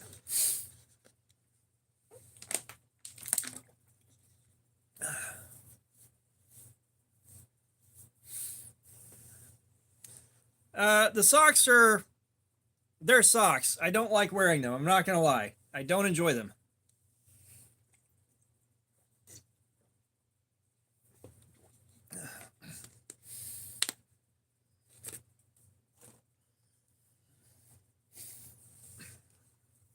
That being said, we haven't had our usual sock game competitors in here, so, you know, I'll take what I can get.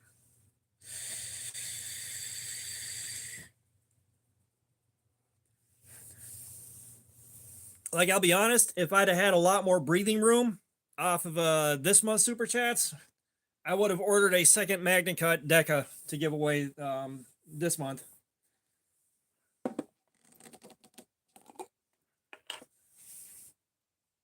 Fook, you are perfectly fine, sir. You have done an outstanding job as a moderator. You are clear of any and all charges. All right, Forbidden Moonshine. Let's let her soak.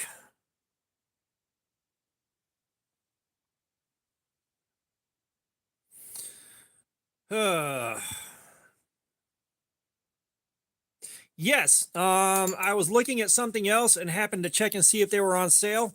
And the Deca and Magna Cut is $104 right now. So I went ahead and ordered it off of my holiday bonus. So that one's coming out of pocket for me, for myself. You know, as again, I hate to give off the impression that I'm complaining because I am not. You know, you guys did a wonderful thing.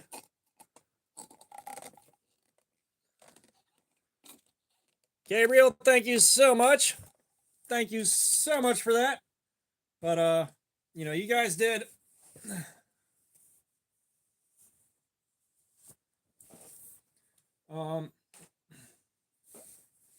no, this I got it through Blade HQ. All right, I made sure I bought it through a reputable dealer. Oh God, thank you, Gabriel. Whew, that's about so much better. But no, I made sure to buy it through a reputable dealer, so I didn't have to worry about whether or not I was going to get a clone. Because like I saw one. Yep, there she blows. We got a big snag.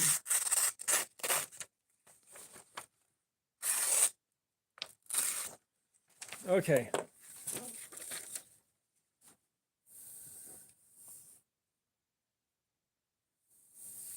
Yeah, the LEDs are great. They are some wonderful jank. I think I got them from Five Below, I think. And they're just a strip LED lights that I stuck down to a sheet of cardboard. That's all I did. Weeborg 344, what's going on? Welcome. How are you doing today?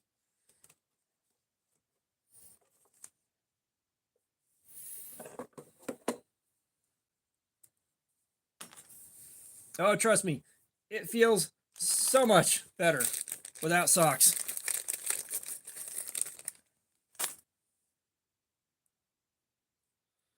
All right, let's see where we're at after 2 hours.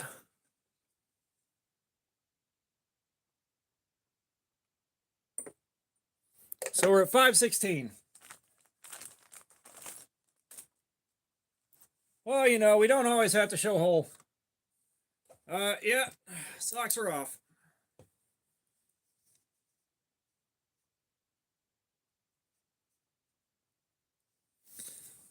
So on the factory edge, we started 225. At 1 hour, we were at 403. This time we were at 117 when we started. At 1 hour, we hit 363. An hour and 50 minutes, we hit 595. At 2 hours on this edge, we're at 516. Axel, what's going on? How you doing, man?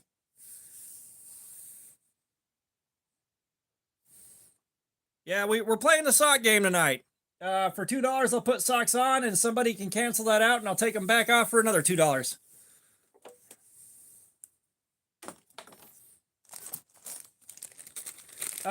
Bearman, I do get asked about gravity knives a lot. I guess that's kind of unavoidable.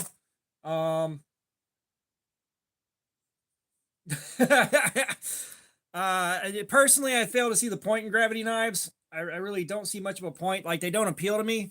I guess the only thing that people freak out over is they're illegal. You know, and I guess that's the mass appeal. We'll do one more test further up here.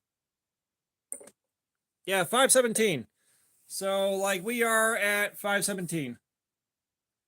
Dragon King, I got a katana that I need to look at and see if it rusted when we lost air conditioning. But, like, I can't do a whole lot with swords right now. It would be fun to have a sword-oriented channel, but that would get so expensive so fast. Gabriel, if that's what you want, I can either put them on and take them right back off, or I can do socks and the Bobby's World shoes. You got options.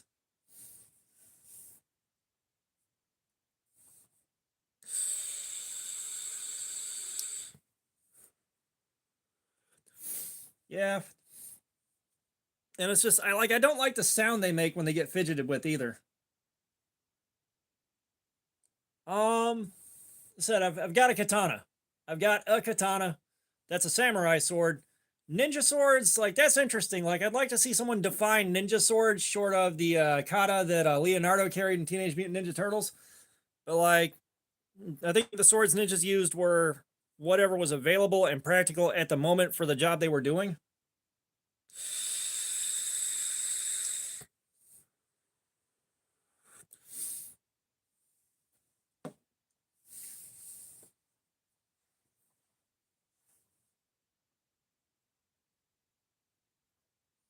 Gotcha.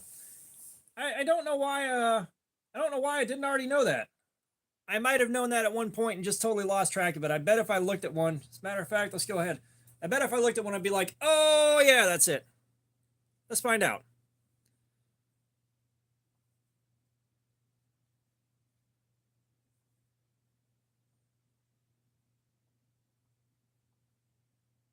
Okay, yeah. So that's the one I was talking about, the Leonardo sword.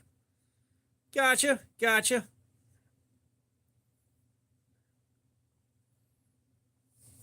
Well, again, that's the thing, Weborg. It's whatever was the most practical and useful for the job they were doing. You know, yeah. That's the thing I was thinking of. I didn't know it was called a ninjato. But, like your average ninja was more espionage and sabotage than combatant. Like the image of the ninja being this incredible combatant that was just killing with no mercy. They did do assassination work, but that was like severely overplayed because it looks great in a movie. Like it looks great in a movie, but it was really heavily overplayed.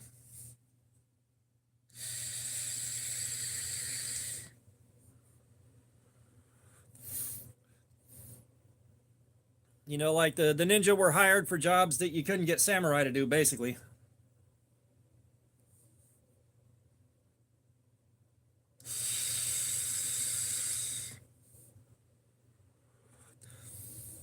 Let me go bust a whiz. Let me go bust a whiz real quick.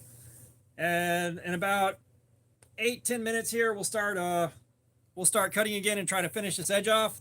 The fact that it's at 516 right now means it's probably not going to last too long. They weren't even starving peasants. Like, they charged a pretty penny for their services.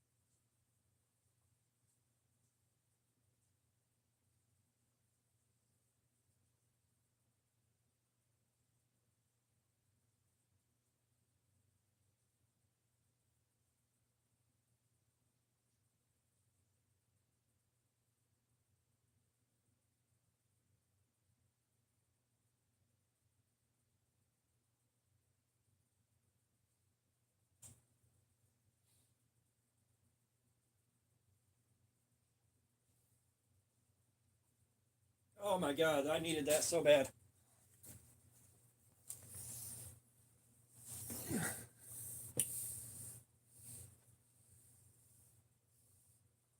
So, like, I think, well, you see, like, what's going on here. Like, the pocket tonight would be the one that I'm playing with now is this Mossy Oak.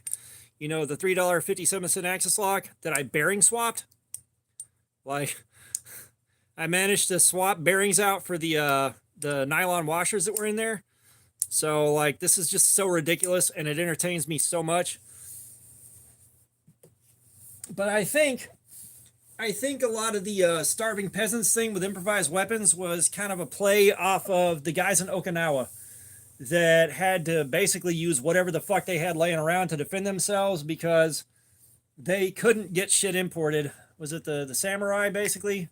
Or the Japanese government was basically stopping them from getting any weapons in there to defend themselves with. So it was learn how to use a boat oar, learn how to use whatever the fuck's laying around to defend yourself from guys coming at you with swords.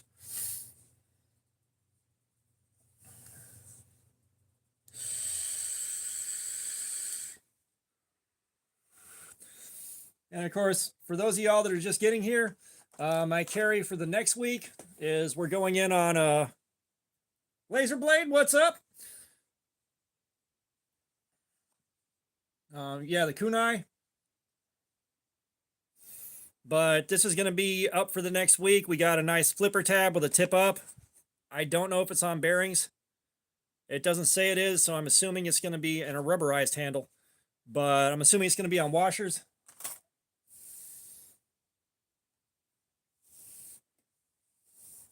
Yeah, give it about 5 minutes. We're going to finish wrecking this edge and sharpen it back up. I am going to take this dropout. I need to reprofile the edge down to 17 degrees, which if I do it right, I'll have 15 degrees into a 17 degree micro bevel, which should cut like a bucket of hot damn. All right, Fook, we'll see you in a minute here.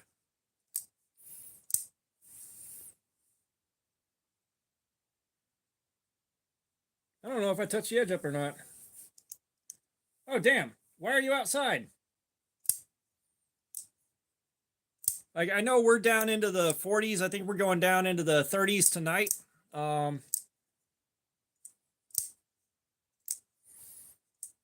Yeah, I went looking for brass washers for the,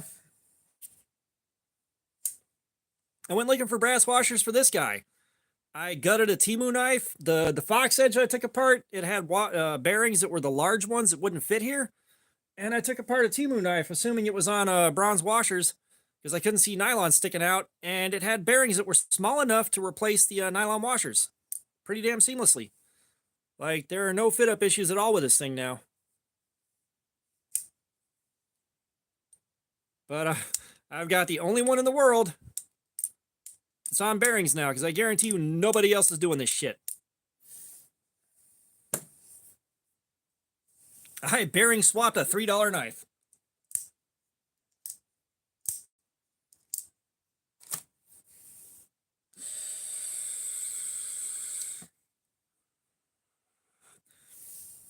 And the fact that the $3 knife has Temu bearings in it is just so perfect. I didn't even think about that till just now. That depends on what you're doing with it, Gabriel. If you're in a very dirty environment and things get a lot of dirt in them, then you want washers. Washers are a lot more durable and they stand up to dirt and grime way better. If you're in a fairly clean environment, you're not doing anything too nasty, then bearings are a lot better.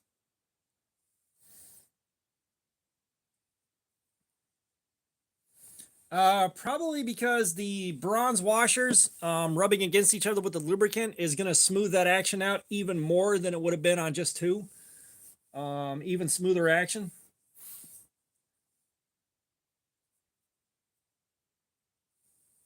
Axel, all right, we're doing socks. Thank you for the $2. We're doing socks.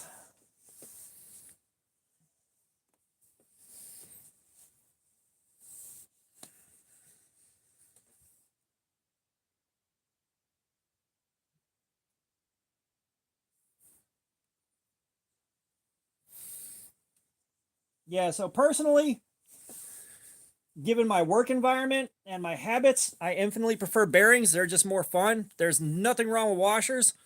Oh, I never take shit apart to lubricate.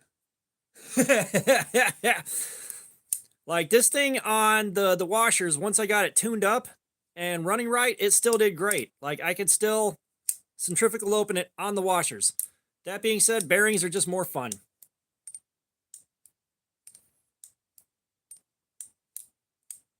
And this is how I can tell when we get to the part of the night where my hands are really tired and I'm really tired and my coordination starts going out, because I start messing up the timing on that. And my red LED is out. No! Turn back on. There we are. I wish the red LED was as sound reactive as the green ones. When you make sound, it'll turn on, but it doesn't flicker back out.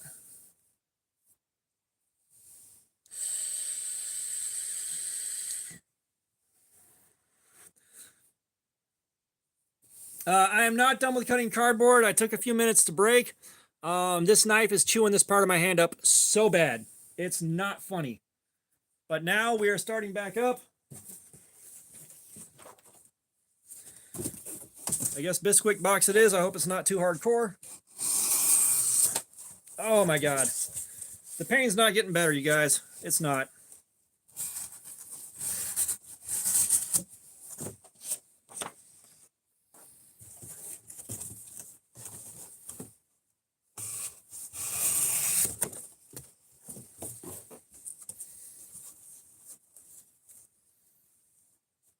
I have never heard of the leaf jumper.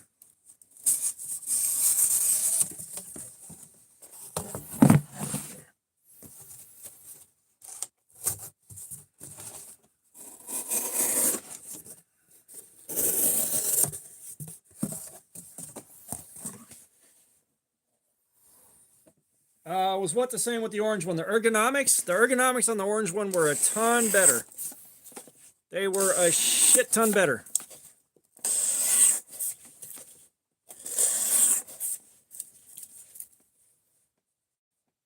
Gotcha, Laser Blade. Welcome back.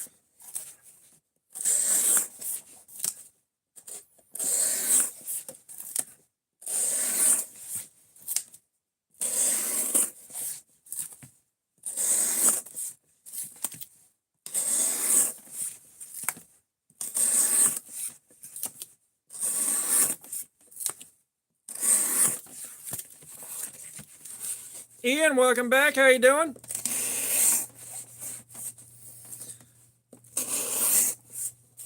We're doing all right. We are still on the hand whittled edge. We haven't stopped and resharpened it yet. However, the edge is deteriorating, but a lot slower than the factory edge did.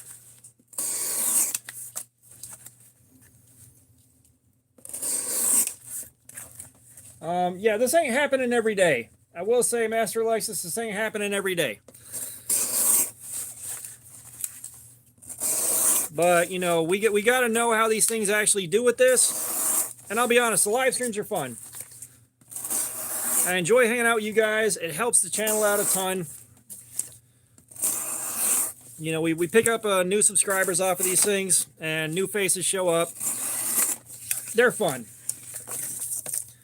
And yeah, this is some stiffer cardboard. It's definitely fighting the cut a lot more.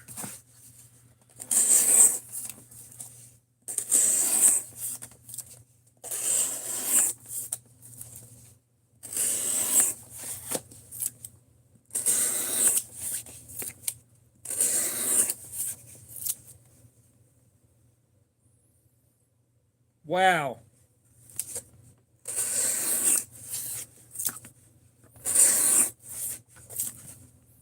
Yeah, the only time I'll pay $100 for D2 is if I'm buying a prototype.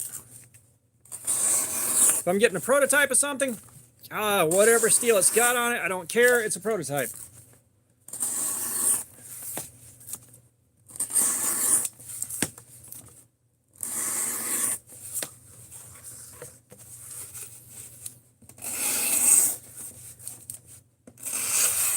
Yeah, the only Spyderco I got is the regular Poverty Spec Tenacious, which is a pretty good knife. Not gonna lie, it's a pretty good knife. I have no qualms with it, outside of it's still a bit too expensive for what it is.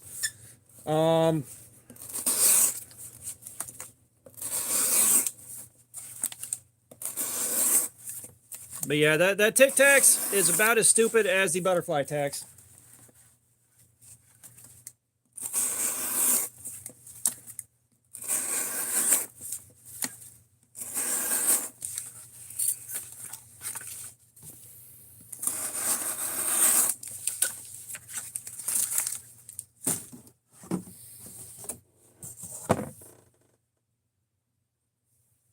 Full Fire, what's up? How are you doing, man? Ah, poo.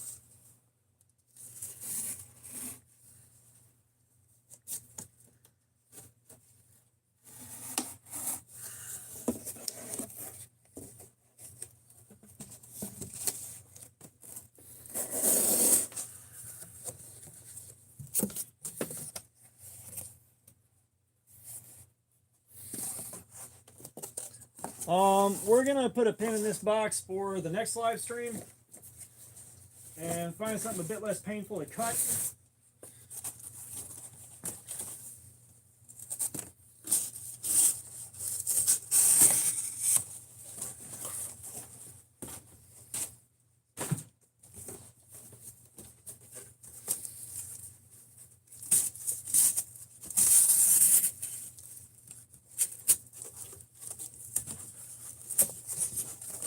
And this box don't cut worth a crap, so I'll set this off to the side for a brand new edge.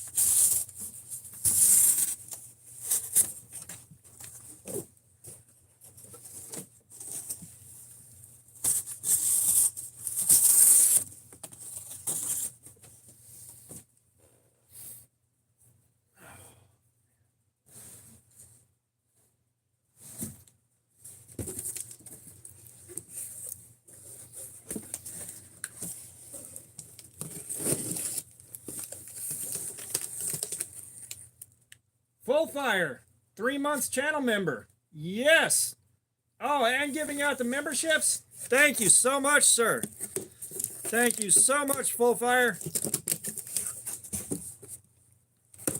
I think you know how much you help the channel out all the damn time. But I still gotta say it, you got no idea how much you help. Yeah, we're still going in on this. We're on that second edge that I put on it. It's still hanging in there.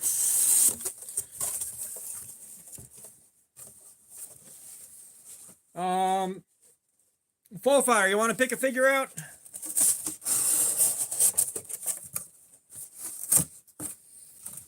As we do have Grim Reaper, Ninja, Frankenstein, Robot, Mummy, Knight, Alien, and Scuba Guy to pick out. If I know you, you're probably going to do Scuba Guy.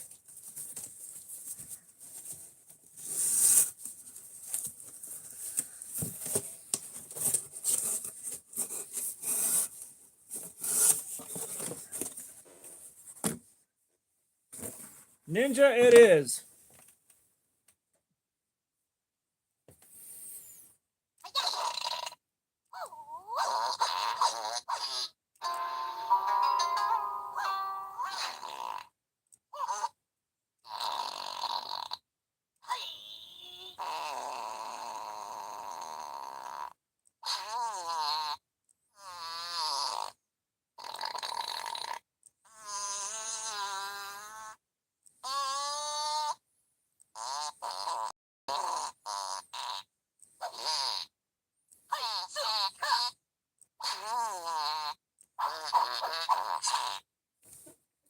Hell yeah. Oh, God, this hurts so much, you guys. I need this edge to finish dying. I need this edge to finish dying.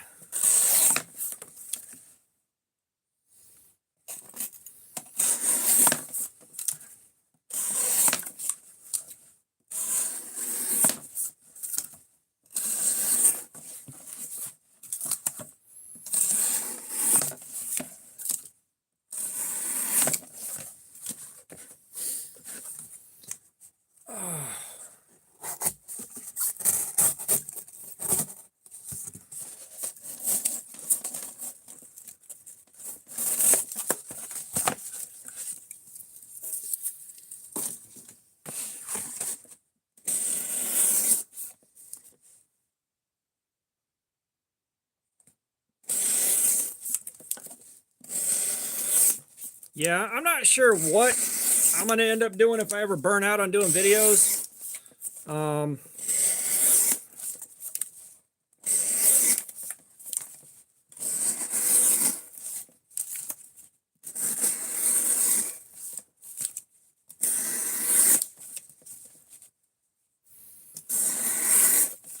Right.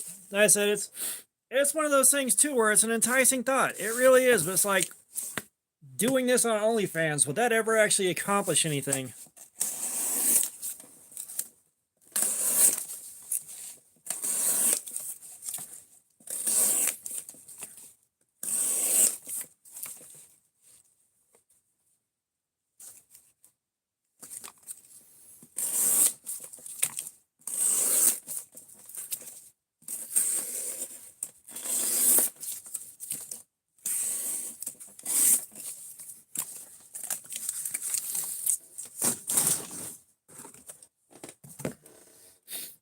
Like, we're starting to see the first signs of trouble show up.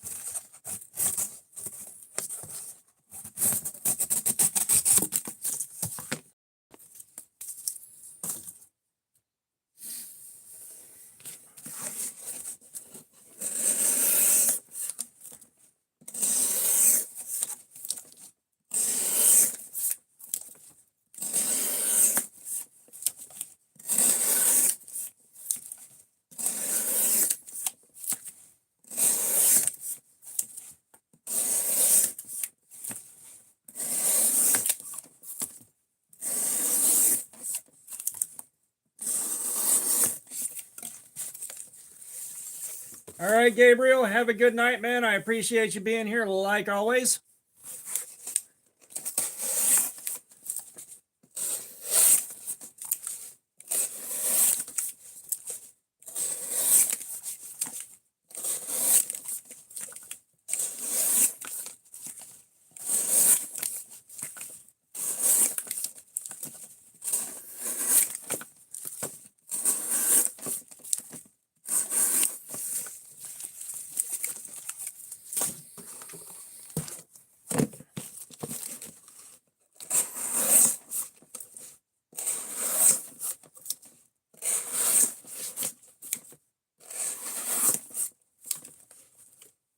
Sun's getting real low, 19-degree edge.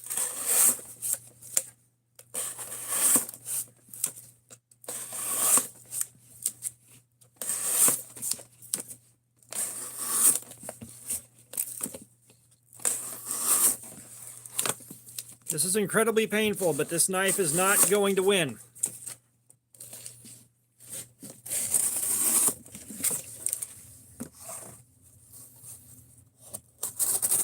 Yes, we will be back. We will be back. 5 p.m. Eastern, my time.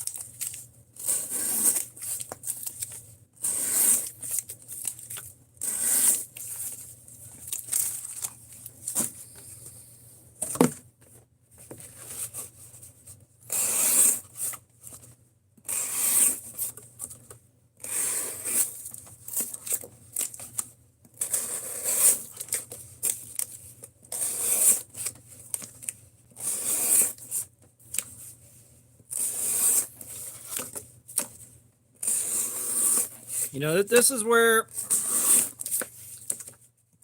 we do talk about edge geometry being as important as it is.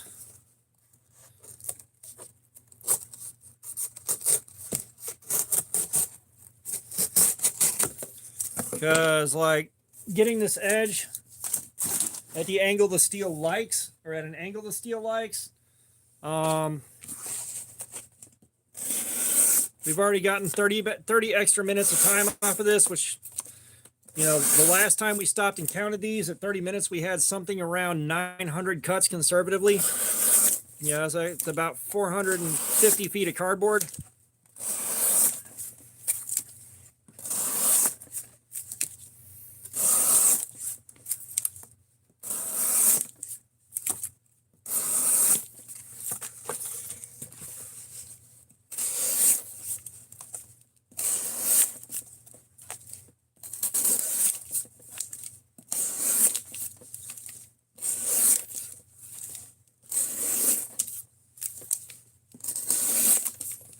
Like this thing is still hanging on.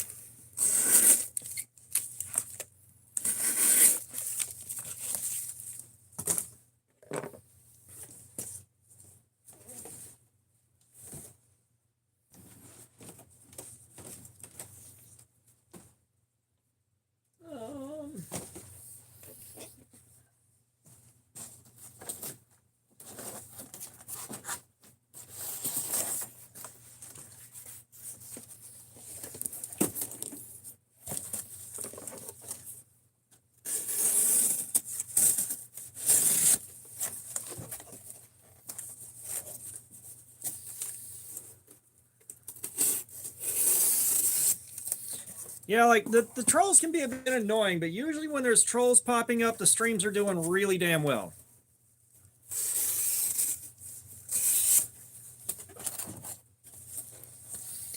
You know, that's the only caveat. When we're getting a bunch of trolls, we know the stream is doing well and we're pulling in a good audience. So it's kind of, we haven't won yet, Fook. The knife is still fighting the good fight, which I will be more excited about, but this thing hurts so much to cut with by this point that I just want it to be over with.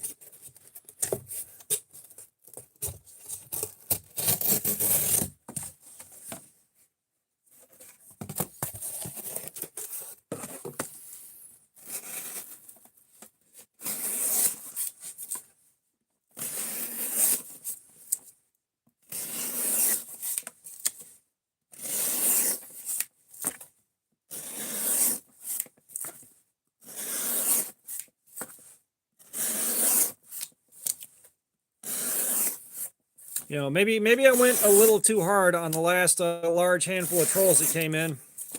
I don't know.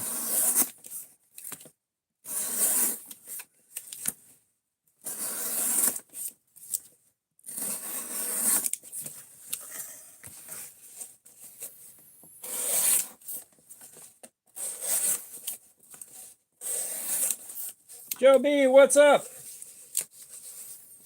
How are you doing, Joe? Welcome. Well, this thing smells like root beer, so it actually probably could cut the tension a little bit.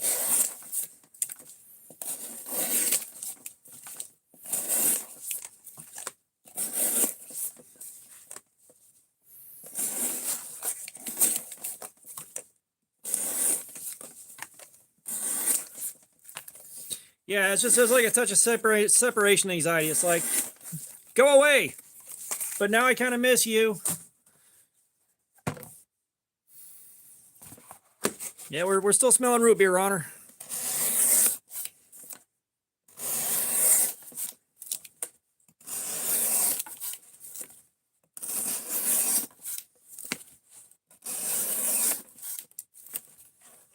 Saints EDC and more. So we are on the 19-degree edge I put on here earlier, and we are about 2 hours and 30 minutes into it, I believe. Yeah, we're about 2.5 hours in on it.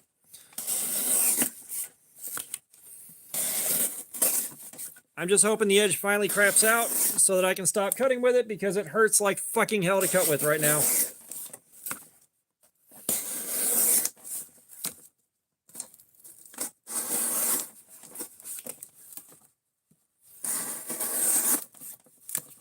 Yeah, this is part of why, like, I'm screwing around with the edge angles, because, you know, the last one we did, we sharpened it at, I believe, 18 degrees, and that did pretty good. That did, I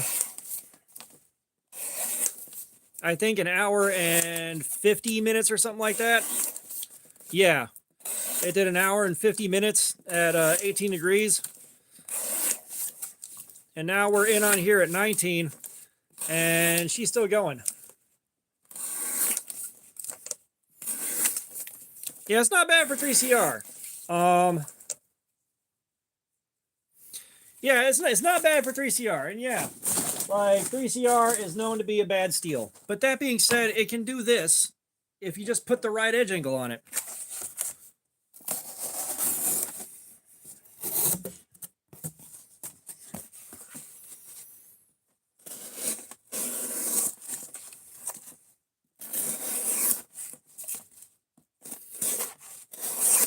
as I said, I want these things to do well. I like being pleasantly surprised that they do a little better than expected. We're not at D2 territory. All right, if it's going to keep up with D2, we need about 4 hours out of it. At the moment, it's hanging in there with 8CR13. But of course, you get a good edge angle on 8CR13, and it takes a lot longer than this to wear out.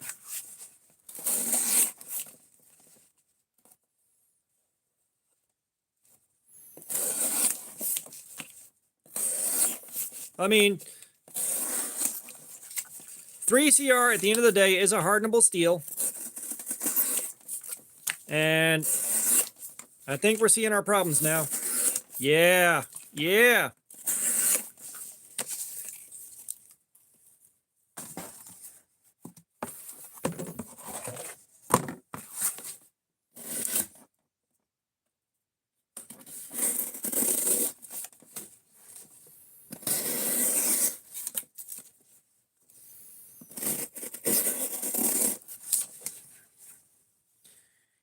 Yeah, we're calling it there.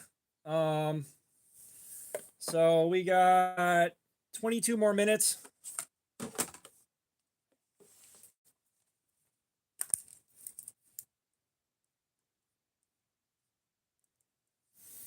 Yeah, because like the first edge went 595 at an hour and 50 minutes. At 2 hours, this was at 516. So we should be in the 600s by now. We should be in the 600s, which that is an absolutely devastated edge.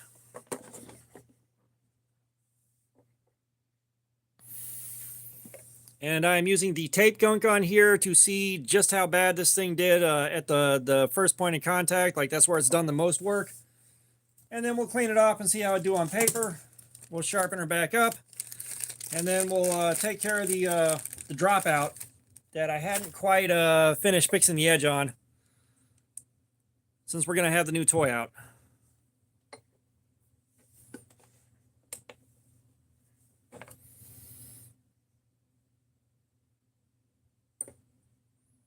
Why did we get a 388 on that?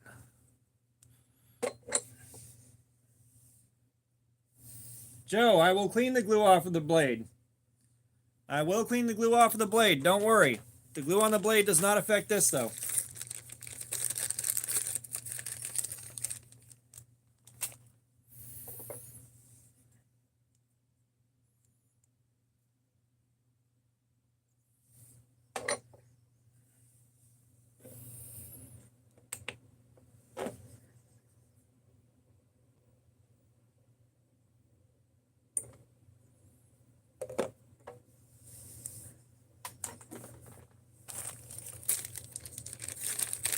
Somewhere in here, we have got the part of the edge that was causing that issue. Somewhere.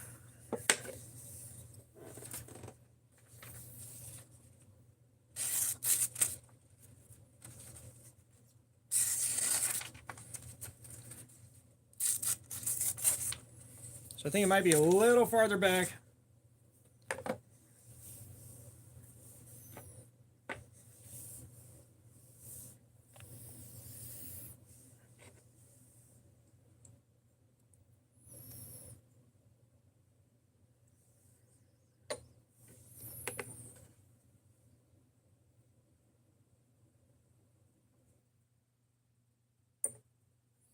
So we got a 538 there. Let's do one more a hair farther back.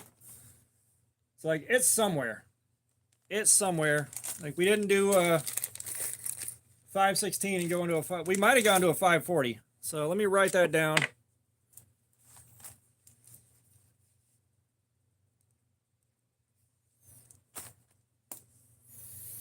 You know, we may be at a...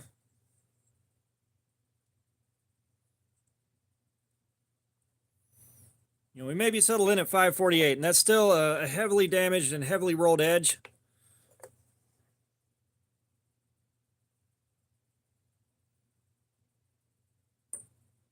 Yeah, 471. So the most damaged part of the blade is at 538, and that is pretty well devastated.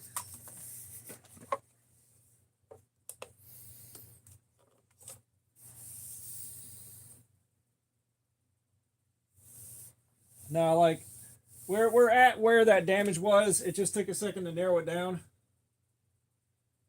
That's what I'm looking for. Forbidden Moonshine. Axel, $5, man. Thank you so much. Thank you.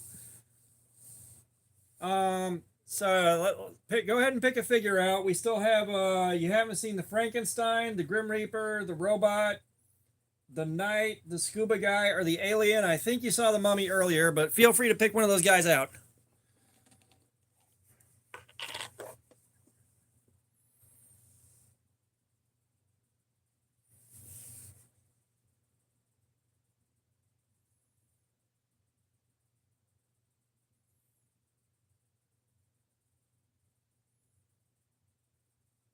Sharon, welcome back. All right, knight it is. Let me get this tape gunk off of here, and we will go with the knight.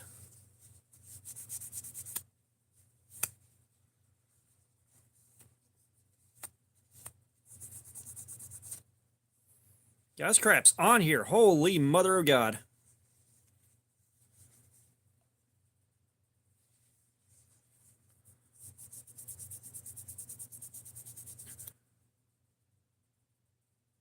We wiped out the new edge on this. It took forever to get there, but it's wiped out.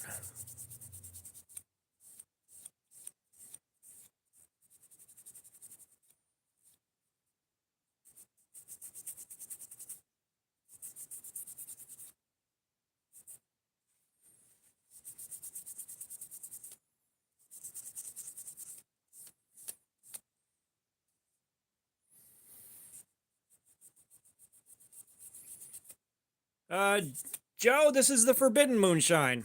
This is just straight up raw acetone.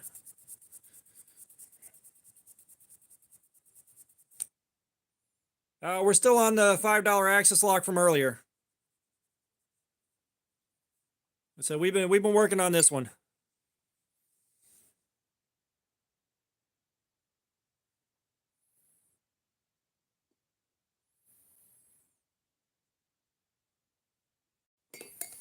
Tell you what, man, the coating on this thing just locks onto tape gunk and will not let it go. God almighty. I think that'll do. That'll do. That's good enough.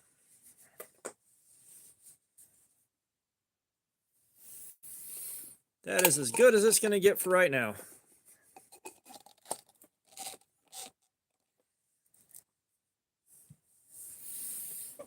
Let us get the healing box back out, brothers and sisters.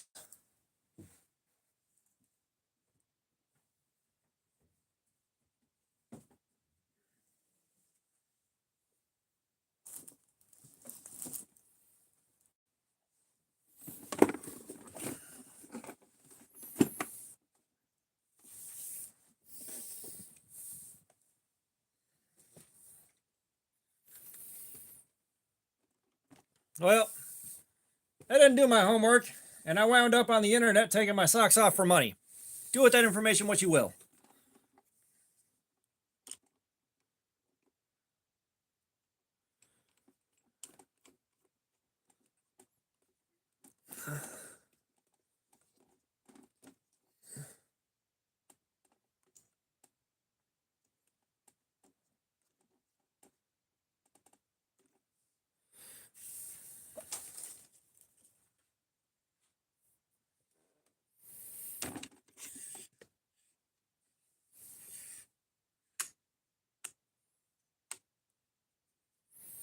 All right, so we already know we're locked in at the angle. Axel, this thing is fucking phenomenal. The Elite's the one that we've been using up until today. And that thing is great too, but it's slow. Like, it takes a long time to get an edge taken care of on that thing.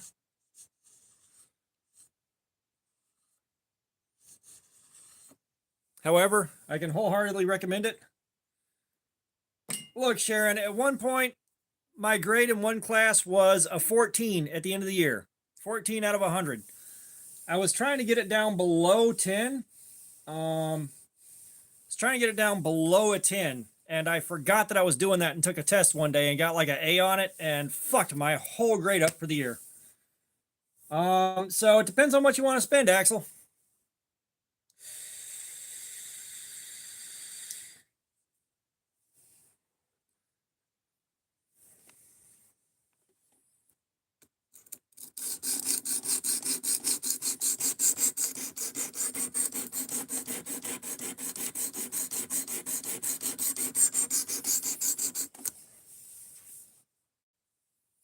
Kingston McKee, what's going on? Welcome. How you doing? This is a Work Sharp Precision Adjust Professional. Bear man.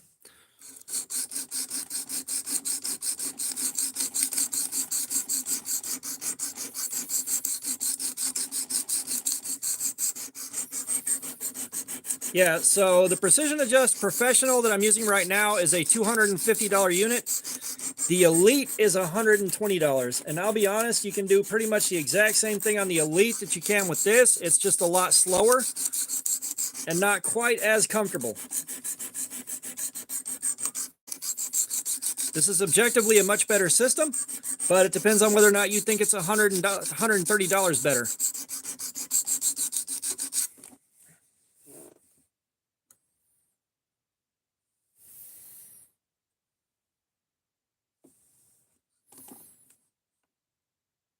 Yep, got her in there backwards.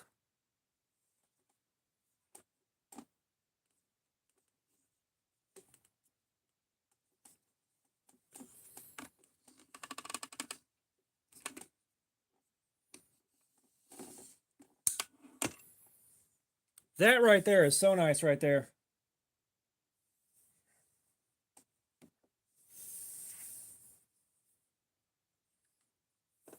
Yes, it does come with a digital angle reader. I used that earlier and the angle is still set what it was the first time we did this. And I'm just touching up the edge, so I don't need it right this second. However, we will be using it shortly when I go and repair the edge on the orange dropout.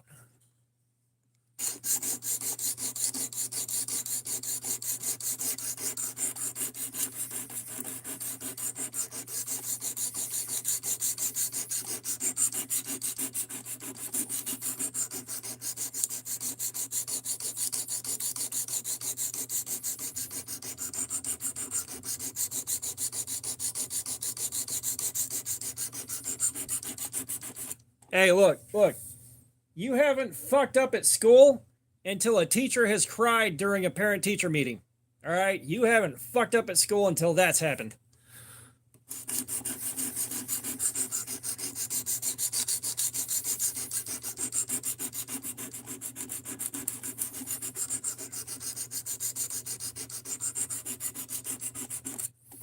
No, so that was the same thing I was looking at.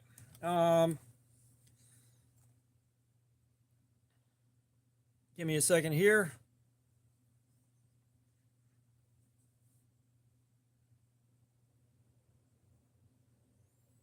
So like Amazon right now, $237.49. It's down like 13 bucks.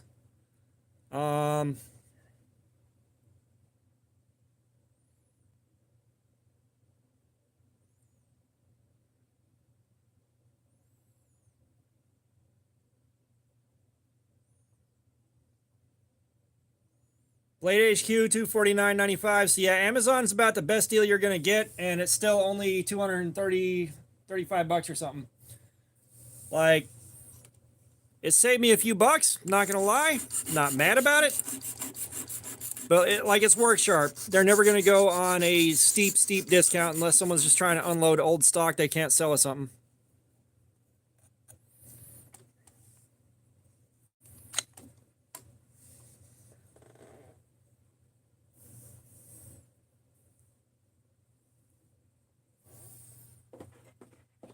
No, it happens surprisingly often for me. It's just like, you know, I wasn't performing well, and a lot of that was the combination of the PTSD, and I was being bullied so badly that I couldn't function in that building to begin with. Like those two factors added together resulted in me just not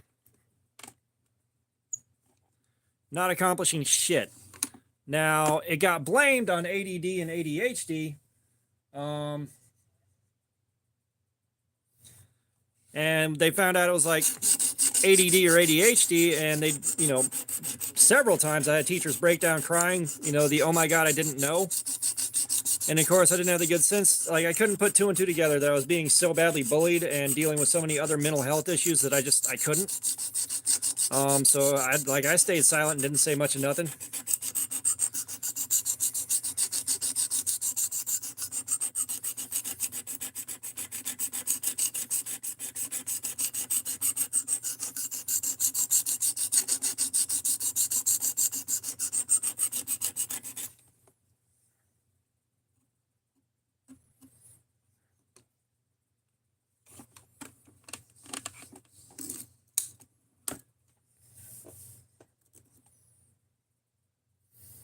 That would have been Full Fire Zero. They gifted out the memberships tonight.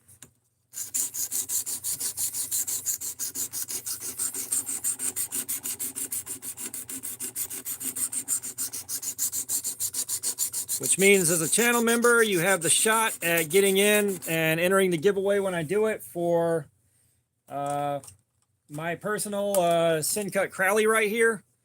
Nice Sin Cut button block with Gaborsha wood scales.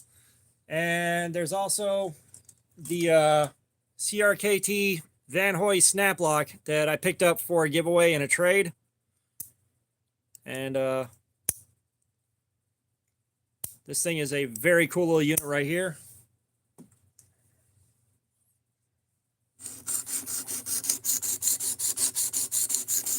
Which I meant to set that drawing up last night and do the announcement video. So I need to get to that soon here.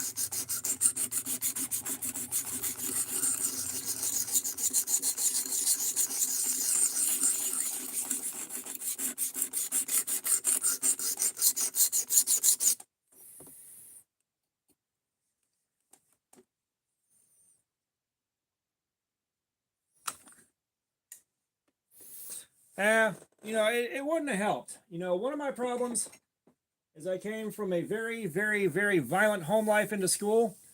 And I carried a lot of like weird idiosyncrasies and bad habits just from, you know, like I was in a small town for the longest time. So even if someone did like fuck around with me, they could find out, you know. They could find out, I could hold my own, and the worst you had to deal with in a fight is maybe like a buddy would have one of his friends jump in. And especially with the caliber of guys that we had there, you could handle dealing with two guys. You know, if you were just aggro and didn't let up, you could handle two guys. But while the violence at home was happening, my fight or flight response was just getting worse and worse and worse. You know, fight turned into freeze and panic and not do anything, which of course in a situation like that does make you a bigger target. And I was kind of sick of dealing with it. And I got out of that house and moved to my dad's house, but he lived in the fucking ghetto. So I get in there and deal with those kids, and holy shit, you talk about a whole different fucking universe. Like, you're talking about getting thrown from the fucking, from Little League into the majors. And I still had a big mouth for a while. I didn't know any different. And I found out I could not fucking handle those guys. And I made myself a fucking bullseye. And then it broke down into I just wanted to be quiet and be left alone and do my thing. And it was so far too late into the game for that after I'd done run my mouth too much that there was no going back. Like, I got it so bad that I was a local celebrity for about 5 years after I just said fuck this and walked out. Because the school was like an ant fart away from a race riot. One of the most popular white guys got into a fight with one of the most popular black guys in the school. And of course, those guys are all clicked up. And someone got hit in the face with a skateboard. So like all hell was fixing to break loose. And my ass having no friends and no backup or nothing. And guys out there in the halls walking around looking for people. It's like, nope, fuck this shit, I'm out. I got the fuck out of there while I could. A couple other things happened that also fed that shit. But it was like, just, it's in my best interest to leave. Because if that shit did pop off, there was no way in hell I was getting out of there in one piece.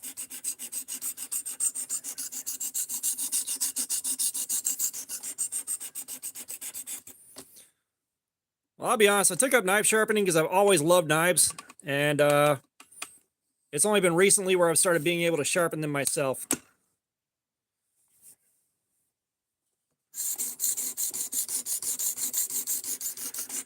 Trust me, it just keeps getting crazier the longer I talk about it, and I'm not going to turn that into a giant buzzkill for the entire rest of the night. But that's just kind of my background. And I'm not going to lie, for a large part of that time, I was a bit of an insufferable asshole. After I got out of that situation and I hadn't quite worked all the trauma out, I was still an insufferable asshole for the longest time. I was trying to be friendly about it, but I didn't know how to be someone's friend or be good to people. So it was like that kind of rough, the rough older brother type situation. You know, like it was playfully, it was playful, like, like roast your friends, that kind of thing, and fuck around with your friends. But I often went a bit too far with that and kind of did some, like, it was, again, nothing permanently harmful, but it was also like, I'm not sure I would take that from one of my friends today without like really having something serious to say about it or having a long conversation. So it's like, I've learned better.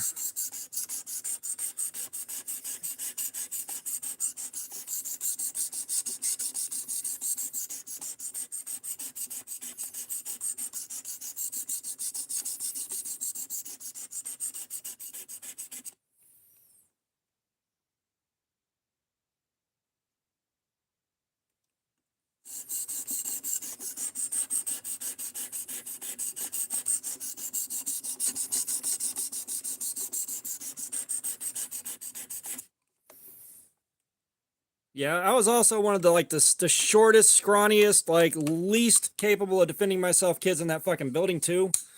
Like just everything was working against me in one go. Everything.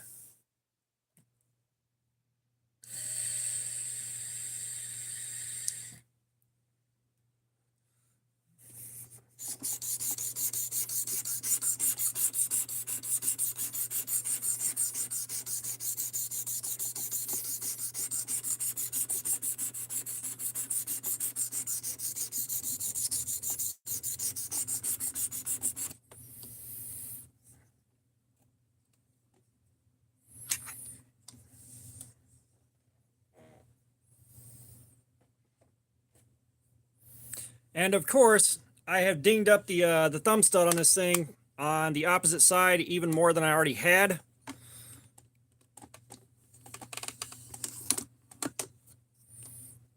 Like seriously, I don't know if you can see it, but all the paint's gone off the thumb stud right here.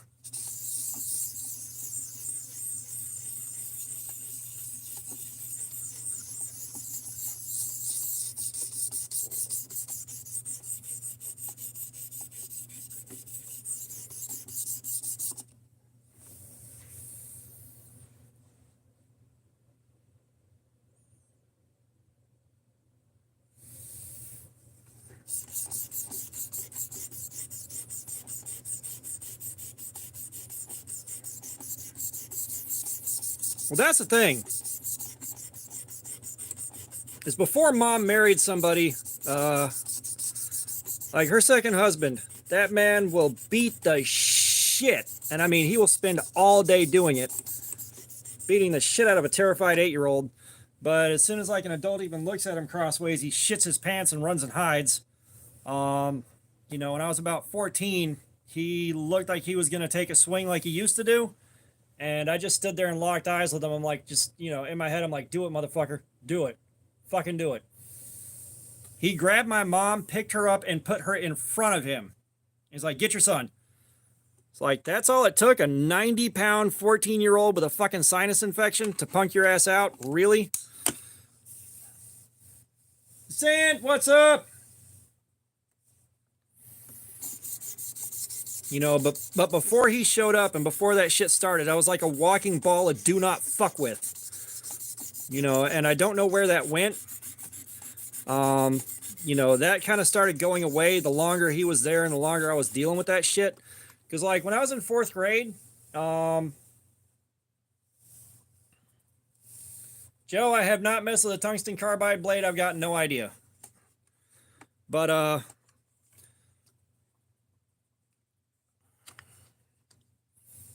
Axel, you out, man? All right, have a good night.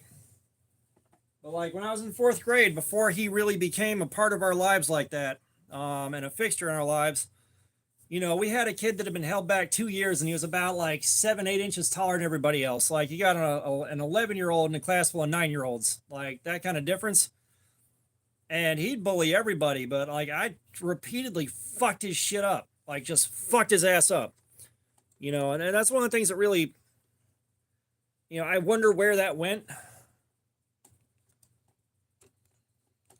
you know. And it's kind of sad that it's gone, but it's also the kind of confrontations I've been in. Like I can't even imagine that version of me still being alive and well, dealing with some of the people I've dealt with, and not being able to just be like a soft touch and, you know, take stock in my situation. Like, where is this going to put me if I respond to this the way I want to? My God.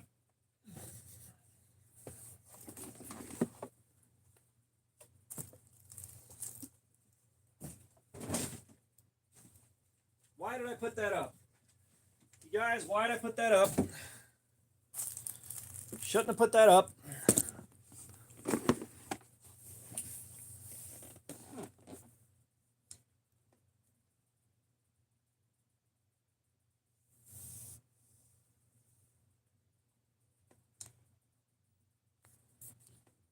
I flipped it around. Okay, there we are. Sorry. Like my phone did a thing, and I can't get it to do what it was supposed to do. So I guess we're dealing with bullshit.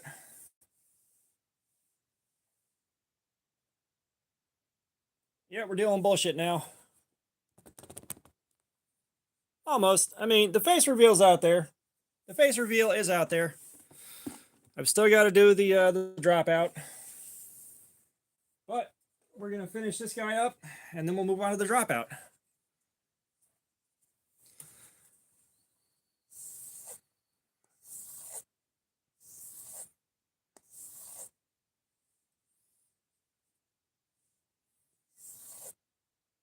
Well, I mean, and that's the thing, is like that shit's still in there. You know, the hostility, the trauma, all that shit's still there.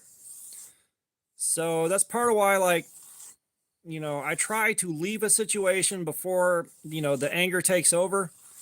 Because normally when I lose my temper on someone, I am taking out all those years of shit on one target because I finally have a target.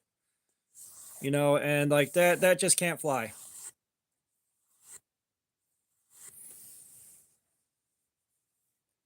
Sharon, full face reveal in June. That's happening in June before Blade Show.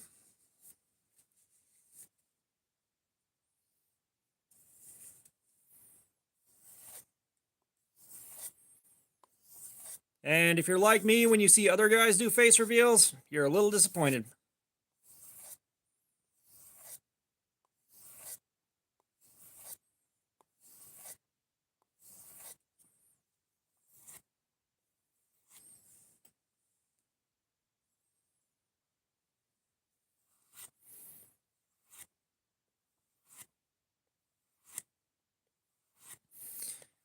Yeah, I've only hit the point where I was going completely apeshit on someone one fucking time since I got clean. And that dude spent weeks working on it, and I was praying to God he'd do anything to start a fight while I was losing my shit.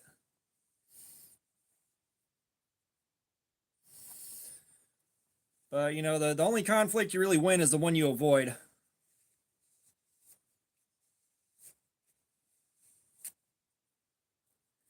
Yeah, it was, and that's the thing, is like, I don't know. I haven't been in a fair fight since like middle school, and I lost that one fair and square. Other than that, like I haven't experienced a fair fight since like middle school. Um, all I know is like if I can get my hands on whatever I'm pissed off at, shit's getting broken. And you know that's the thing, is like you can't rely on when I get angry I see red, because if you come across anybody that has even the first bit of training or the first bit of experience fighting and you're just going off of I lost my temper, you're fucked.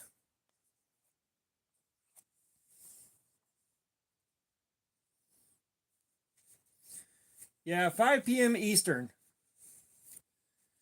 Yeah, I got my 2 kids. I got a good life that I built for myself. Like, I still need to improve a lot of things about it, namely earning enough money to actually pay my fucking bills. But, um, yeah, I know the capacity is there, but I don't know if the skills there to back it up. Brando, what is your budget? What do you consider budget?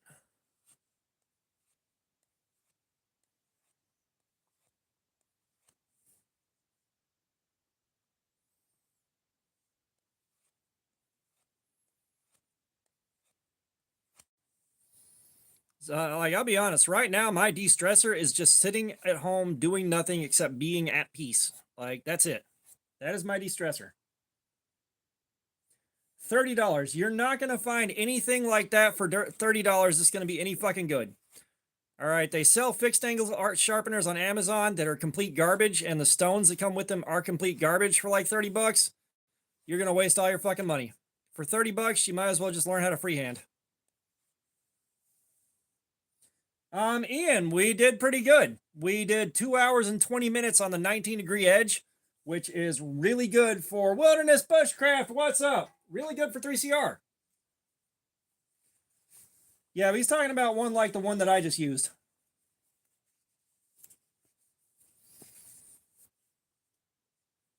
Yeah. Uh yeah, it's about like I expected. The 19-degree edge definitely treated it well.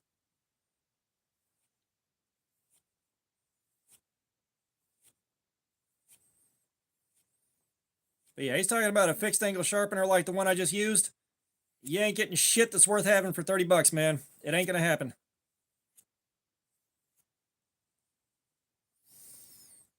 Um, so yeah, like you can get the Work Sharp guided field sharpener. There's a couple of stones that Outdoors 55 recommends, but that's all freehand sharpening basically. Oh, that Work Sharp is fucking nice, dog.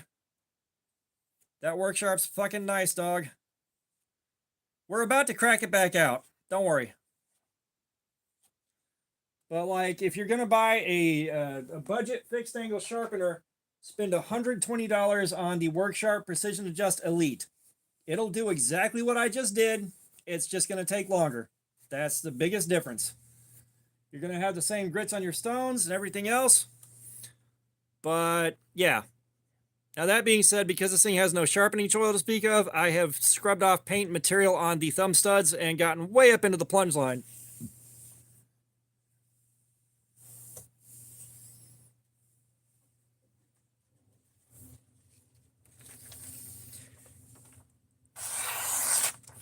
Yeah, if you just so I will say, Brando, Bearman, I am adequate at freehand. I am adequate. I can get the job done freehand. I can get down into the 120s freehand sharpening on the tester. But yeah, I'm okay.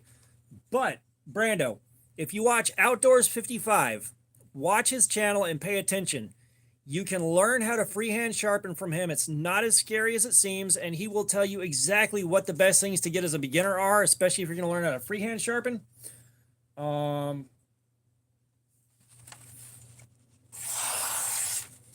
That's what I do. So yes, I can freehand sharpen. I can get them shaving sharp. I can get them down to the 120s on the tester if all goes well.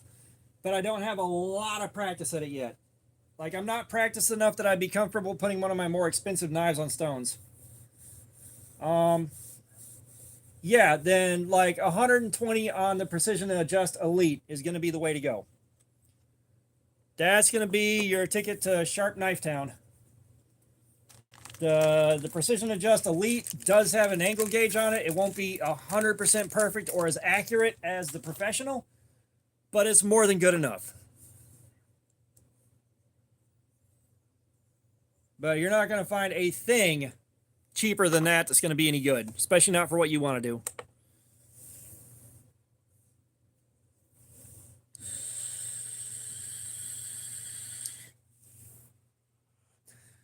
Because believe me, if there was a cheaper version of that that was still good, I would own it.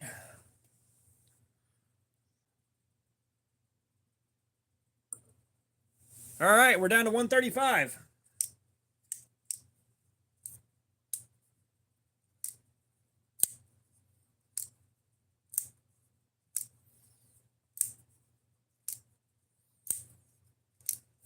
So yeah, that is a very, very good edge. Nice and clean and crispy. It's not the best we've done. We did a 117 earlier tonight, but we spent a lot more time on it. But if you guys will bear with me for 1 second, I got to go grab more batteries for the electronic cigarette. I will be right back.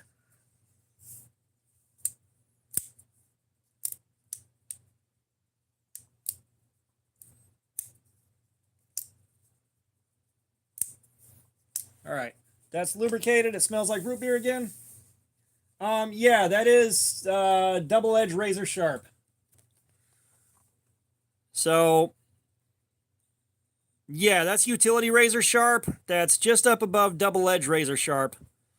I'm still trying to get them down below 100, but I think without some better emulsion on my strop, I'm probably not going to get it much lower than that. And again, harder steel that can take a keener edge. But I'll be right back, guys. Oh my God, standing up hurts. Oh, Jesus. Jesus.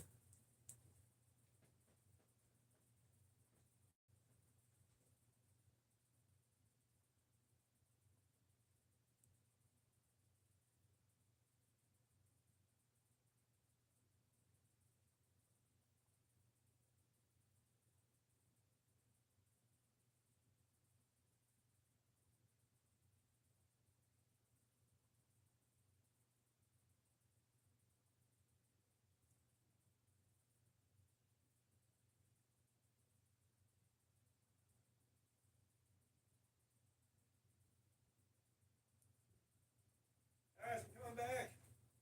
Don't leave me. Don't leave me like your mom did. I'm coming back.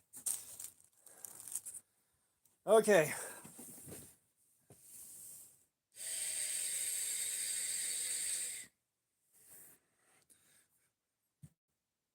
Yeah. I wish I would have had more control over this and not gone up into the plunge line and hit the thumb stud here. But I've got to learn this sharpener.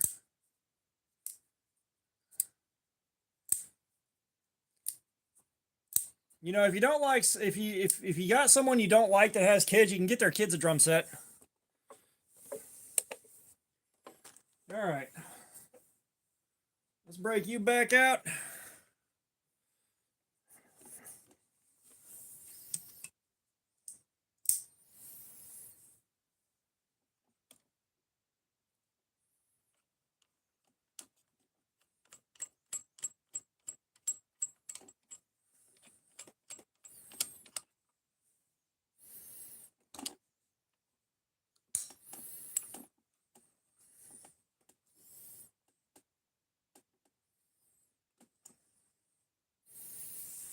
Yeah, I mean, that's part of why we play around with the cheap knives first. Like, I've got 3 more of those still in the box. Like, I'm not out anything because I dinged up the thumb stud. I dinged up the thumb stud on this one too, going down to 15 degrees.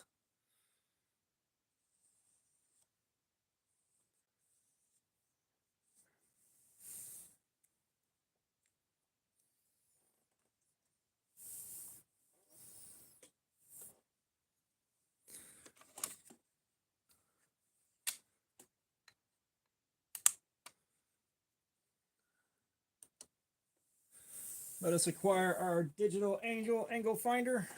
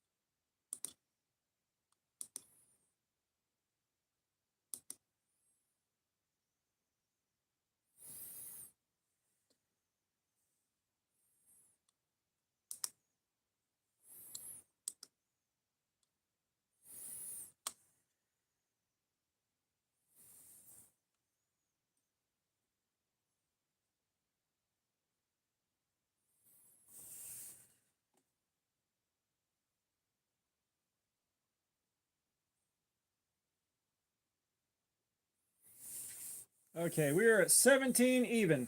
Yes, the digital angle finder does come with this thing.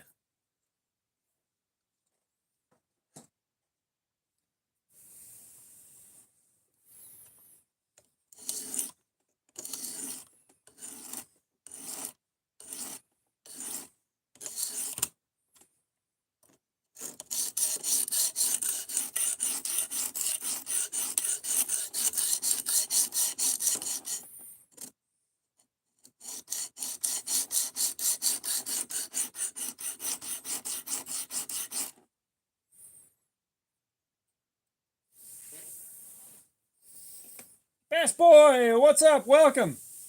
The 110s are right, but it's too expensive for the 420 HC.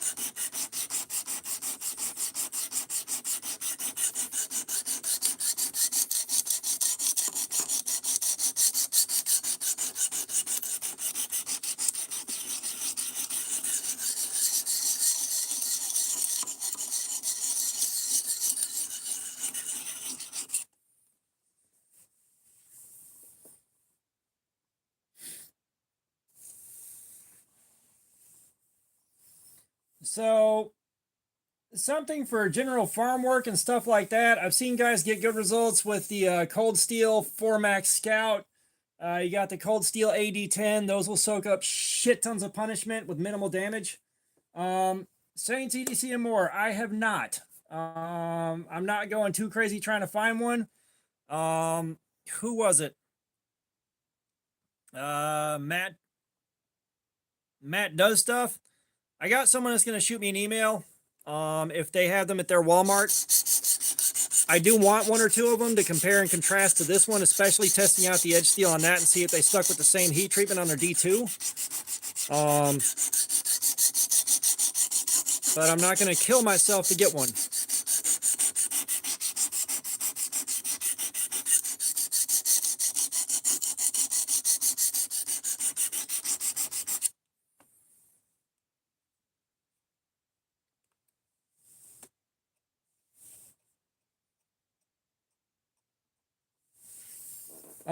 Yes, I am. Well, I'm not working tomorrow, but I am doing my live stream tomorrow.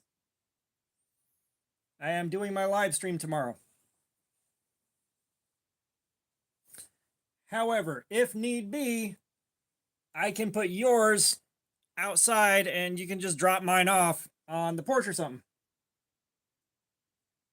No, Brando, this is not the new one.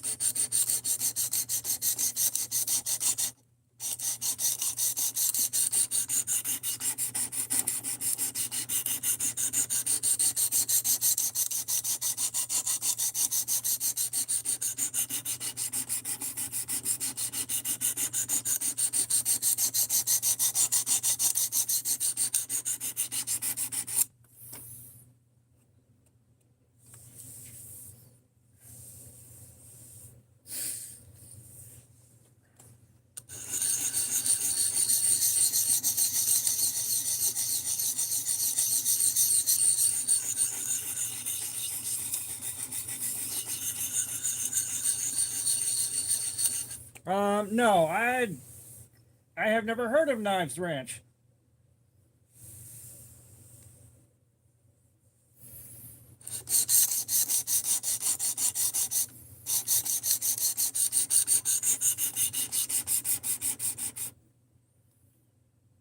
Oh, nice.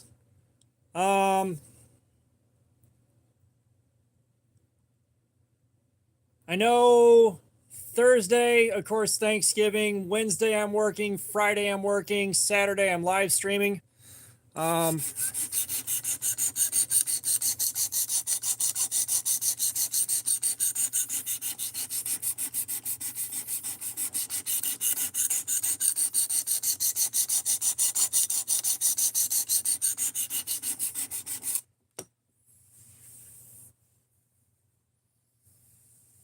oh, gotcha.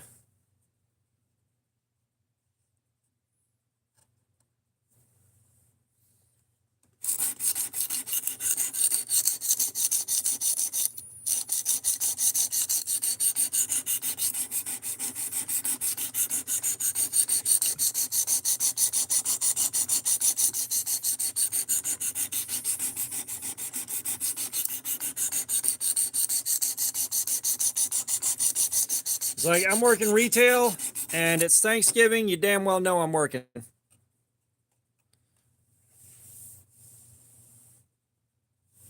Arlie, what's up? Welcome. How you doing?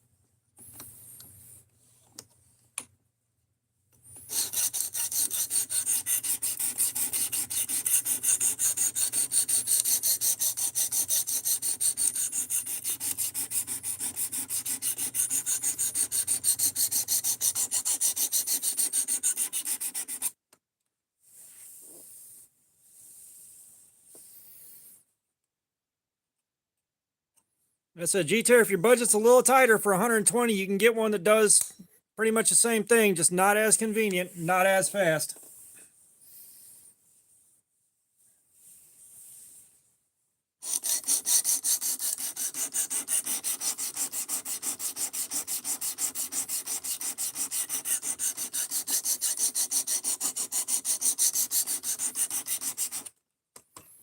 Like, we actually got a burr off of this D2 without being here for an hour.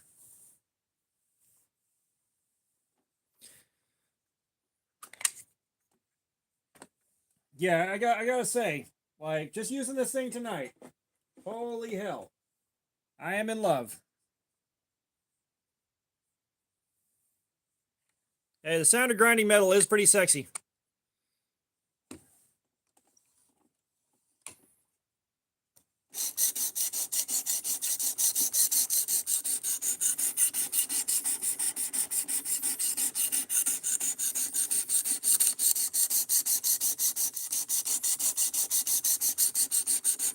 Like, we are edging so hard right now.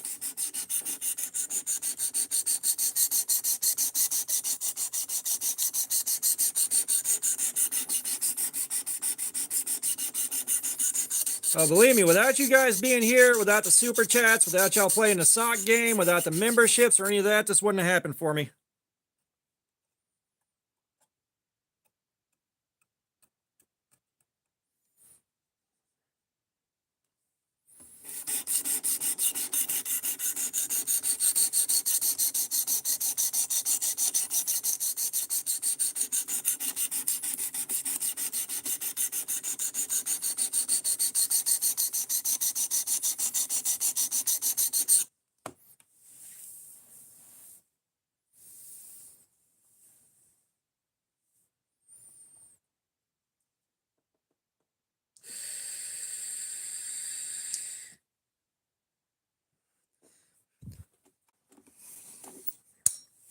And I am taking my sweet time with this. I want to see just how crazy this edge can get.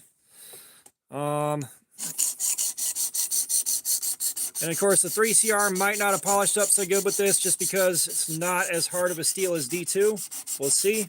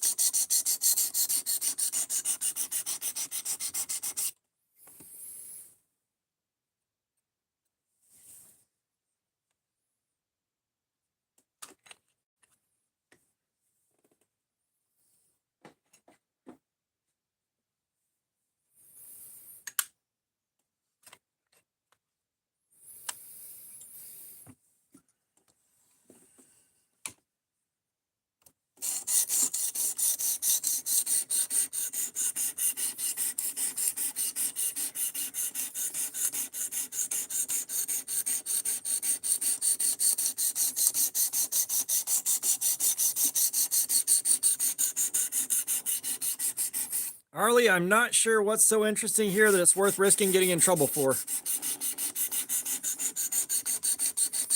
Not gonna lie.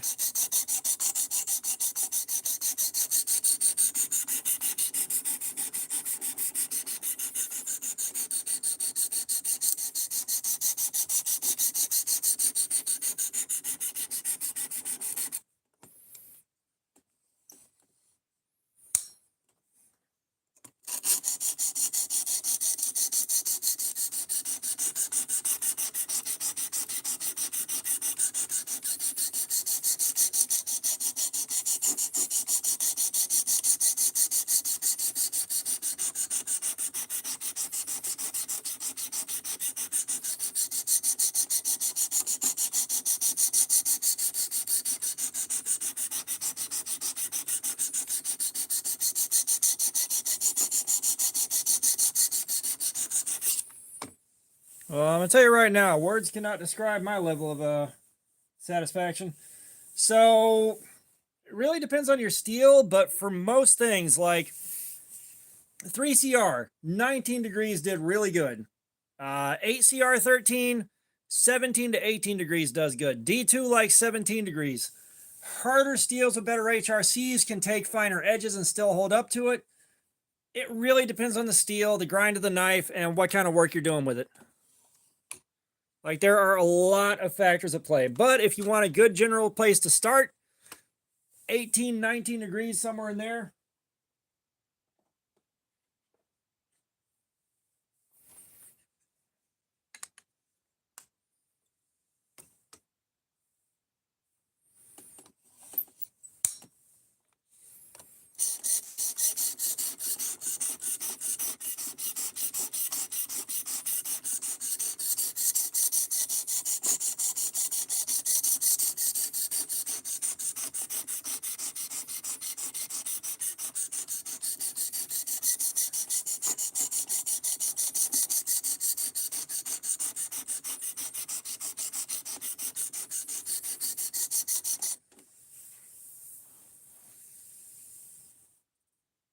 Osate, I'd probably go around 18 degrees with. That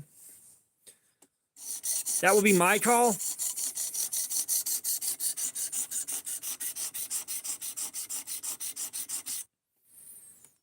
But yeah, that's a nice Goodwill score.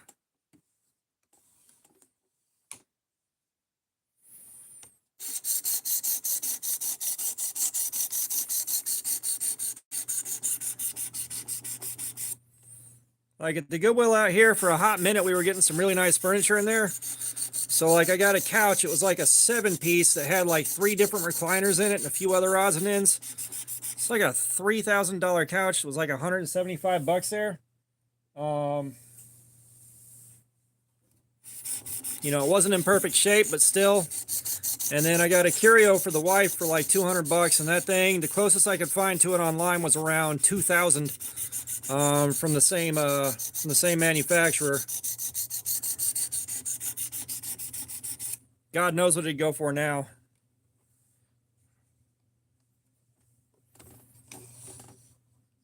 Yeah, I did get this side.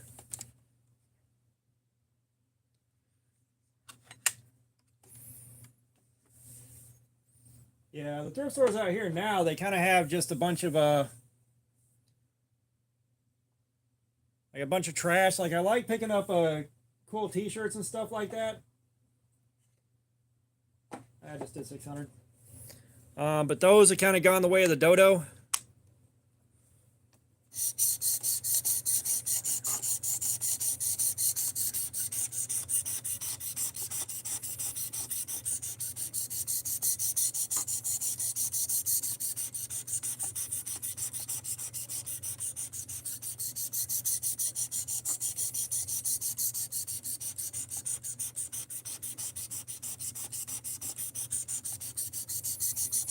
Now, one Goodwill shop near us had like a very, very old a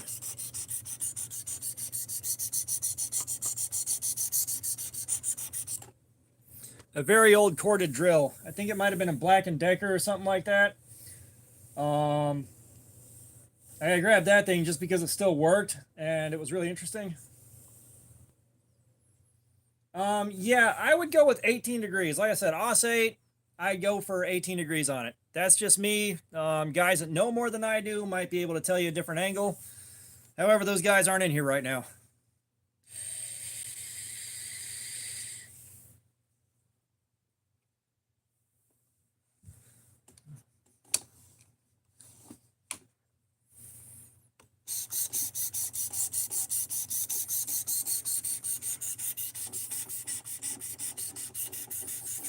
But yeah, try 18, see how it treats you.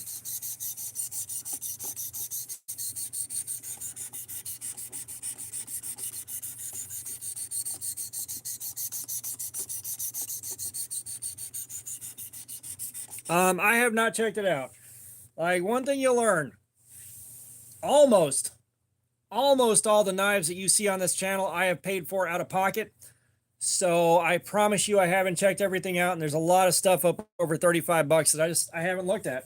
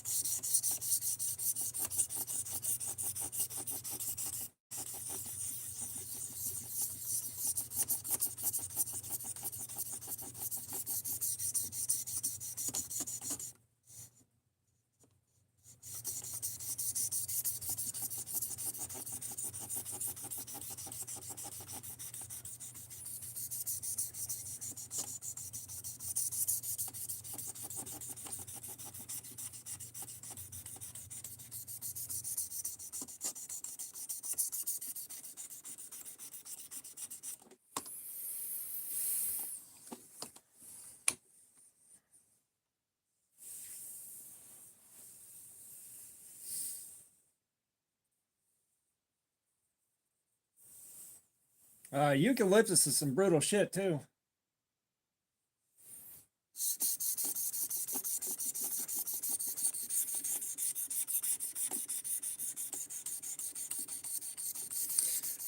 Yeah, I love how someone at some point thought, hey, let's bring the world's most flammable tree into areas that are prone to wildfires. That'll work great.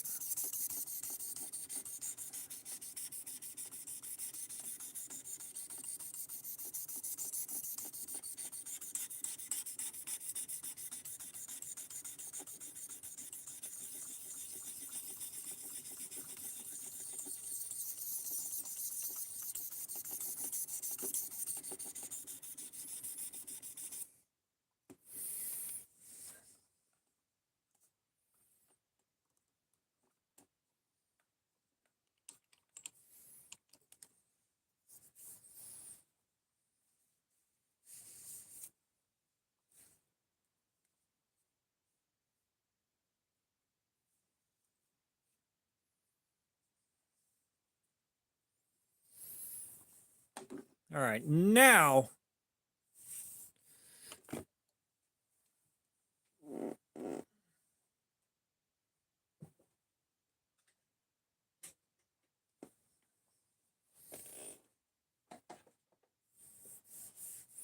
say what you will, but the Precision Adjust has gotten a thorough defrocking tonight.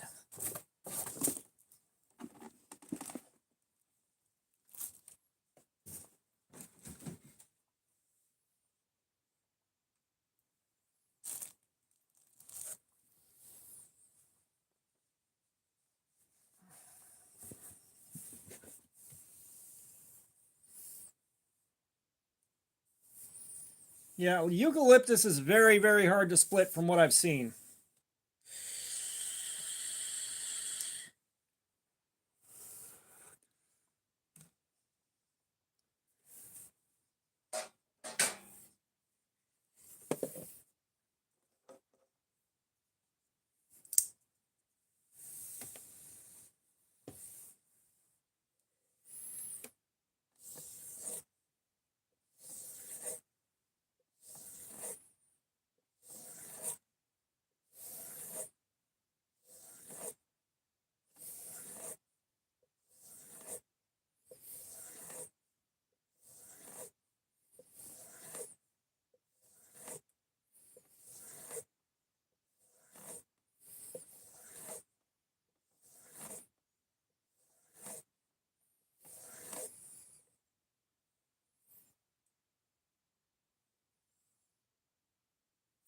Yeah, if you're gonna go into like super, super hard, super heavy use, like really, really pushing that thing and beating on it, might want to back that angle out to around 22 degrees. Try between 20 and 22 and see how it treats you. So, a buddy of mine made this strop. This strop came from Temu.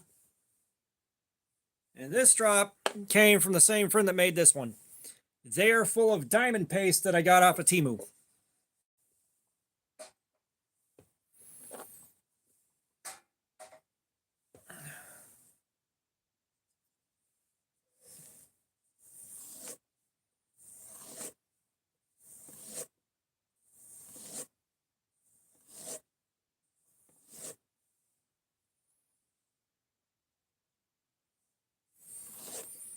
Yeah, like it's just for super, super hard use and really, really beating on it and trying to cut up chunks of wood and shit, like 18 degrees might be a bit too fine.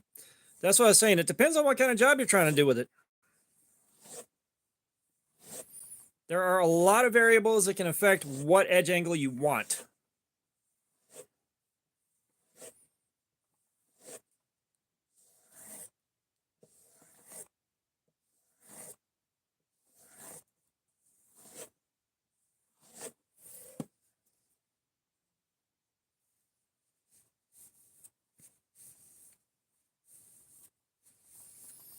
So there are going to be a lot of how-tos for how to make your own. It's not that hard.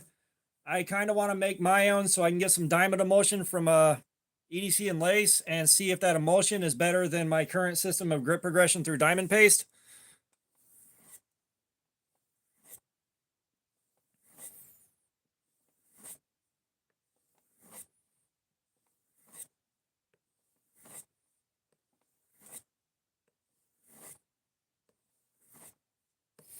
Because I'll be honest, if the diamond emulsion spray does it as good but faster, I'm all about it.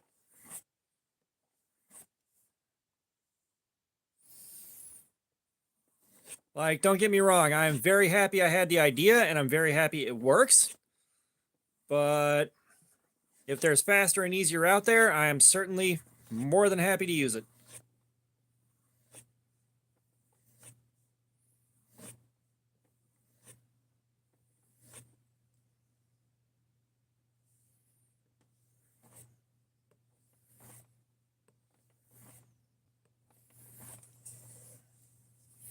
And y'all can see now, I think, this is the kind of mirror that I'm talking about with my edges.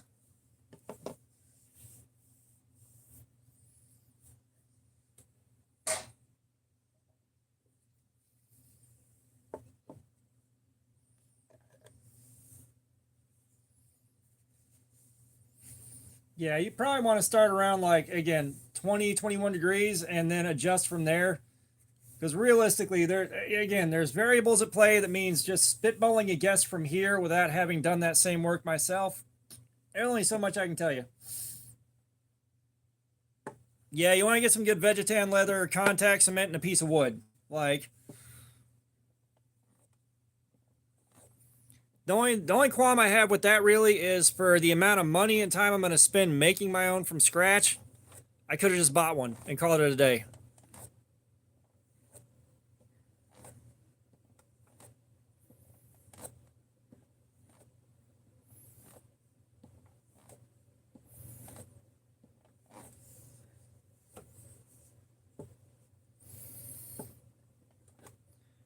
You know, and I will say, like, if I do end up making one for myself, I'm going to make another small one just to go down to 1 micron from the 2.5 micron and see if I can just get that little bit of extra polish on the edge.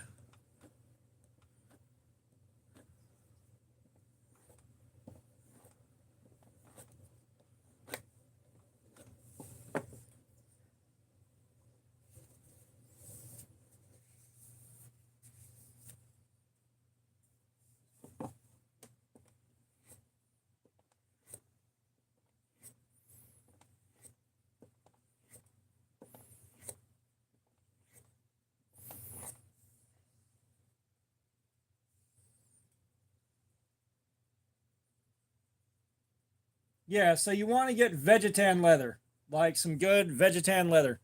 Um, Brando, part of it is I have handled a lot of stuff and I've done a lot with these things over the course of live streams and everything else.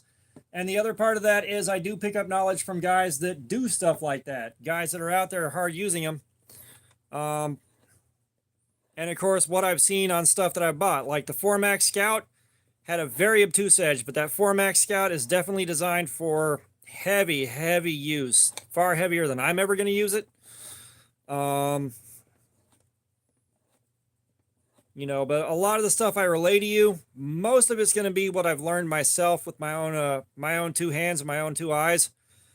But getting into stuff like bushcrafting and all that, that's where I start running out of firm, fixed knowledge. I just know what other guys have told me that do actually do that stuff.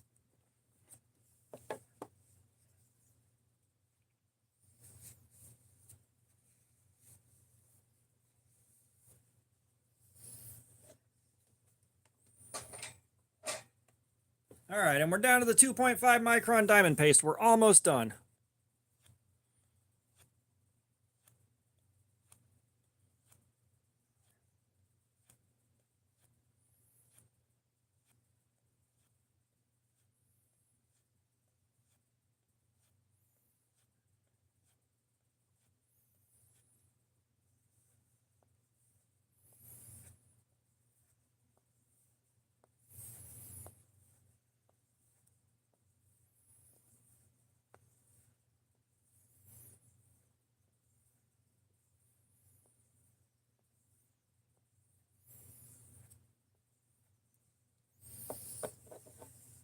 Brando, I am 44 years old. I made 44 pointless ass trips around the sun. Eagle Scout, what's going on? How are you doing, man? Welcome back.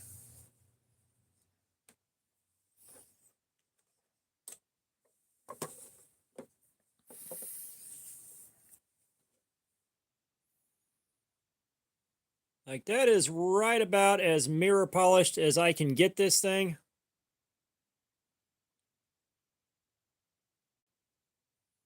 I don't know how well it's translating over there. Yeah, y'all can see that.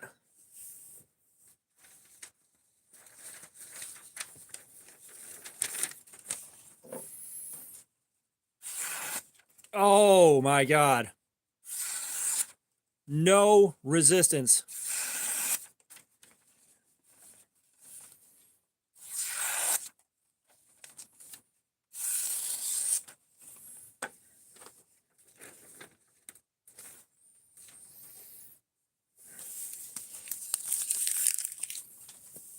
All right, y'all saw that.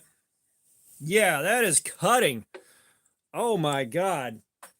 Do we think it's going to be below 100? Do we think we got under 100? Like butter.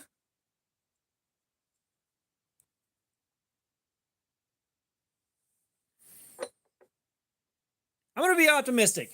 I'm going to go 99.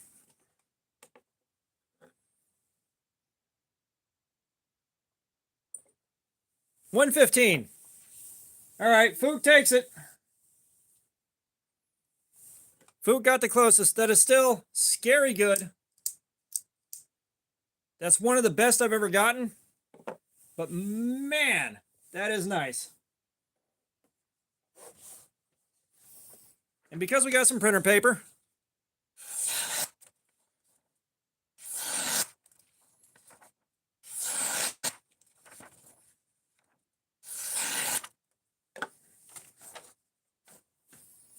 Nomad Jedi Master, what's going on? We got someone in from California.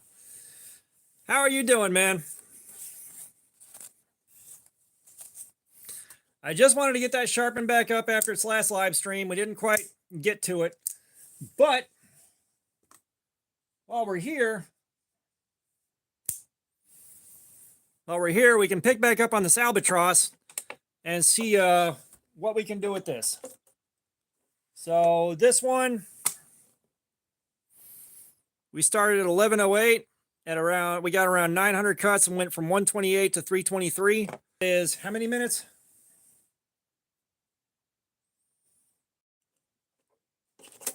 Let's see, 1108 to 1141. 33 minutes. So we'll do 30 minutes on this. 30 minutes going from 128 to 323. All right. So pushing the steel, and this is again secondhand knowledge from Outdoors 55. He knows leagues more than anybody else here about sharpening. He is a professional. Pushing the steel is for hogging off material on your grit, and then dragging it back and pulling it is for refining the edge a little bit. That's my thoughts on that. That's how that's supposed to work according to someone that knows more than I do. All right, so it's 11:50. We'll take a couple minutes here so that I can enjoy some nicotine and some emotional support Mountain Dew Baja Blast. We're going to start cutting with this, see how long it takes to wreck this edge. We're already at 323, so it shouldn't take too long. And of course, on the factory edge, started off at something like 117 or 137. It was out, over and done with in like 20 minutes.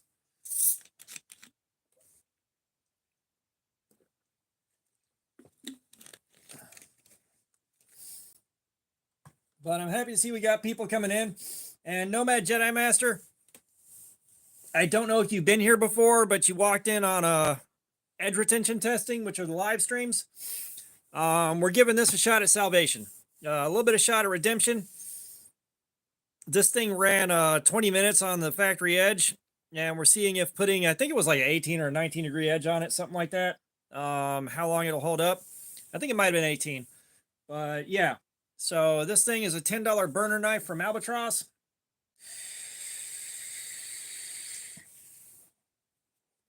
Not a good one, but as soon as I can start cutting again, we're going to find out how much life it's got left in it. I have been streaming now for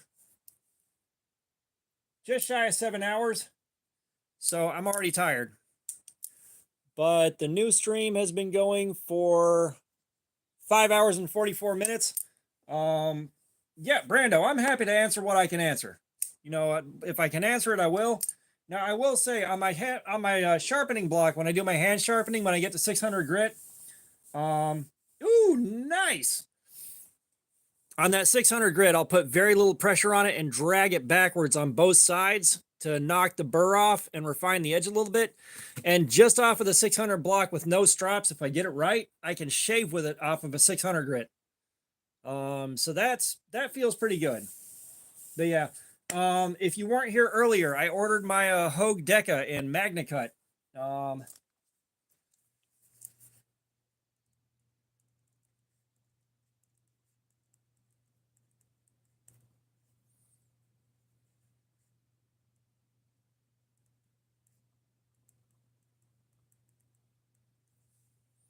Laser Blade, what's up? Welcome back. So we got the dropout sharpened up to a 115 on the tester. If you can see that nice, beautiful mirrored edge right there.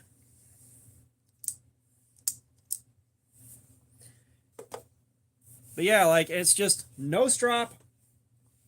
Oh, nice. No stropping or anything. Just pull it, dragging backwards on the 600 grit with very little pressure to get the burr knocked off and refine the edge a little bit. It shaved. You know, can't really argue with that.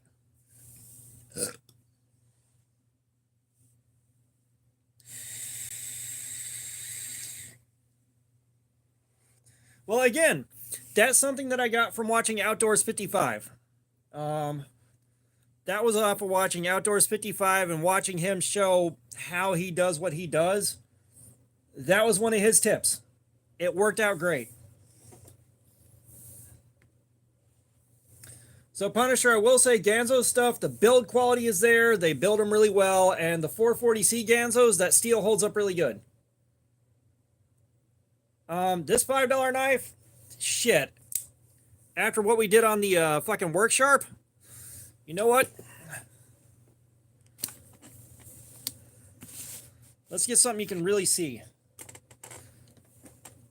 Okay, so I think y'all can see.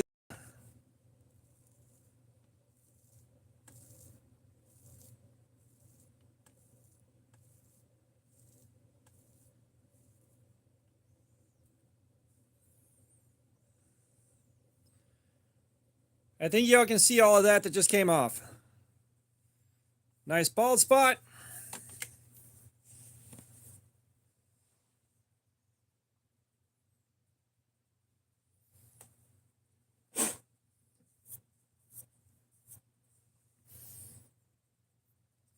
Well, it's easier.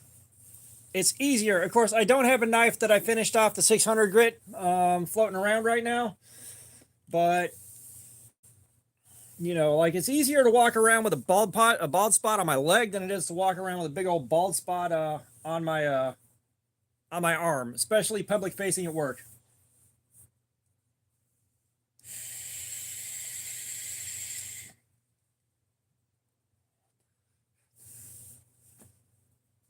Yeah, Eagle Scout, when I got stuff like that, I just hit Amazon. Like, fuck it, I'll wait a day or two.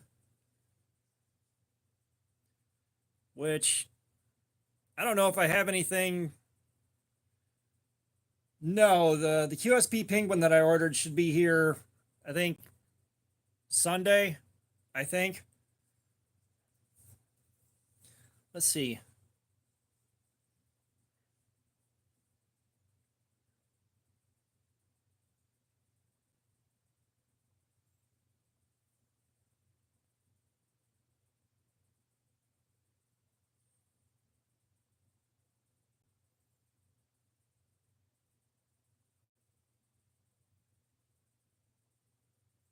Now, the Penguin will be here Monday.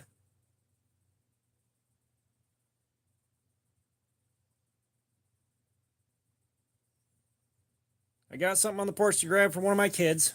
Okay.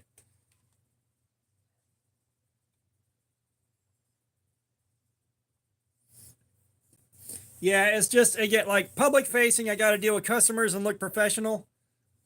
Like I got to be business casual at work, which kind of limits pocket space, which is why I got to be careful with what I carry. That's why I can't carry a fixed blade. I got to have like black pants and a button down shirt and all that. So like having big old bald spots, especially with this much arm hair, is going to stand out like crazy. And I can't really be doing that at work, or I shouldn't be. Like I'm trying to get promoted here, and that just kind of looks like you got the fucking mange.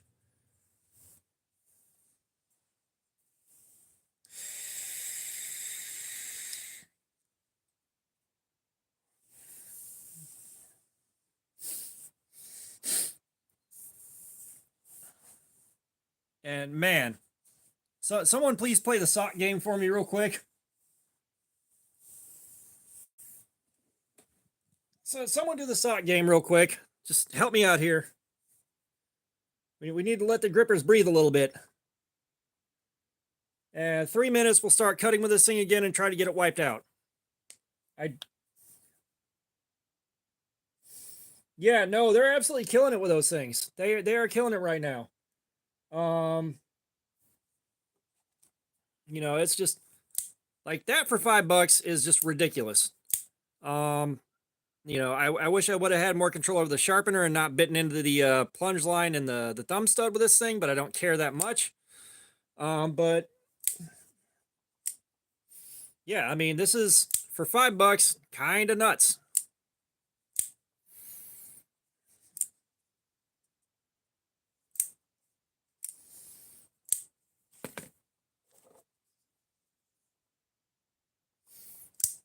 Yeah, like I'm hoping more stuff like this comes out of Ozark Trail.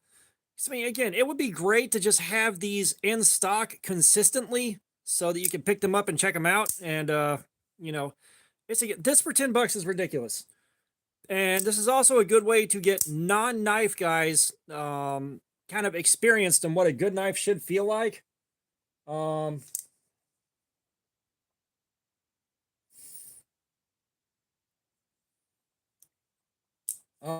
that would be like the small dollar sign next to the chat bar, which would go through your Google account. So, oh yeah, no, I like pushing my edges back a long way, but like you can refine an edge on ceramic, but if you're gonna hog material off, everybody except you is wearing your socks at that point.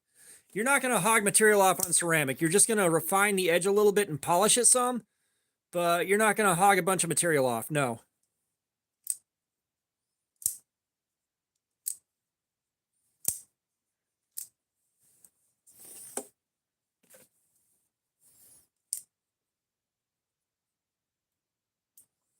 Oh yeah, you ain't shitting. Like if Ozark came out with a $25 S35 VN knife that was built well, could you imagine the shitstorm that would cause?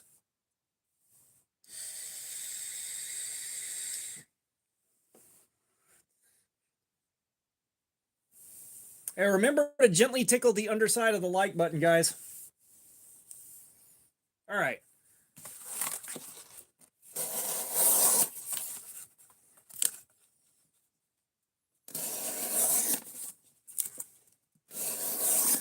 Yeah, I would love to help make decisions like that at Ozark Trail because, oh God.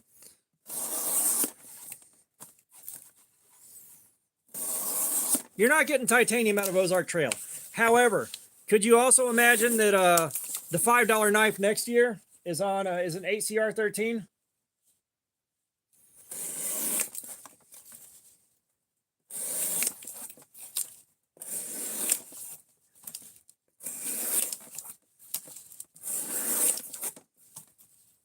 Grouchy Pimp, what's going on? How you doing? I'll be honest, your Harbor Freight knife is probably better than a lot of knives, depending on which one you got.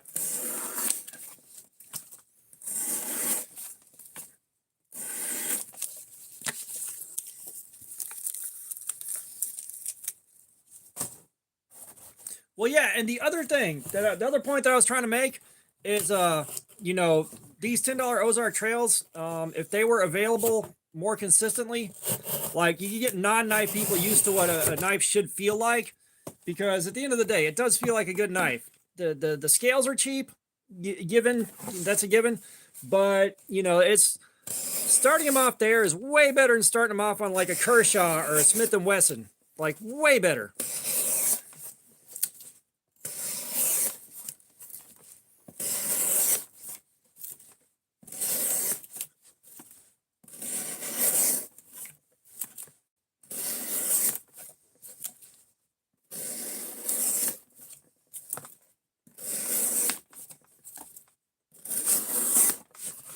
Well, I'm sure Grouchy Pimp was being a little bit hyperbolic, but still, yeah, that Gordon Flipper for $10 is a ridiculously good value. It's not going to hang with the orange Ozark Trail anymore, but it's still really fucking good for $10 and easier to find. There we go. Milwaukee knives, that fastback and their utility knives, they're not bad at all. But I haven't used a Milwaukee with a dedicated blade. I've just used some that had the you know, the utility blades. But let me see if I can scare it out real fast. Oh, it's right here. Craftsman I haven't handled. But yeah, no, the Harbor Freight Gordon $10 flipper is crazy. And it's on bearings. You get ACR 13. Like, there's a lot to love about this thing. 4-position pocket clip.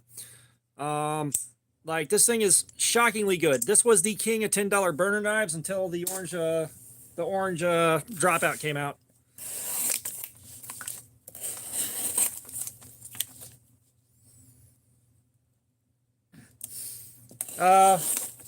Dude, it depends on what you're cutting with it. Like, if you're cutting up a bunch of linoleum and roofing tiles and shit like that, and shingles, utility knife all the way. If you're cutting open bags of concrete and mulch and shit, utility knife. If you're just carrying day in and day out and like busting open boxes and stuff like that, then a regular knife, like a regular folder with a blade like this, would do you a lot better, just because you can sharpen that and you don't have to keep paying for new blades for it.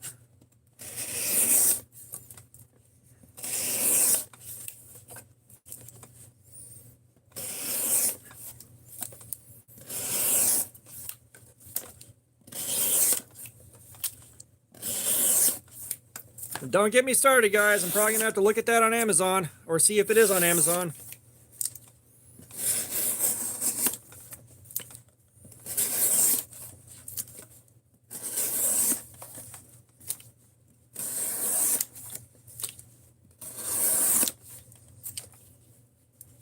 Oh, no. I'm not a fan of gut hook knives either. I didn't pay for this. Albatross sent this to me to check out for you guys. I sent them a message and said, hey, would you like to work with me? And they said, sure, and asked what I wanted. If there's anything specific I was interested in, they sent me that one. But then they gave me a bunch of these burners. So they wanted me to show you the burners. I'm showing you the burners. But no, the gut hook doesn't really serve a practical purpose in my day-to-day life. It's just what they sent me to show you guys.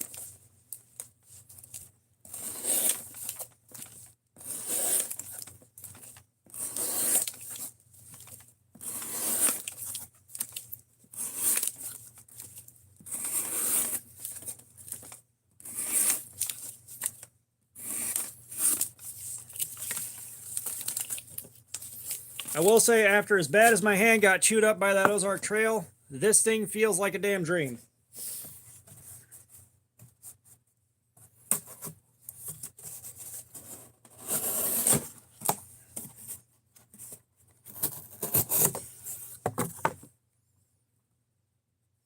Saints, EDC, and more. All right. Sock game is up and live again. Oh, thank God I can finally take these bastards off. Ugh.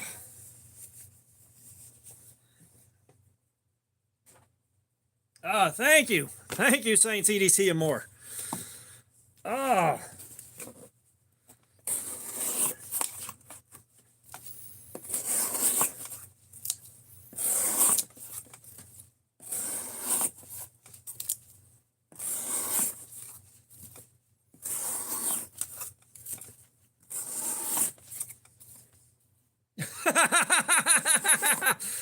Food, you son of a bitch!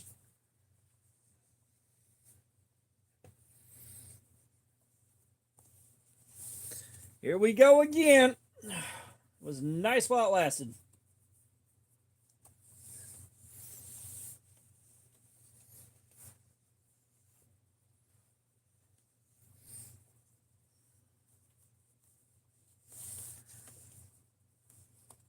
Ah. Jesus H, damn it. All right.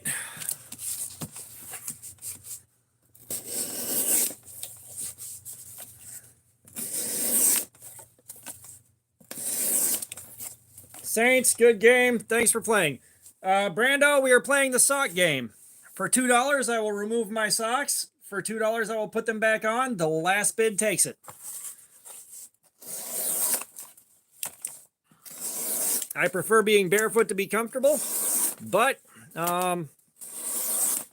someone can pay me, I will take them off, and someone else can pay me to cancel it out.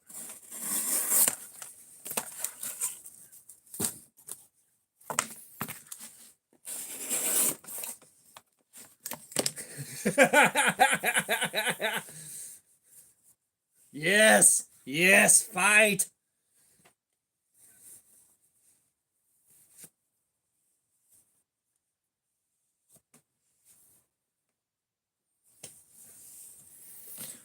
Oh. Oh god damn, dude, that is such shit luck with that SOG.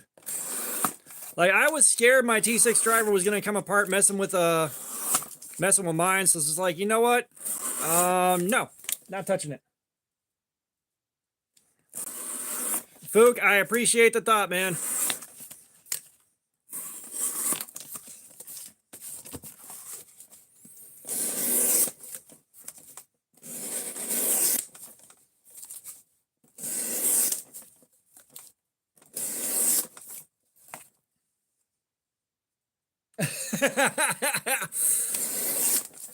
And see, Brando, one of the things that the sock game does is it helps fund the channel.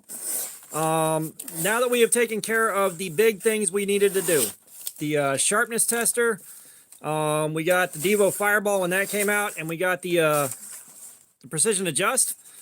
I can start saving for Blade Show, and I can start buying stuff to give away to you guys, which is what we're working on this month, is just putting money back so I can buy stuff to give away to you guys. We're working on the Albatross burner knife that we started on the last live stream and didn't finish.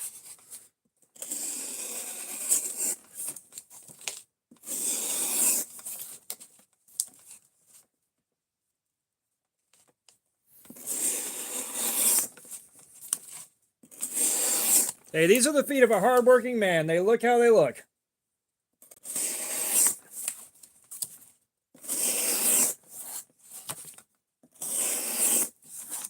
As I said, like all this that comes in this month will get paid out at the end of next month.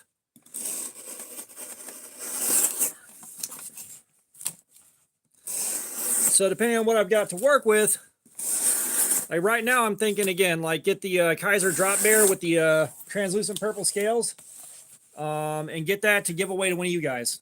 That's what I'm thinking on that. Unless we pull a significant amount more off of tomorrow's live stream and then the one at the very end of the month.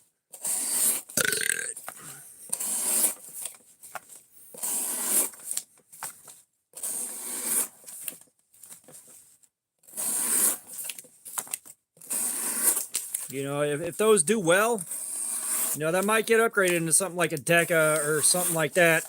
Just depending on what I can do with what I've got.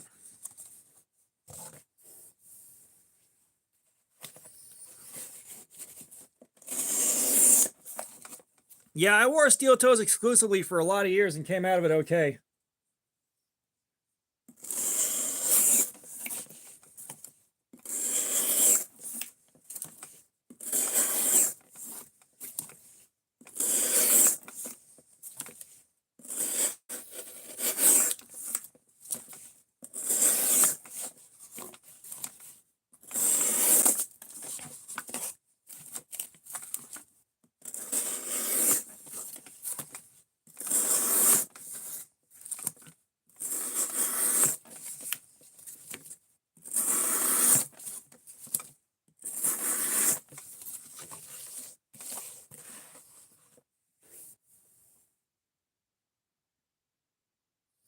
Yeah, I haven't had that problem, thank God.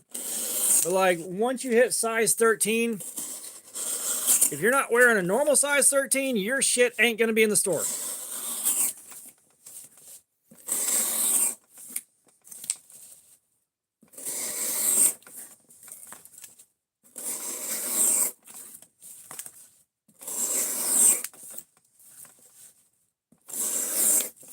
Yeah, Saints can tell you, like size 13, that is it. Like you go to size 14, you might find 2 pairs in the store and you get what you get. Now, a buddy of mine, when I was in middle school, he was already in size fucking 15 shoes. And when his mom would go out to buy him shoes, I made a point of being at his house when she got there because I had to see what the fuck she got. It was like some of the most ugly clown shoe ass shit there because it was the only thing at the store.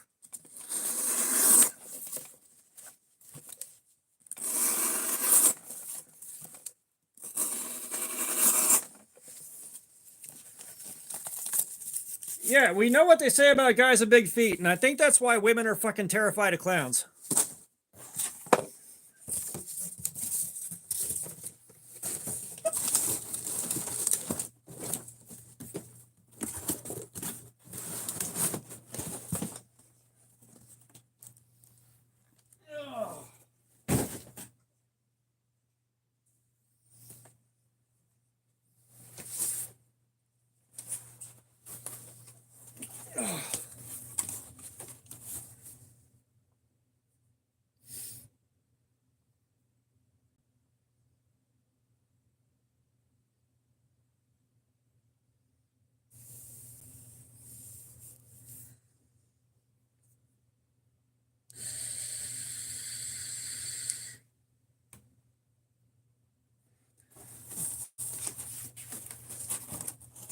Yes, and I'm not a fan of the gut hook either. I'm not.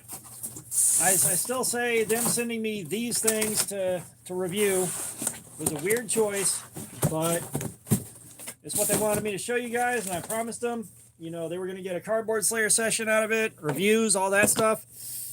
So that's what they're getting. Mike James, what's up?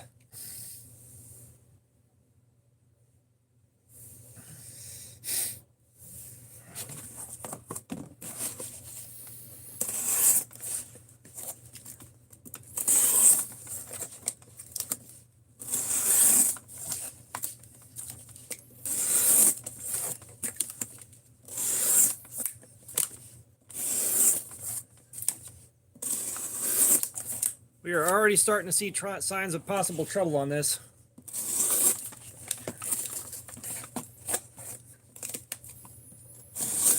Wait, this is the wine box. Never mind.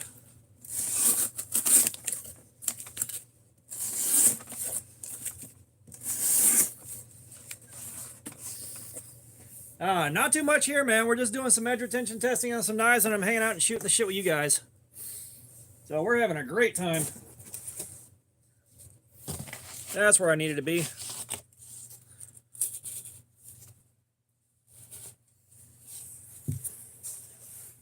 Nice, Eagle Scout. Come on. Cut, you motherfucker.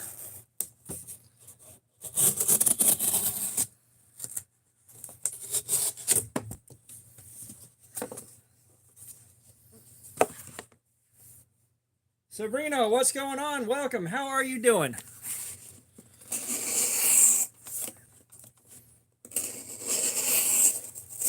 I'm trying not to put any more pressure on my hands than I have to. I've already done one knife to failure twice now, and it chewed this part of my hand up so bad. It chewed it up so bad. Damn it, Fook, get your shit together.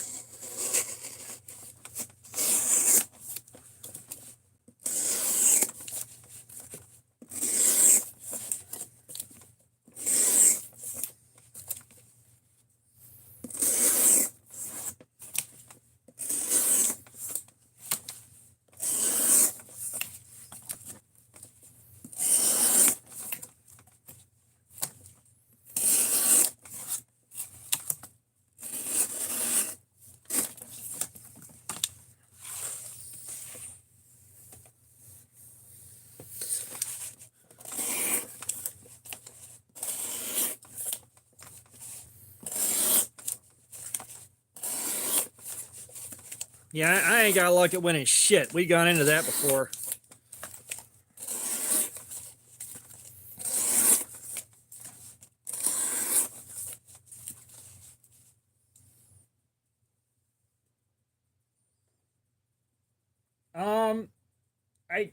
So you said the Swiss Tech is a fixed blade, right? Because I don't have a good way to do a fair, comprehensive review of a fixed blade in my day-to-day life. But at the moment, I also have an ungodly amount of shit piled up in the backlog that I got to go through before too much else happens. Like, I've got so many weeks worth of shit. Like, I'm probably up to like 13 or 14 weeks worth of shit to carry and look at, backed up right now.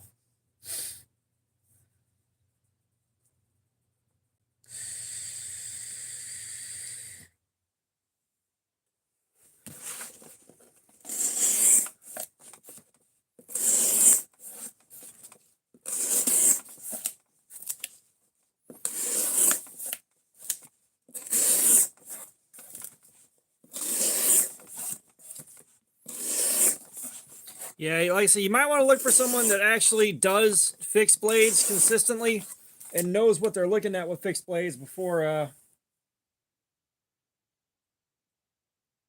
yeesh. Yeah, but someone that does fix blades and knows how to review those would be far better than I would for that. Yeah, I got myself here with a brand new machete and never went and got it looked at, obviously, you can tell.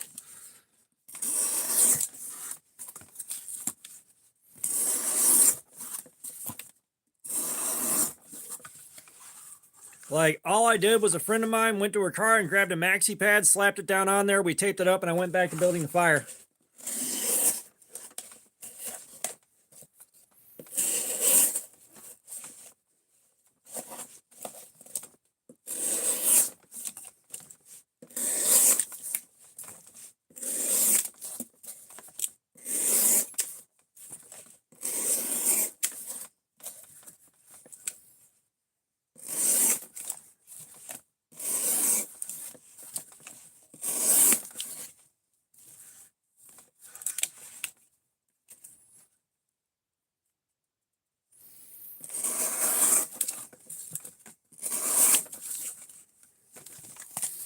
Yeah, I said I wouldn't hold my breath on a fixed blade. Like I said, if I can't carry it and actually use it and do a fair, comprehensive review, there's no point.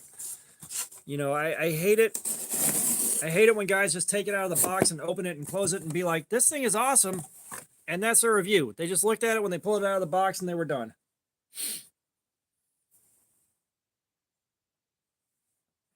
Yeah, no. Somewhere I've got a sex scar. Yeah, right here on my knee. Very, very faint now. But I was with my first serious girlfriend. And it's like our second or third, something like that. Very, very early in my career. Hadn't lost my V-carb more than a couple days earlier. A spring worked its way loose from inside the mattress and poked out. And when I stood up, it sounded like cloth was tearing. It sounded like cloth was tearing. And I look down and I see where my knee is just laid wide open. I can see like white in there. It never really bled for I don't know what reason. But never did anything about it. Like, it didn't bleed, it didn't hurt, didn't do anything like that. I was just like, all right, well, we're doing this now. Cool. And it healed up on its own.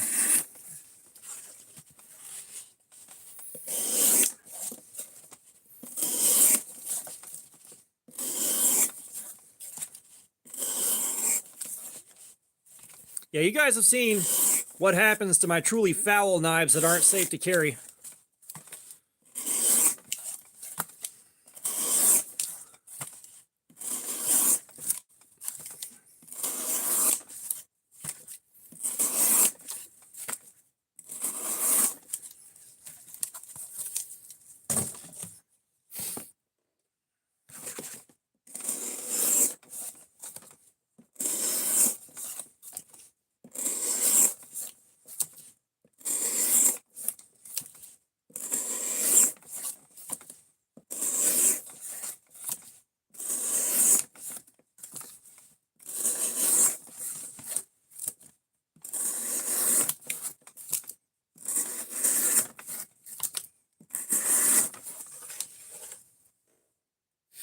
I have no idea who Kendall Gray is.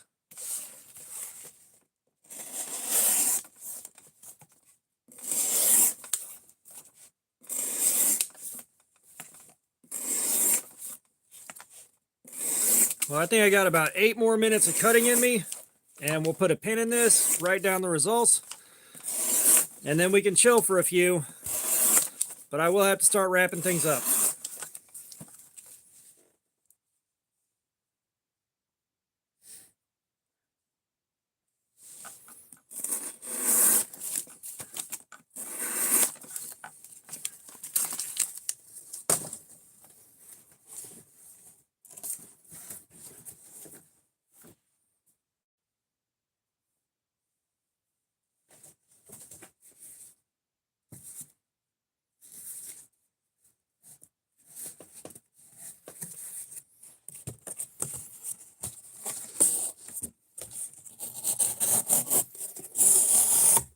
Saints, EDC, and more. I am off tomorrow, which is why we're able to do another live stream tomorrow.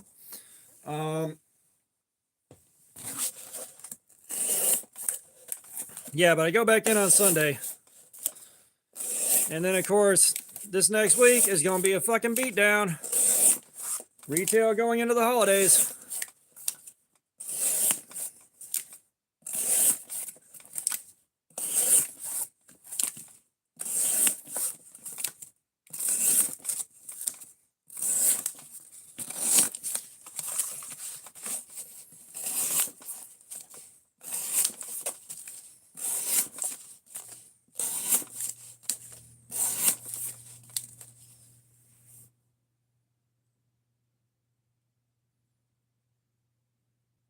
Ah, nice.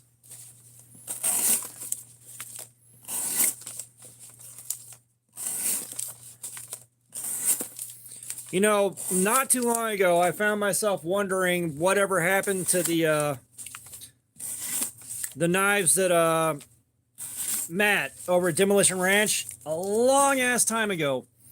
He tried to get a knife brand launch. I think it might have been like Skiff Knives or something like that.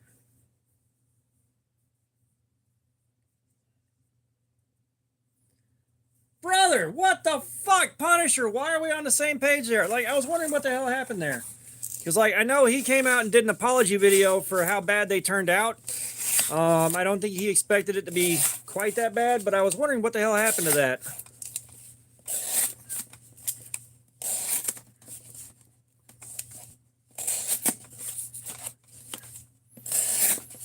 Because, like, I thought he was gonna, I don't think they're the same Skiff Eagle Scout. But like the last I had seen was that apology video, and he said they were going to retool them and come out with better product, and then I never heard another thing about it.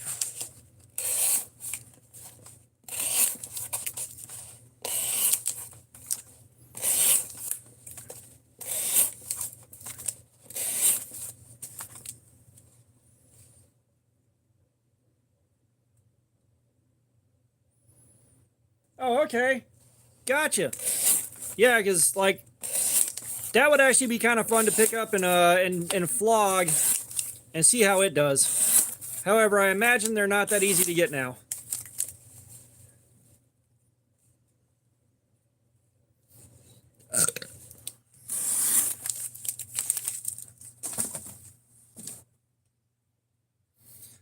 Like, you kind of got to feel bad for the guy because it didn't really seem like a lot of that was happening there was his fault directly. He just kind of got caught in a bad place at a bad time with those things.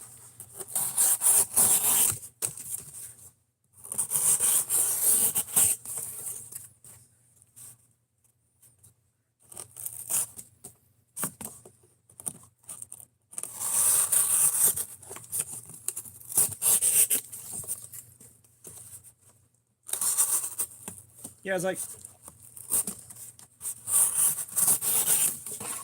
I get the distinct feeling that what happened on his end is he just kind of signed up for it and didn't know what was happening until it was too late. Like, he just kind of along for the ride until shit happened.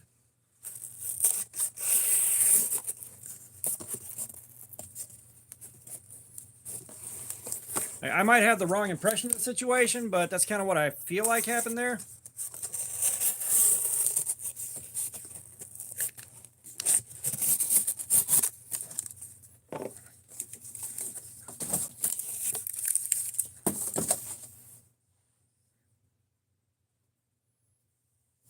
Yeah, there is also that. Okay, so let's see where we're at on this thing now. We're going to call this the 1 hour mark.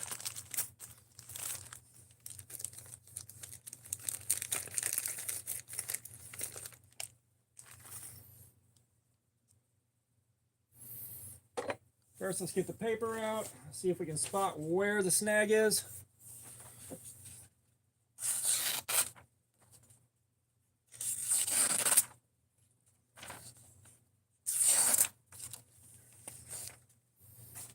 So it is holding on like a 3CR does. I'm going to guess low to mid 300s.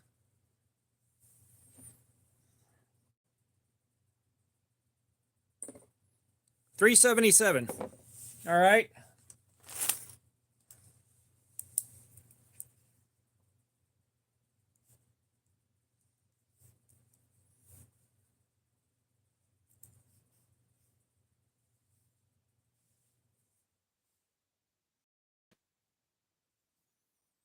So really, yeah, this is aging like 3CR does.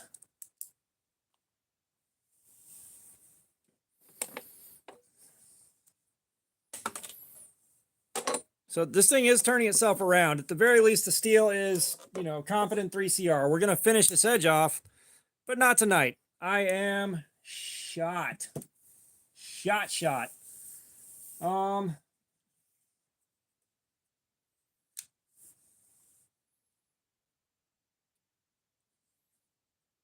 I remember this thing having issues cutting.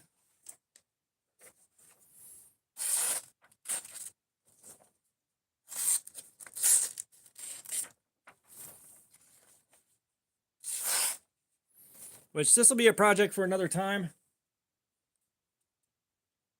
Oh yeah, I'm definitely shot. So S35VN, what I know about S35VN is what I have seen done to it.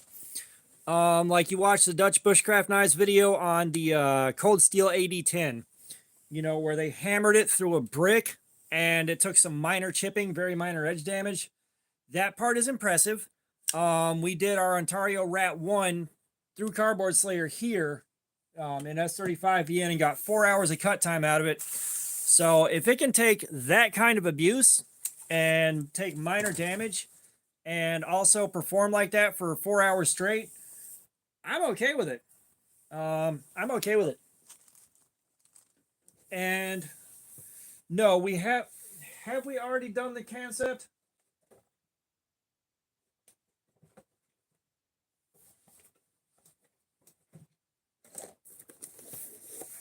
All right, Laser Blade, appreciate you being here. No, we haven't done the concept. It's not a super bougie steel. It used to be a much bougier steel, a much higher end steel, but of course, so much stuff's come out that puts the stuff down kind of at the bottom of the super steel pile now. But yeah, we also have the concept motto right here to take care of in S35VM when that comes up. This is the box of stuff that I have sitting aside for live streams. If you guys are new here, a lot of the times I'll have 5 knives set out on the table with numbers assigned to them. And then I roll this 20-sided die to see which one gets picked out at random. All right, Eagle Scout, thanks for being here, man. But so like this has been in the wings waiting. It's been on the table for a random roll stream for a minute now. We're going to get to it sooner or later, but I do want to see how the S35VN on this compares to the S35VN on the Rat 1. Because the Rat 1 did 4 hours. It was not too shabby. It was not shabby at all. We got the bug out. We got, you know, the bug out right here in S30V that's kind of waiting to get its run. I kind of dread this because I don't know how long that's going to take to actually kill. And I don't know how hard it's going to be to sharpen back up after the fact. When I do sharpen it, though, the bevel's getting laid back just a little bit, and it's getting polished to a mirror. We've got the Swiss Tech Werdig waiting to go. That's waiting for its time to shine. And this is an Aus 8. We have got this thing that I've had since about 1998 or 1999. My Schrade 470T Beast. We have got my Monocala Assault Team 1 14C28N right here to play with. I do want to get good solid numbers on this and find out exactly where it lands on the edge retention. We've done 14C28N before, but it was way earlier in the live streams, like newer live streams, so we haven't really seen what it can do and track the results properly. We've got this right here, my Schrade. This thing got me back into the game, which this thing has seen a lot of carry and a lot of use. I really liked having this thing on me. I mean, I really liked it. Like I said, Brando, like if I can't carry it and do a full review, there's no point in spending money that I don't have on it. Like that's the thing. Like I can't carry a fixed blade with me every day. Like I can't carry a fixed blade to work. I don't have a good way to do anything with that.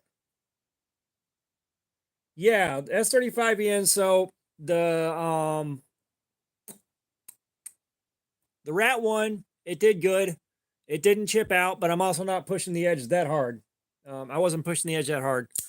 We got this random Casvino, like drop shippers will sell these on Amazon under a million different company names and 3CR13 to play around with.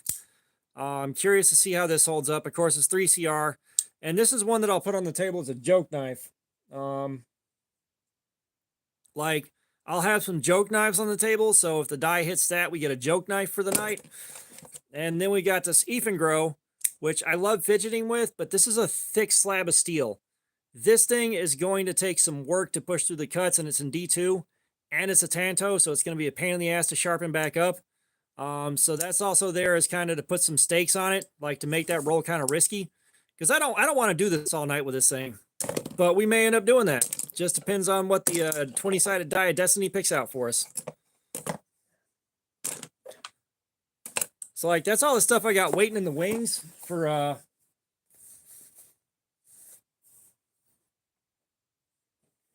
like that's all the stuff for future live streams, and that's not even including the stuff I haven't reviewed yet. Let me grab the backlog, and I'll show you what all I got waiting to be carried.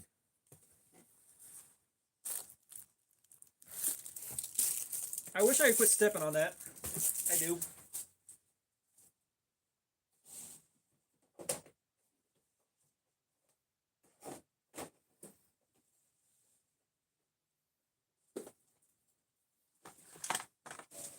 Like I do need a cleaner way to set some of this stuff up to make my life a little easier. But this is what I'm carrying this next week.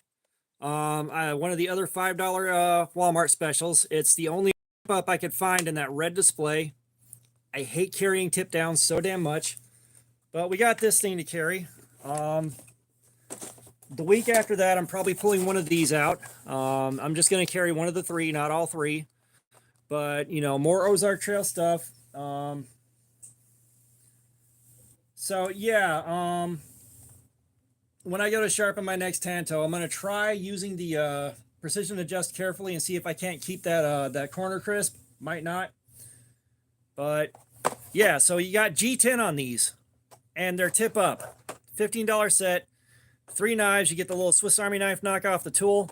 And when we do the live stream on this, we got the pull-through sharpener right here to do the work. Pull through and strop and see what kind of numbers we can get off of that. So I got to carry one of those. I got the Civivi Zizzle right here. I am looking forward to carrying that. We have a good HX Outdoors, which we got this little guy right here. Flipper tab, got a weird grind on it, and button lock. This thing is nice. That's part of why I was so disappointed by the one that showed up today, which if you haven't seen that video, check it out.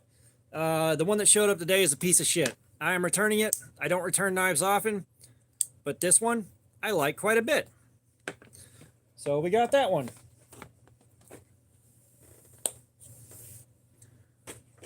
We got a cold steel Spartan waiting to go.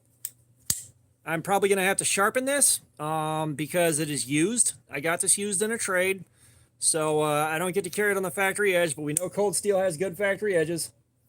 Yeah, the Zizzle looks good.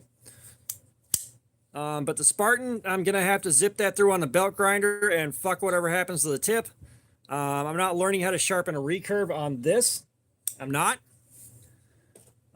We have got the Shanzu P-Fowl and 14C28N. I caught this on sale and it had my attention. It looked really cool. I do like the design on this thing. I'm not sure about the handle yet, but this thing is really cool. And what got me is they had a blade steel listed, and I can't remember what it was on the website or on the Amazon listing. And I emailed them and said, they're like, yeah, that's our company name for 14C28N. So this should be a good live stream. Not only that, but it's a flat grind. It's a flat grind. It's 14C 28N. It's got the thumb hole so I can reverse flick all I want to. It's got my flipper tab. The handle seems to be relatively comfortable. This should be a great cardboard slayer experience right here. This should be great. I've got the Olatan's mini airship right here, which I picked this up on sale. I forget how much for. It was not expensive, like I think 12 or 13 bucks. And of course, I'm going to carry this. We're going to do cardboard slayer with it too. That's going to be a fun one. And it's in D2, and I really like Olatan's stuff. I do. They make some cool shit. This, I just had to do it. We've got the petrified fish beluga. I have been waiting on this. This was on the table with something else a couple of times, and for some reason, everyone dodged this one. I'm not sure why, but this is getting carried at some point, reviewed, and this is in K1 tin steel. So I'm looking forward to the cardboard slayer session on that. I don't know if I'll have to sharpen it first. This is another one that I got used. This was a gift from Adam for America from Blade Show back in June. I've got this Lightning OTF, also came from Adam for America. Looking forward to carrying that. James Sasaki, what's up? But yeah, I'm looking forward to carrying this because this is like the only legit full-size OTF that I've got. And I do want to see how the mechanism inside handles getting packed full of cardboard dust. That's going to be a lot of fun. I do have a Ganzo. The guys have been asking me to check Ganzo out forever. This is in 440C. I don't mess with Ganzo because I never know if I'm buying a clone or not, but I'm pretty sure this isn't a clone of anything. I hope not. Yeah, it's a Lightning OTF. Well, you missed a whole lot of stuff, man. We defrocked the brand spanking new Work Sharp Precision Adjust Professional. It has been deflowered. We also torture tested like 2 knives. And we are 7 hours and 40 minutes into the streaming for the night so far.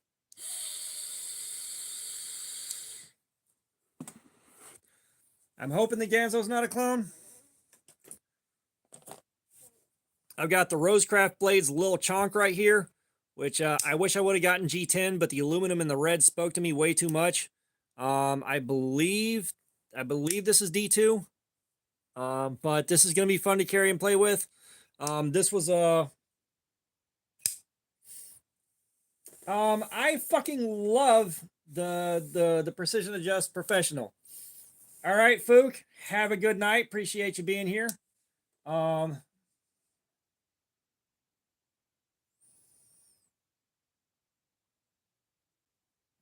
But yeah, so the Elite, I love the Elite. The Elite's great, but the Professional is so much nicer. So much nicer. But yeah, so this thing is going to be fun to carry and use. I'm looking forward to the live stream on this one. We have got a Sin Cut Slashkin, also courtesy of Adam for America, which, yeah, I mean, I'm not a huge fan of the JG10, but I like everything else about this quite a bit. We got the hollow grind with the soft transition on it, so this should be a good live stream. I forget what steel it is. It's not marked on here, I don't think. But, wait a second. It's D2. It's D2. So that'll be a good live stream. D2 is always fun.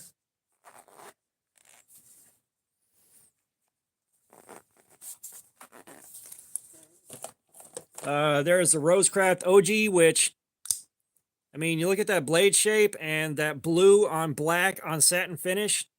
I like everything about this. I do. I think this might be D2 steel. I'd have to look at Rosecraft's website to be sure. Yeah, and I haven't dyed anything yet. So I'm going to have to take a look at learning how to dye stuff. This is one that was also on the table and got passed up on for some reason. But the Cold Steel AD15 Light, I am looking forward to this. I am looking forward to this so much. Because you got all the fun of the AD10, but you get one hand open and closing safely and easily. And a bit thinner of a blade profile. So this is going to be a lot of fun. Yeah, I know it's real simple. Like I've watched the videos, I've done the research. I probably am going to practice some dyeing on the storm pooper. Get this cracked apart and dye the scales on it, because I kind of have some ideas that I want to try out, and this is going to be a good test platform. But that JG10 should also be nice. The last thing that I've got here is the Kaiser Critical Mini. Yeah, the Kaiser Critical Mini in 3V steel. This I am going to have to sharpen before I carry it, because it is used and the edge is definitely worn out. But we have it. Yeah, I've seen where guys have dyed them. There's some guy on eBay that has a listing that's just a whole bunch of them in different colors, and I'm assuming he's taking the scales off, dyeing them, and then reinstalling them without taking it out of the package, which is kind of brilliant. But the 3V, that should also be an interesting live stream, and I like everything about this just from holding it and messing with it a little bit.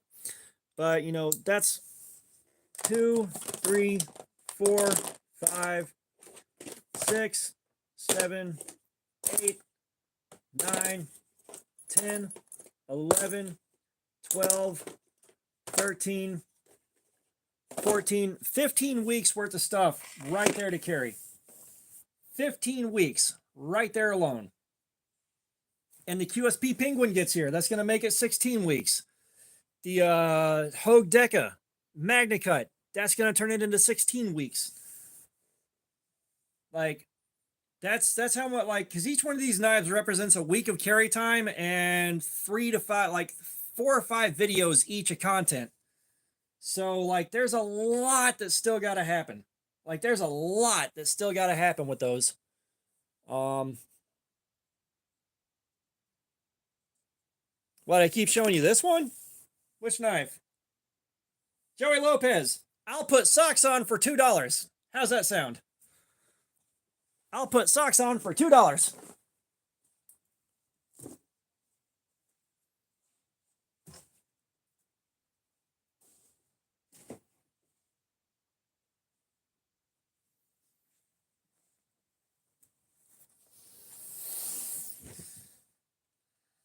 All right, Saints, man, appreciate you being here. Thanks for your time, dude.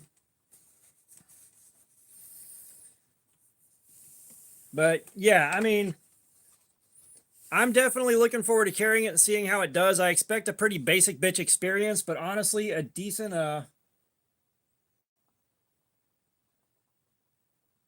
Nah, you're good, Brando.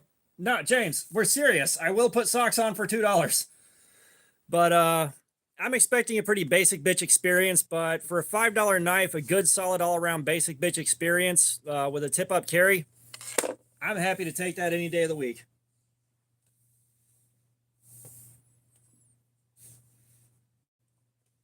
Yeah, no, James, that's the entirety of the sock game.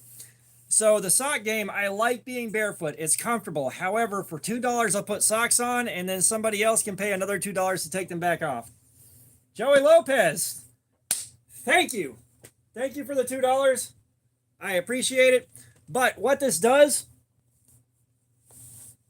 is it does a little bit to help fund the channel, and it does a little bit to help fund me getting stuff to do giveaways with for you guys.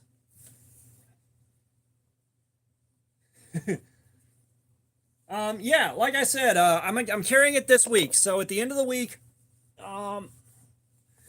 either like Friday morning, or no, Thursday morning. Actually, Thursday morning, I should have a video up on it, letting you know how it did.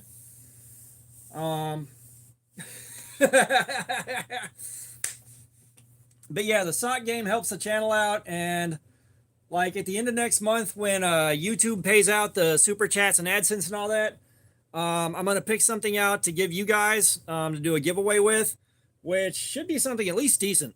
Like I said, I'm thinking Kaiser Drop Bear, the cool one they just released with the translucent purple scales on it. That looks fucking badass.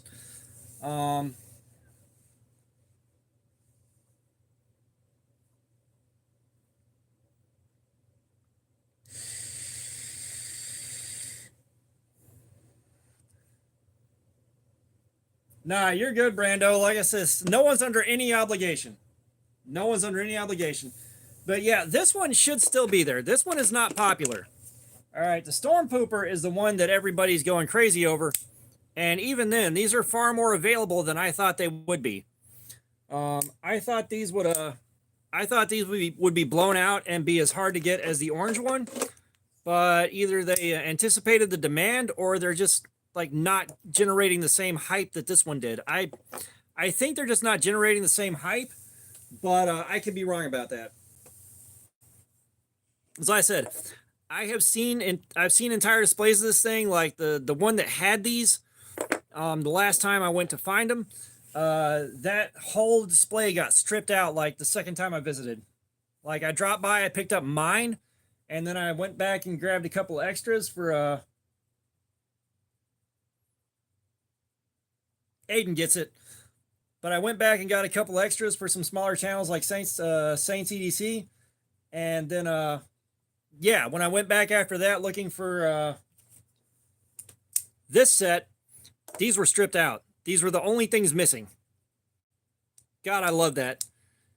If you guys weren't here earlier, this one was like, it broke down to $3.57 for this axis lock, and I bearing swapped it earlier today. Like, I am so delighted that that actually worked.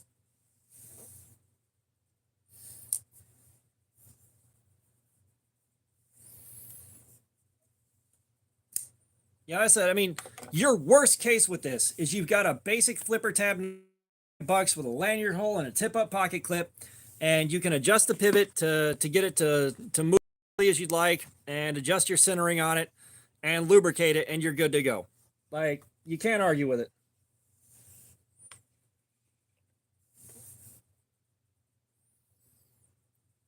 Saints, I appreciate you, man. All right, bye, Socks. Yeah, have a good night, brother. I'm sure I will see you tomorrow. But yeah, the set that this came in is $25 for a 7-knife set, and you break that down to cost per knife is $3.57. This one I'm assuming is on washers. There's no way it's on bearings, or they would have said something about it. I haven't opened it up and actually used it yet, but I have to assume washers. Yeah, later tonight. Like later tonight. It's all relative. But this one, it came on washers. It was not on bearings. I did a bearing swap. I did a bearing swap on this. But yeah, we are actually no, we are now pushing yeah, we're pushing into hour number 8 of streaming now. I think 6, 7, 8, 9, 10, 11, 12, 1. Yeah. So we got 10 minutes and I'm cutting it, and that's going to be the 8-hour mark for the streaming for the night.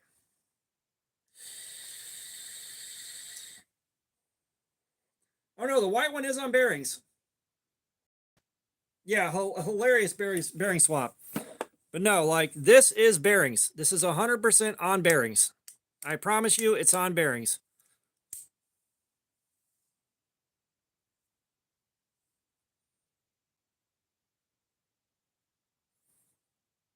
Just trust me, you don't get this out of washers. Unless you get some really high-end washers and get them super highly polished, you don't get this out of washers. It is on bearings. Saints Take Photos has already taken his apart.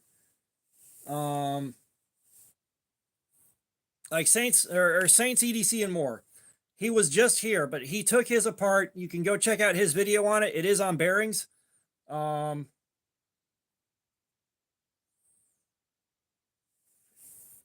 But yeah, like it is for sure on bearings. But yeah, like lubricate it, fidget with it. You may have to loosen the pivot a hair. If they over tighten the pivot, it's not going to work right and it'll feel like it's on washers. You may be the first person I've seen with that complaint, but it may just be that the pivot's tightened down a hair too much. I'm assuming they're caged. I'm assuming they're just like every other set of bearings on a lower end knife. Like they're not going to be loose bearings for sure. I can guarantee you that. Yeah, like the first one that I opened, this one, when I first got it out of the package, it felt a little tight and I thought it was on washers, and then I just sat there and opened it and closed it for about 30 seconds after I finished doing my first impression video. I was like, oh shit, no, this is on bearings. This is on bearings.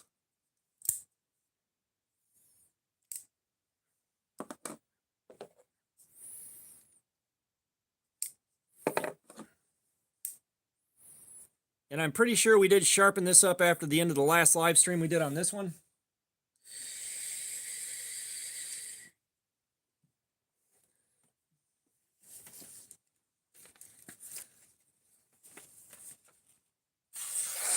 Oh yeah, we did.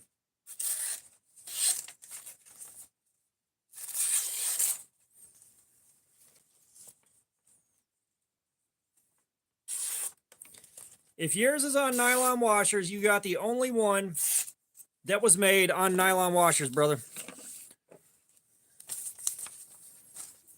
Like everybody that has one is telling you, they're on bearings.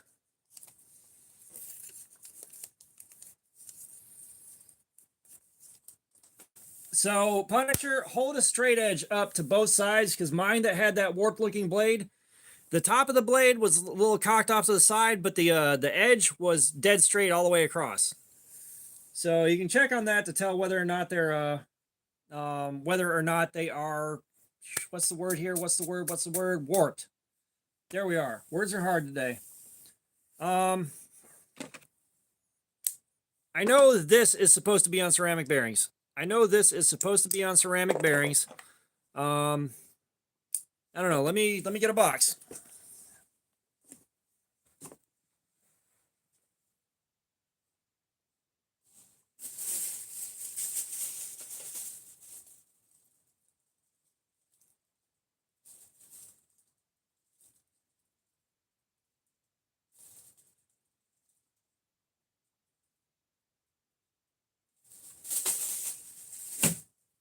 Yeah, it doesn't mention bearings on the packaging.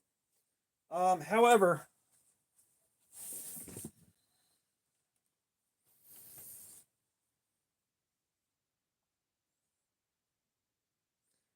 Javier, welcome, but I don't have a link for the Mossy Oak 7-piece set, and links on mobile aren't working on YouTube anyways.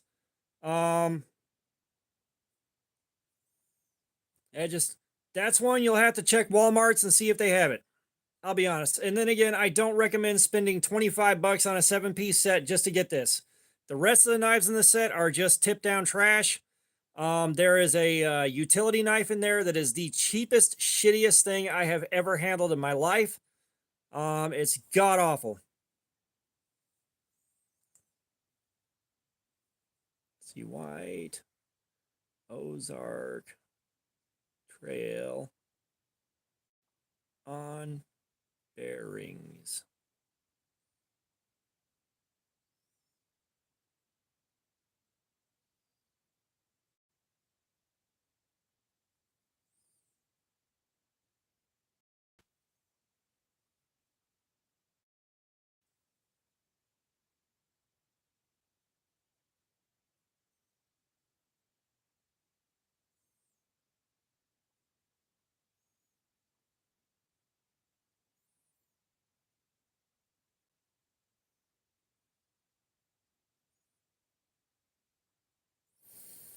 Yeah, Google's not helping me out as much as I'd like.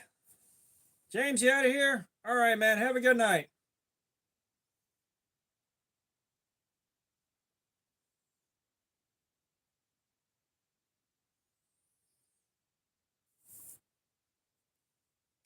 Yeah, like I said, and I said it when I did the video on this this morning.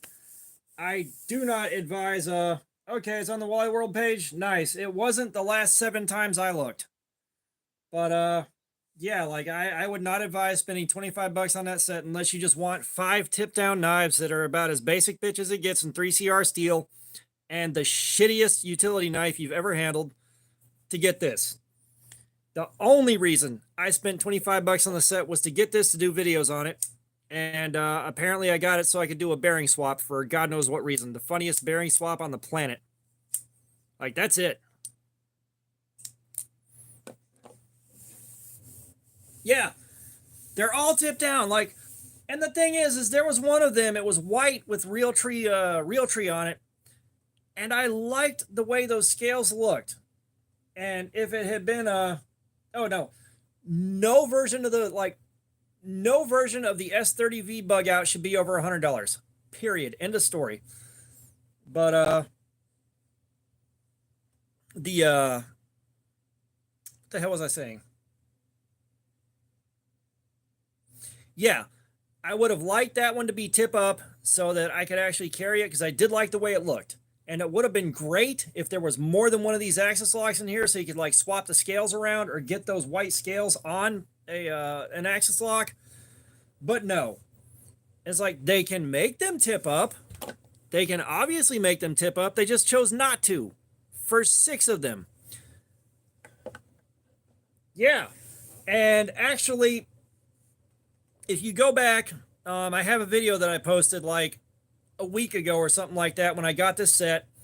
And I walked through unboxing it, looking at every single knife in there, looking at that utility knife. Like you can see everything.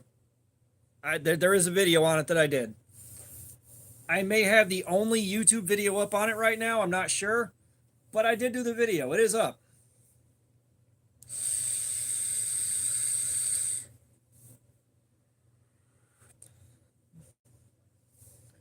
Yeah. And I wish they sold it by itself. Like that would have been a great idea. Drop this for $5 alongside the Walmart $5. That would have been a fucking bonanza. I've got Tontos lined up. I don't have a lot of Tontos just because like I haven't had a lot of luck with them. But we do kind of have them floating around. I don't think I have any lined up to carry at the moment. But if I find one at the right price that gets my attention, I certainly won't turn it down. And of course, because I never took it upstairs after this morning, my favorite knife. I love this thing.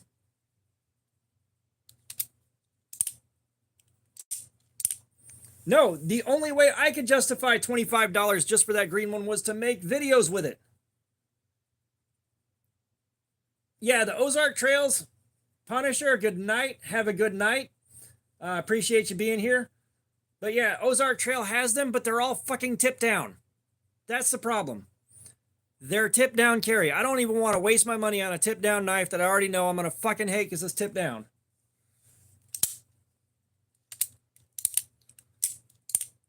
I love this thing.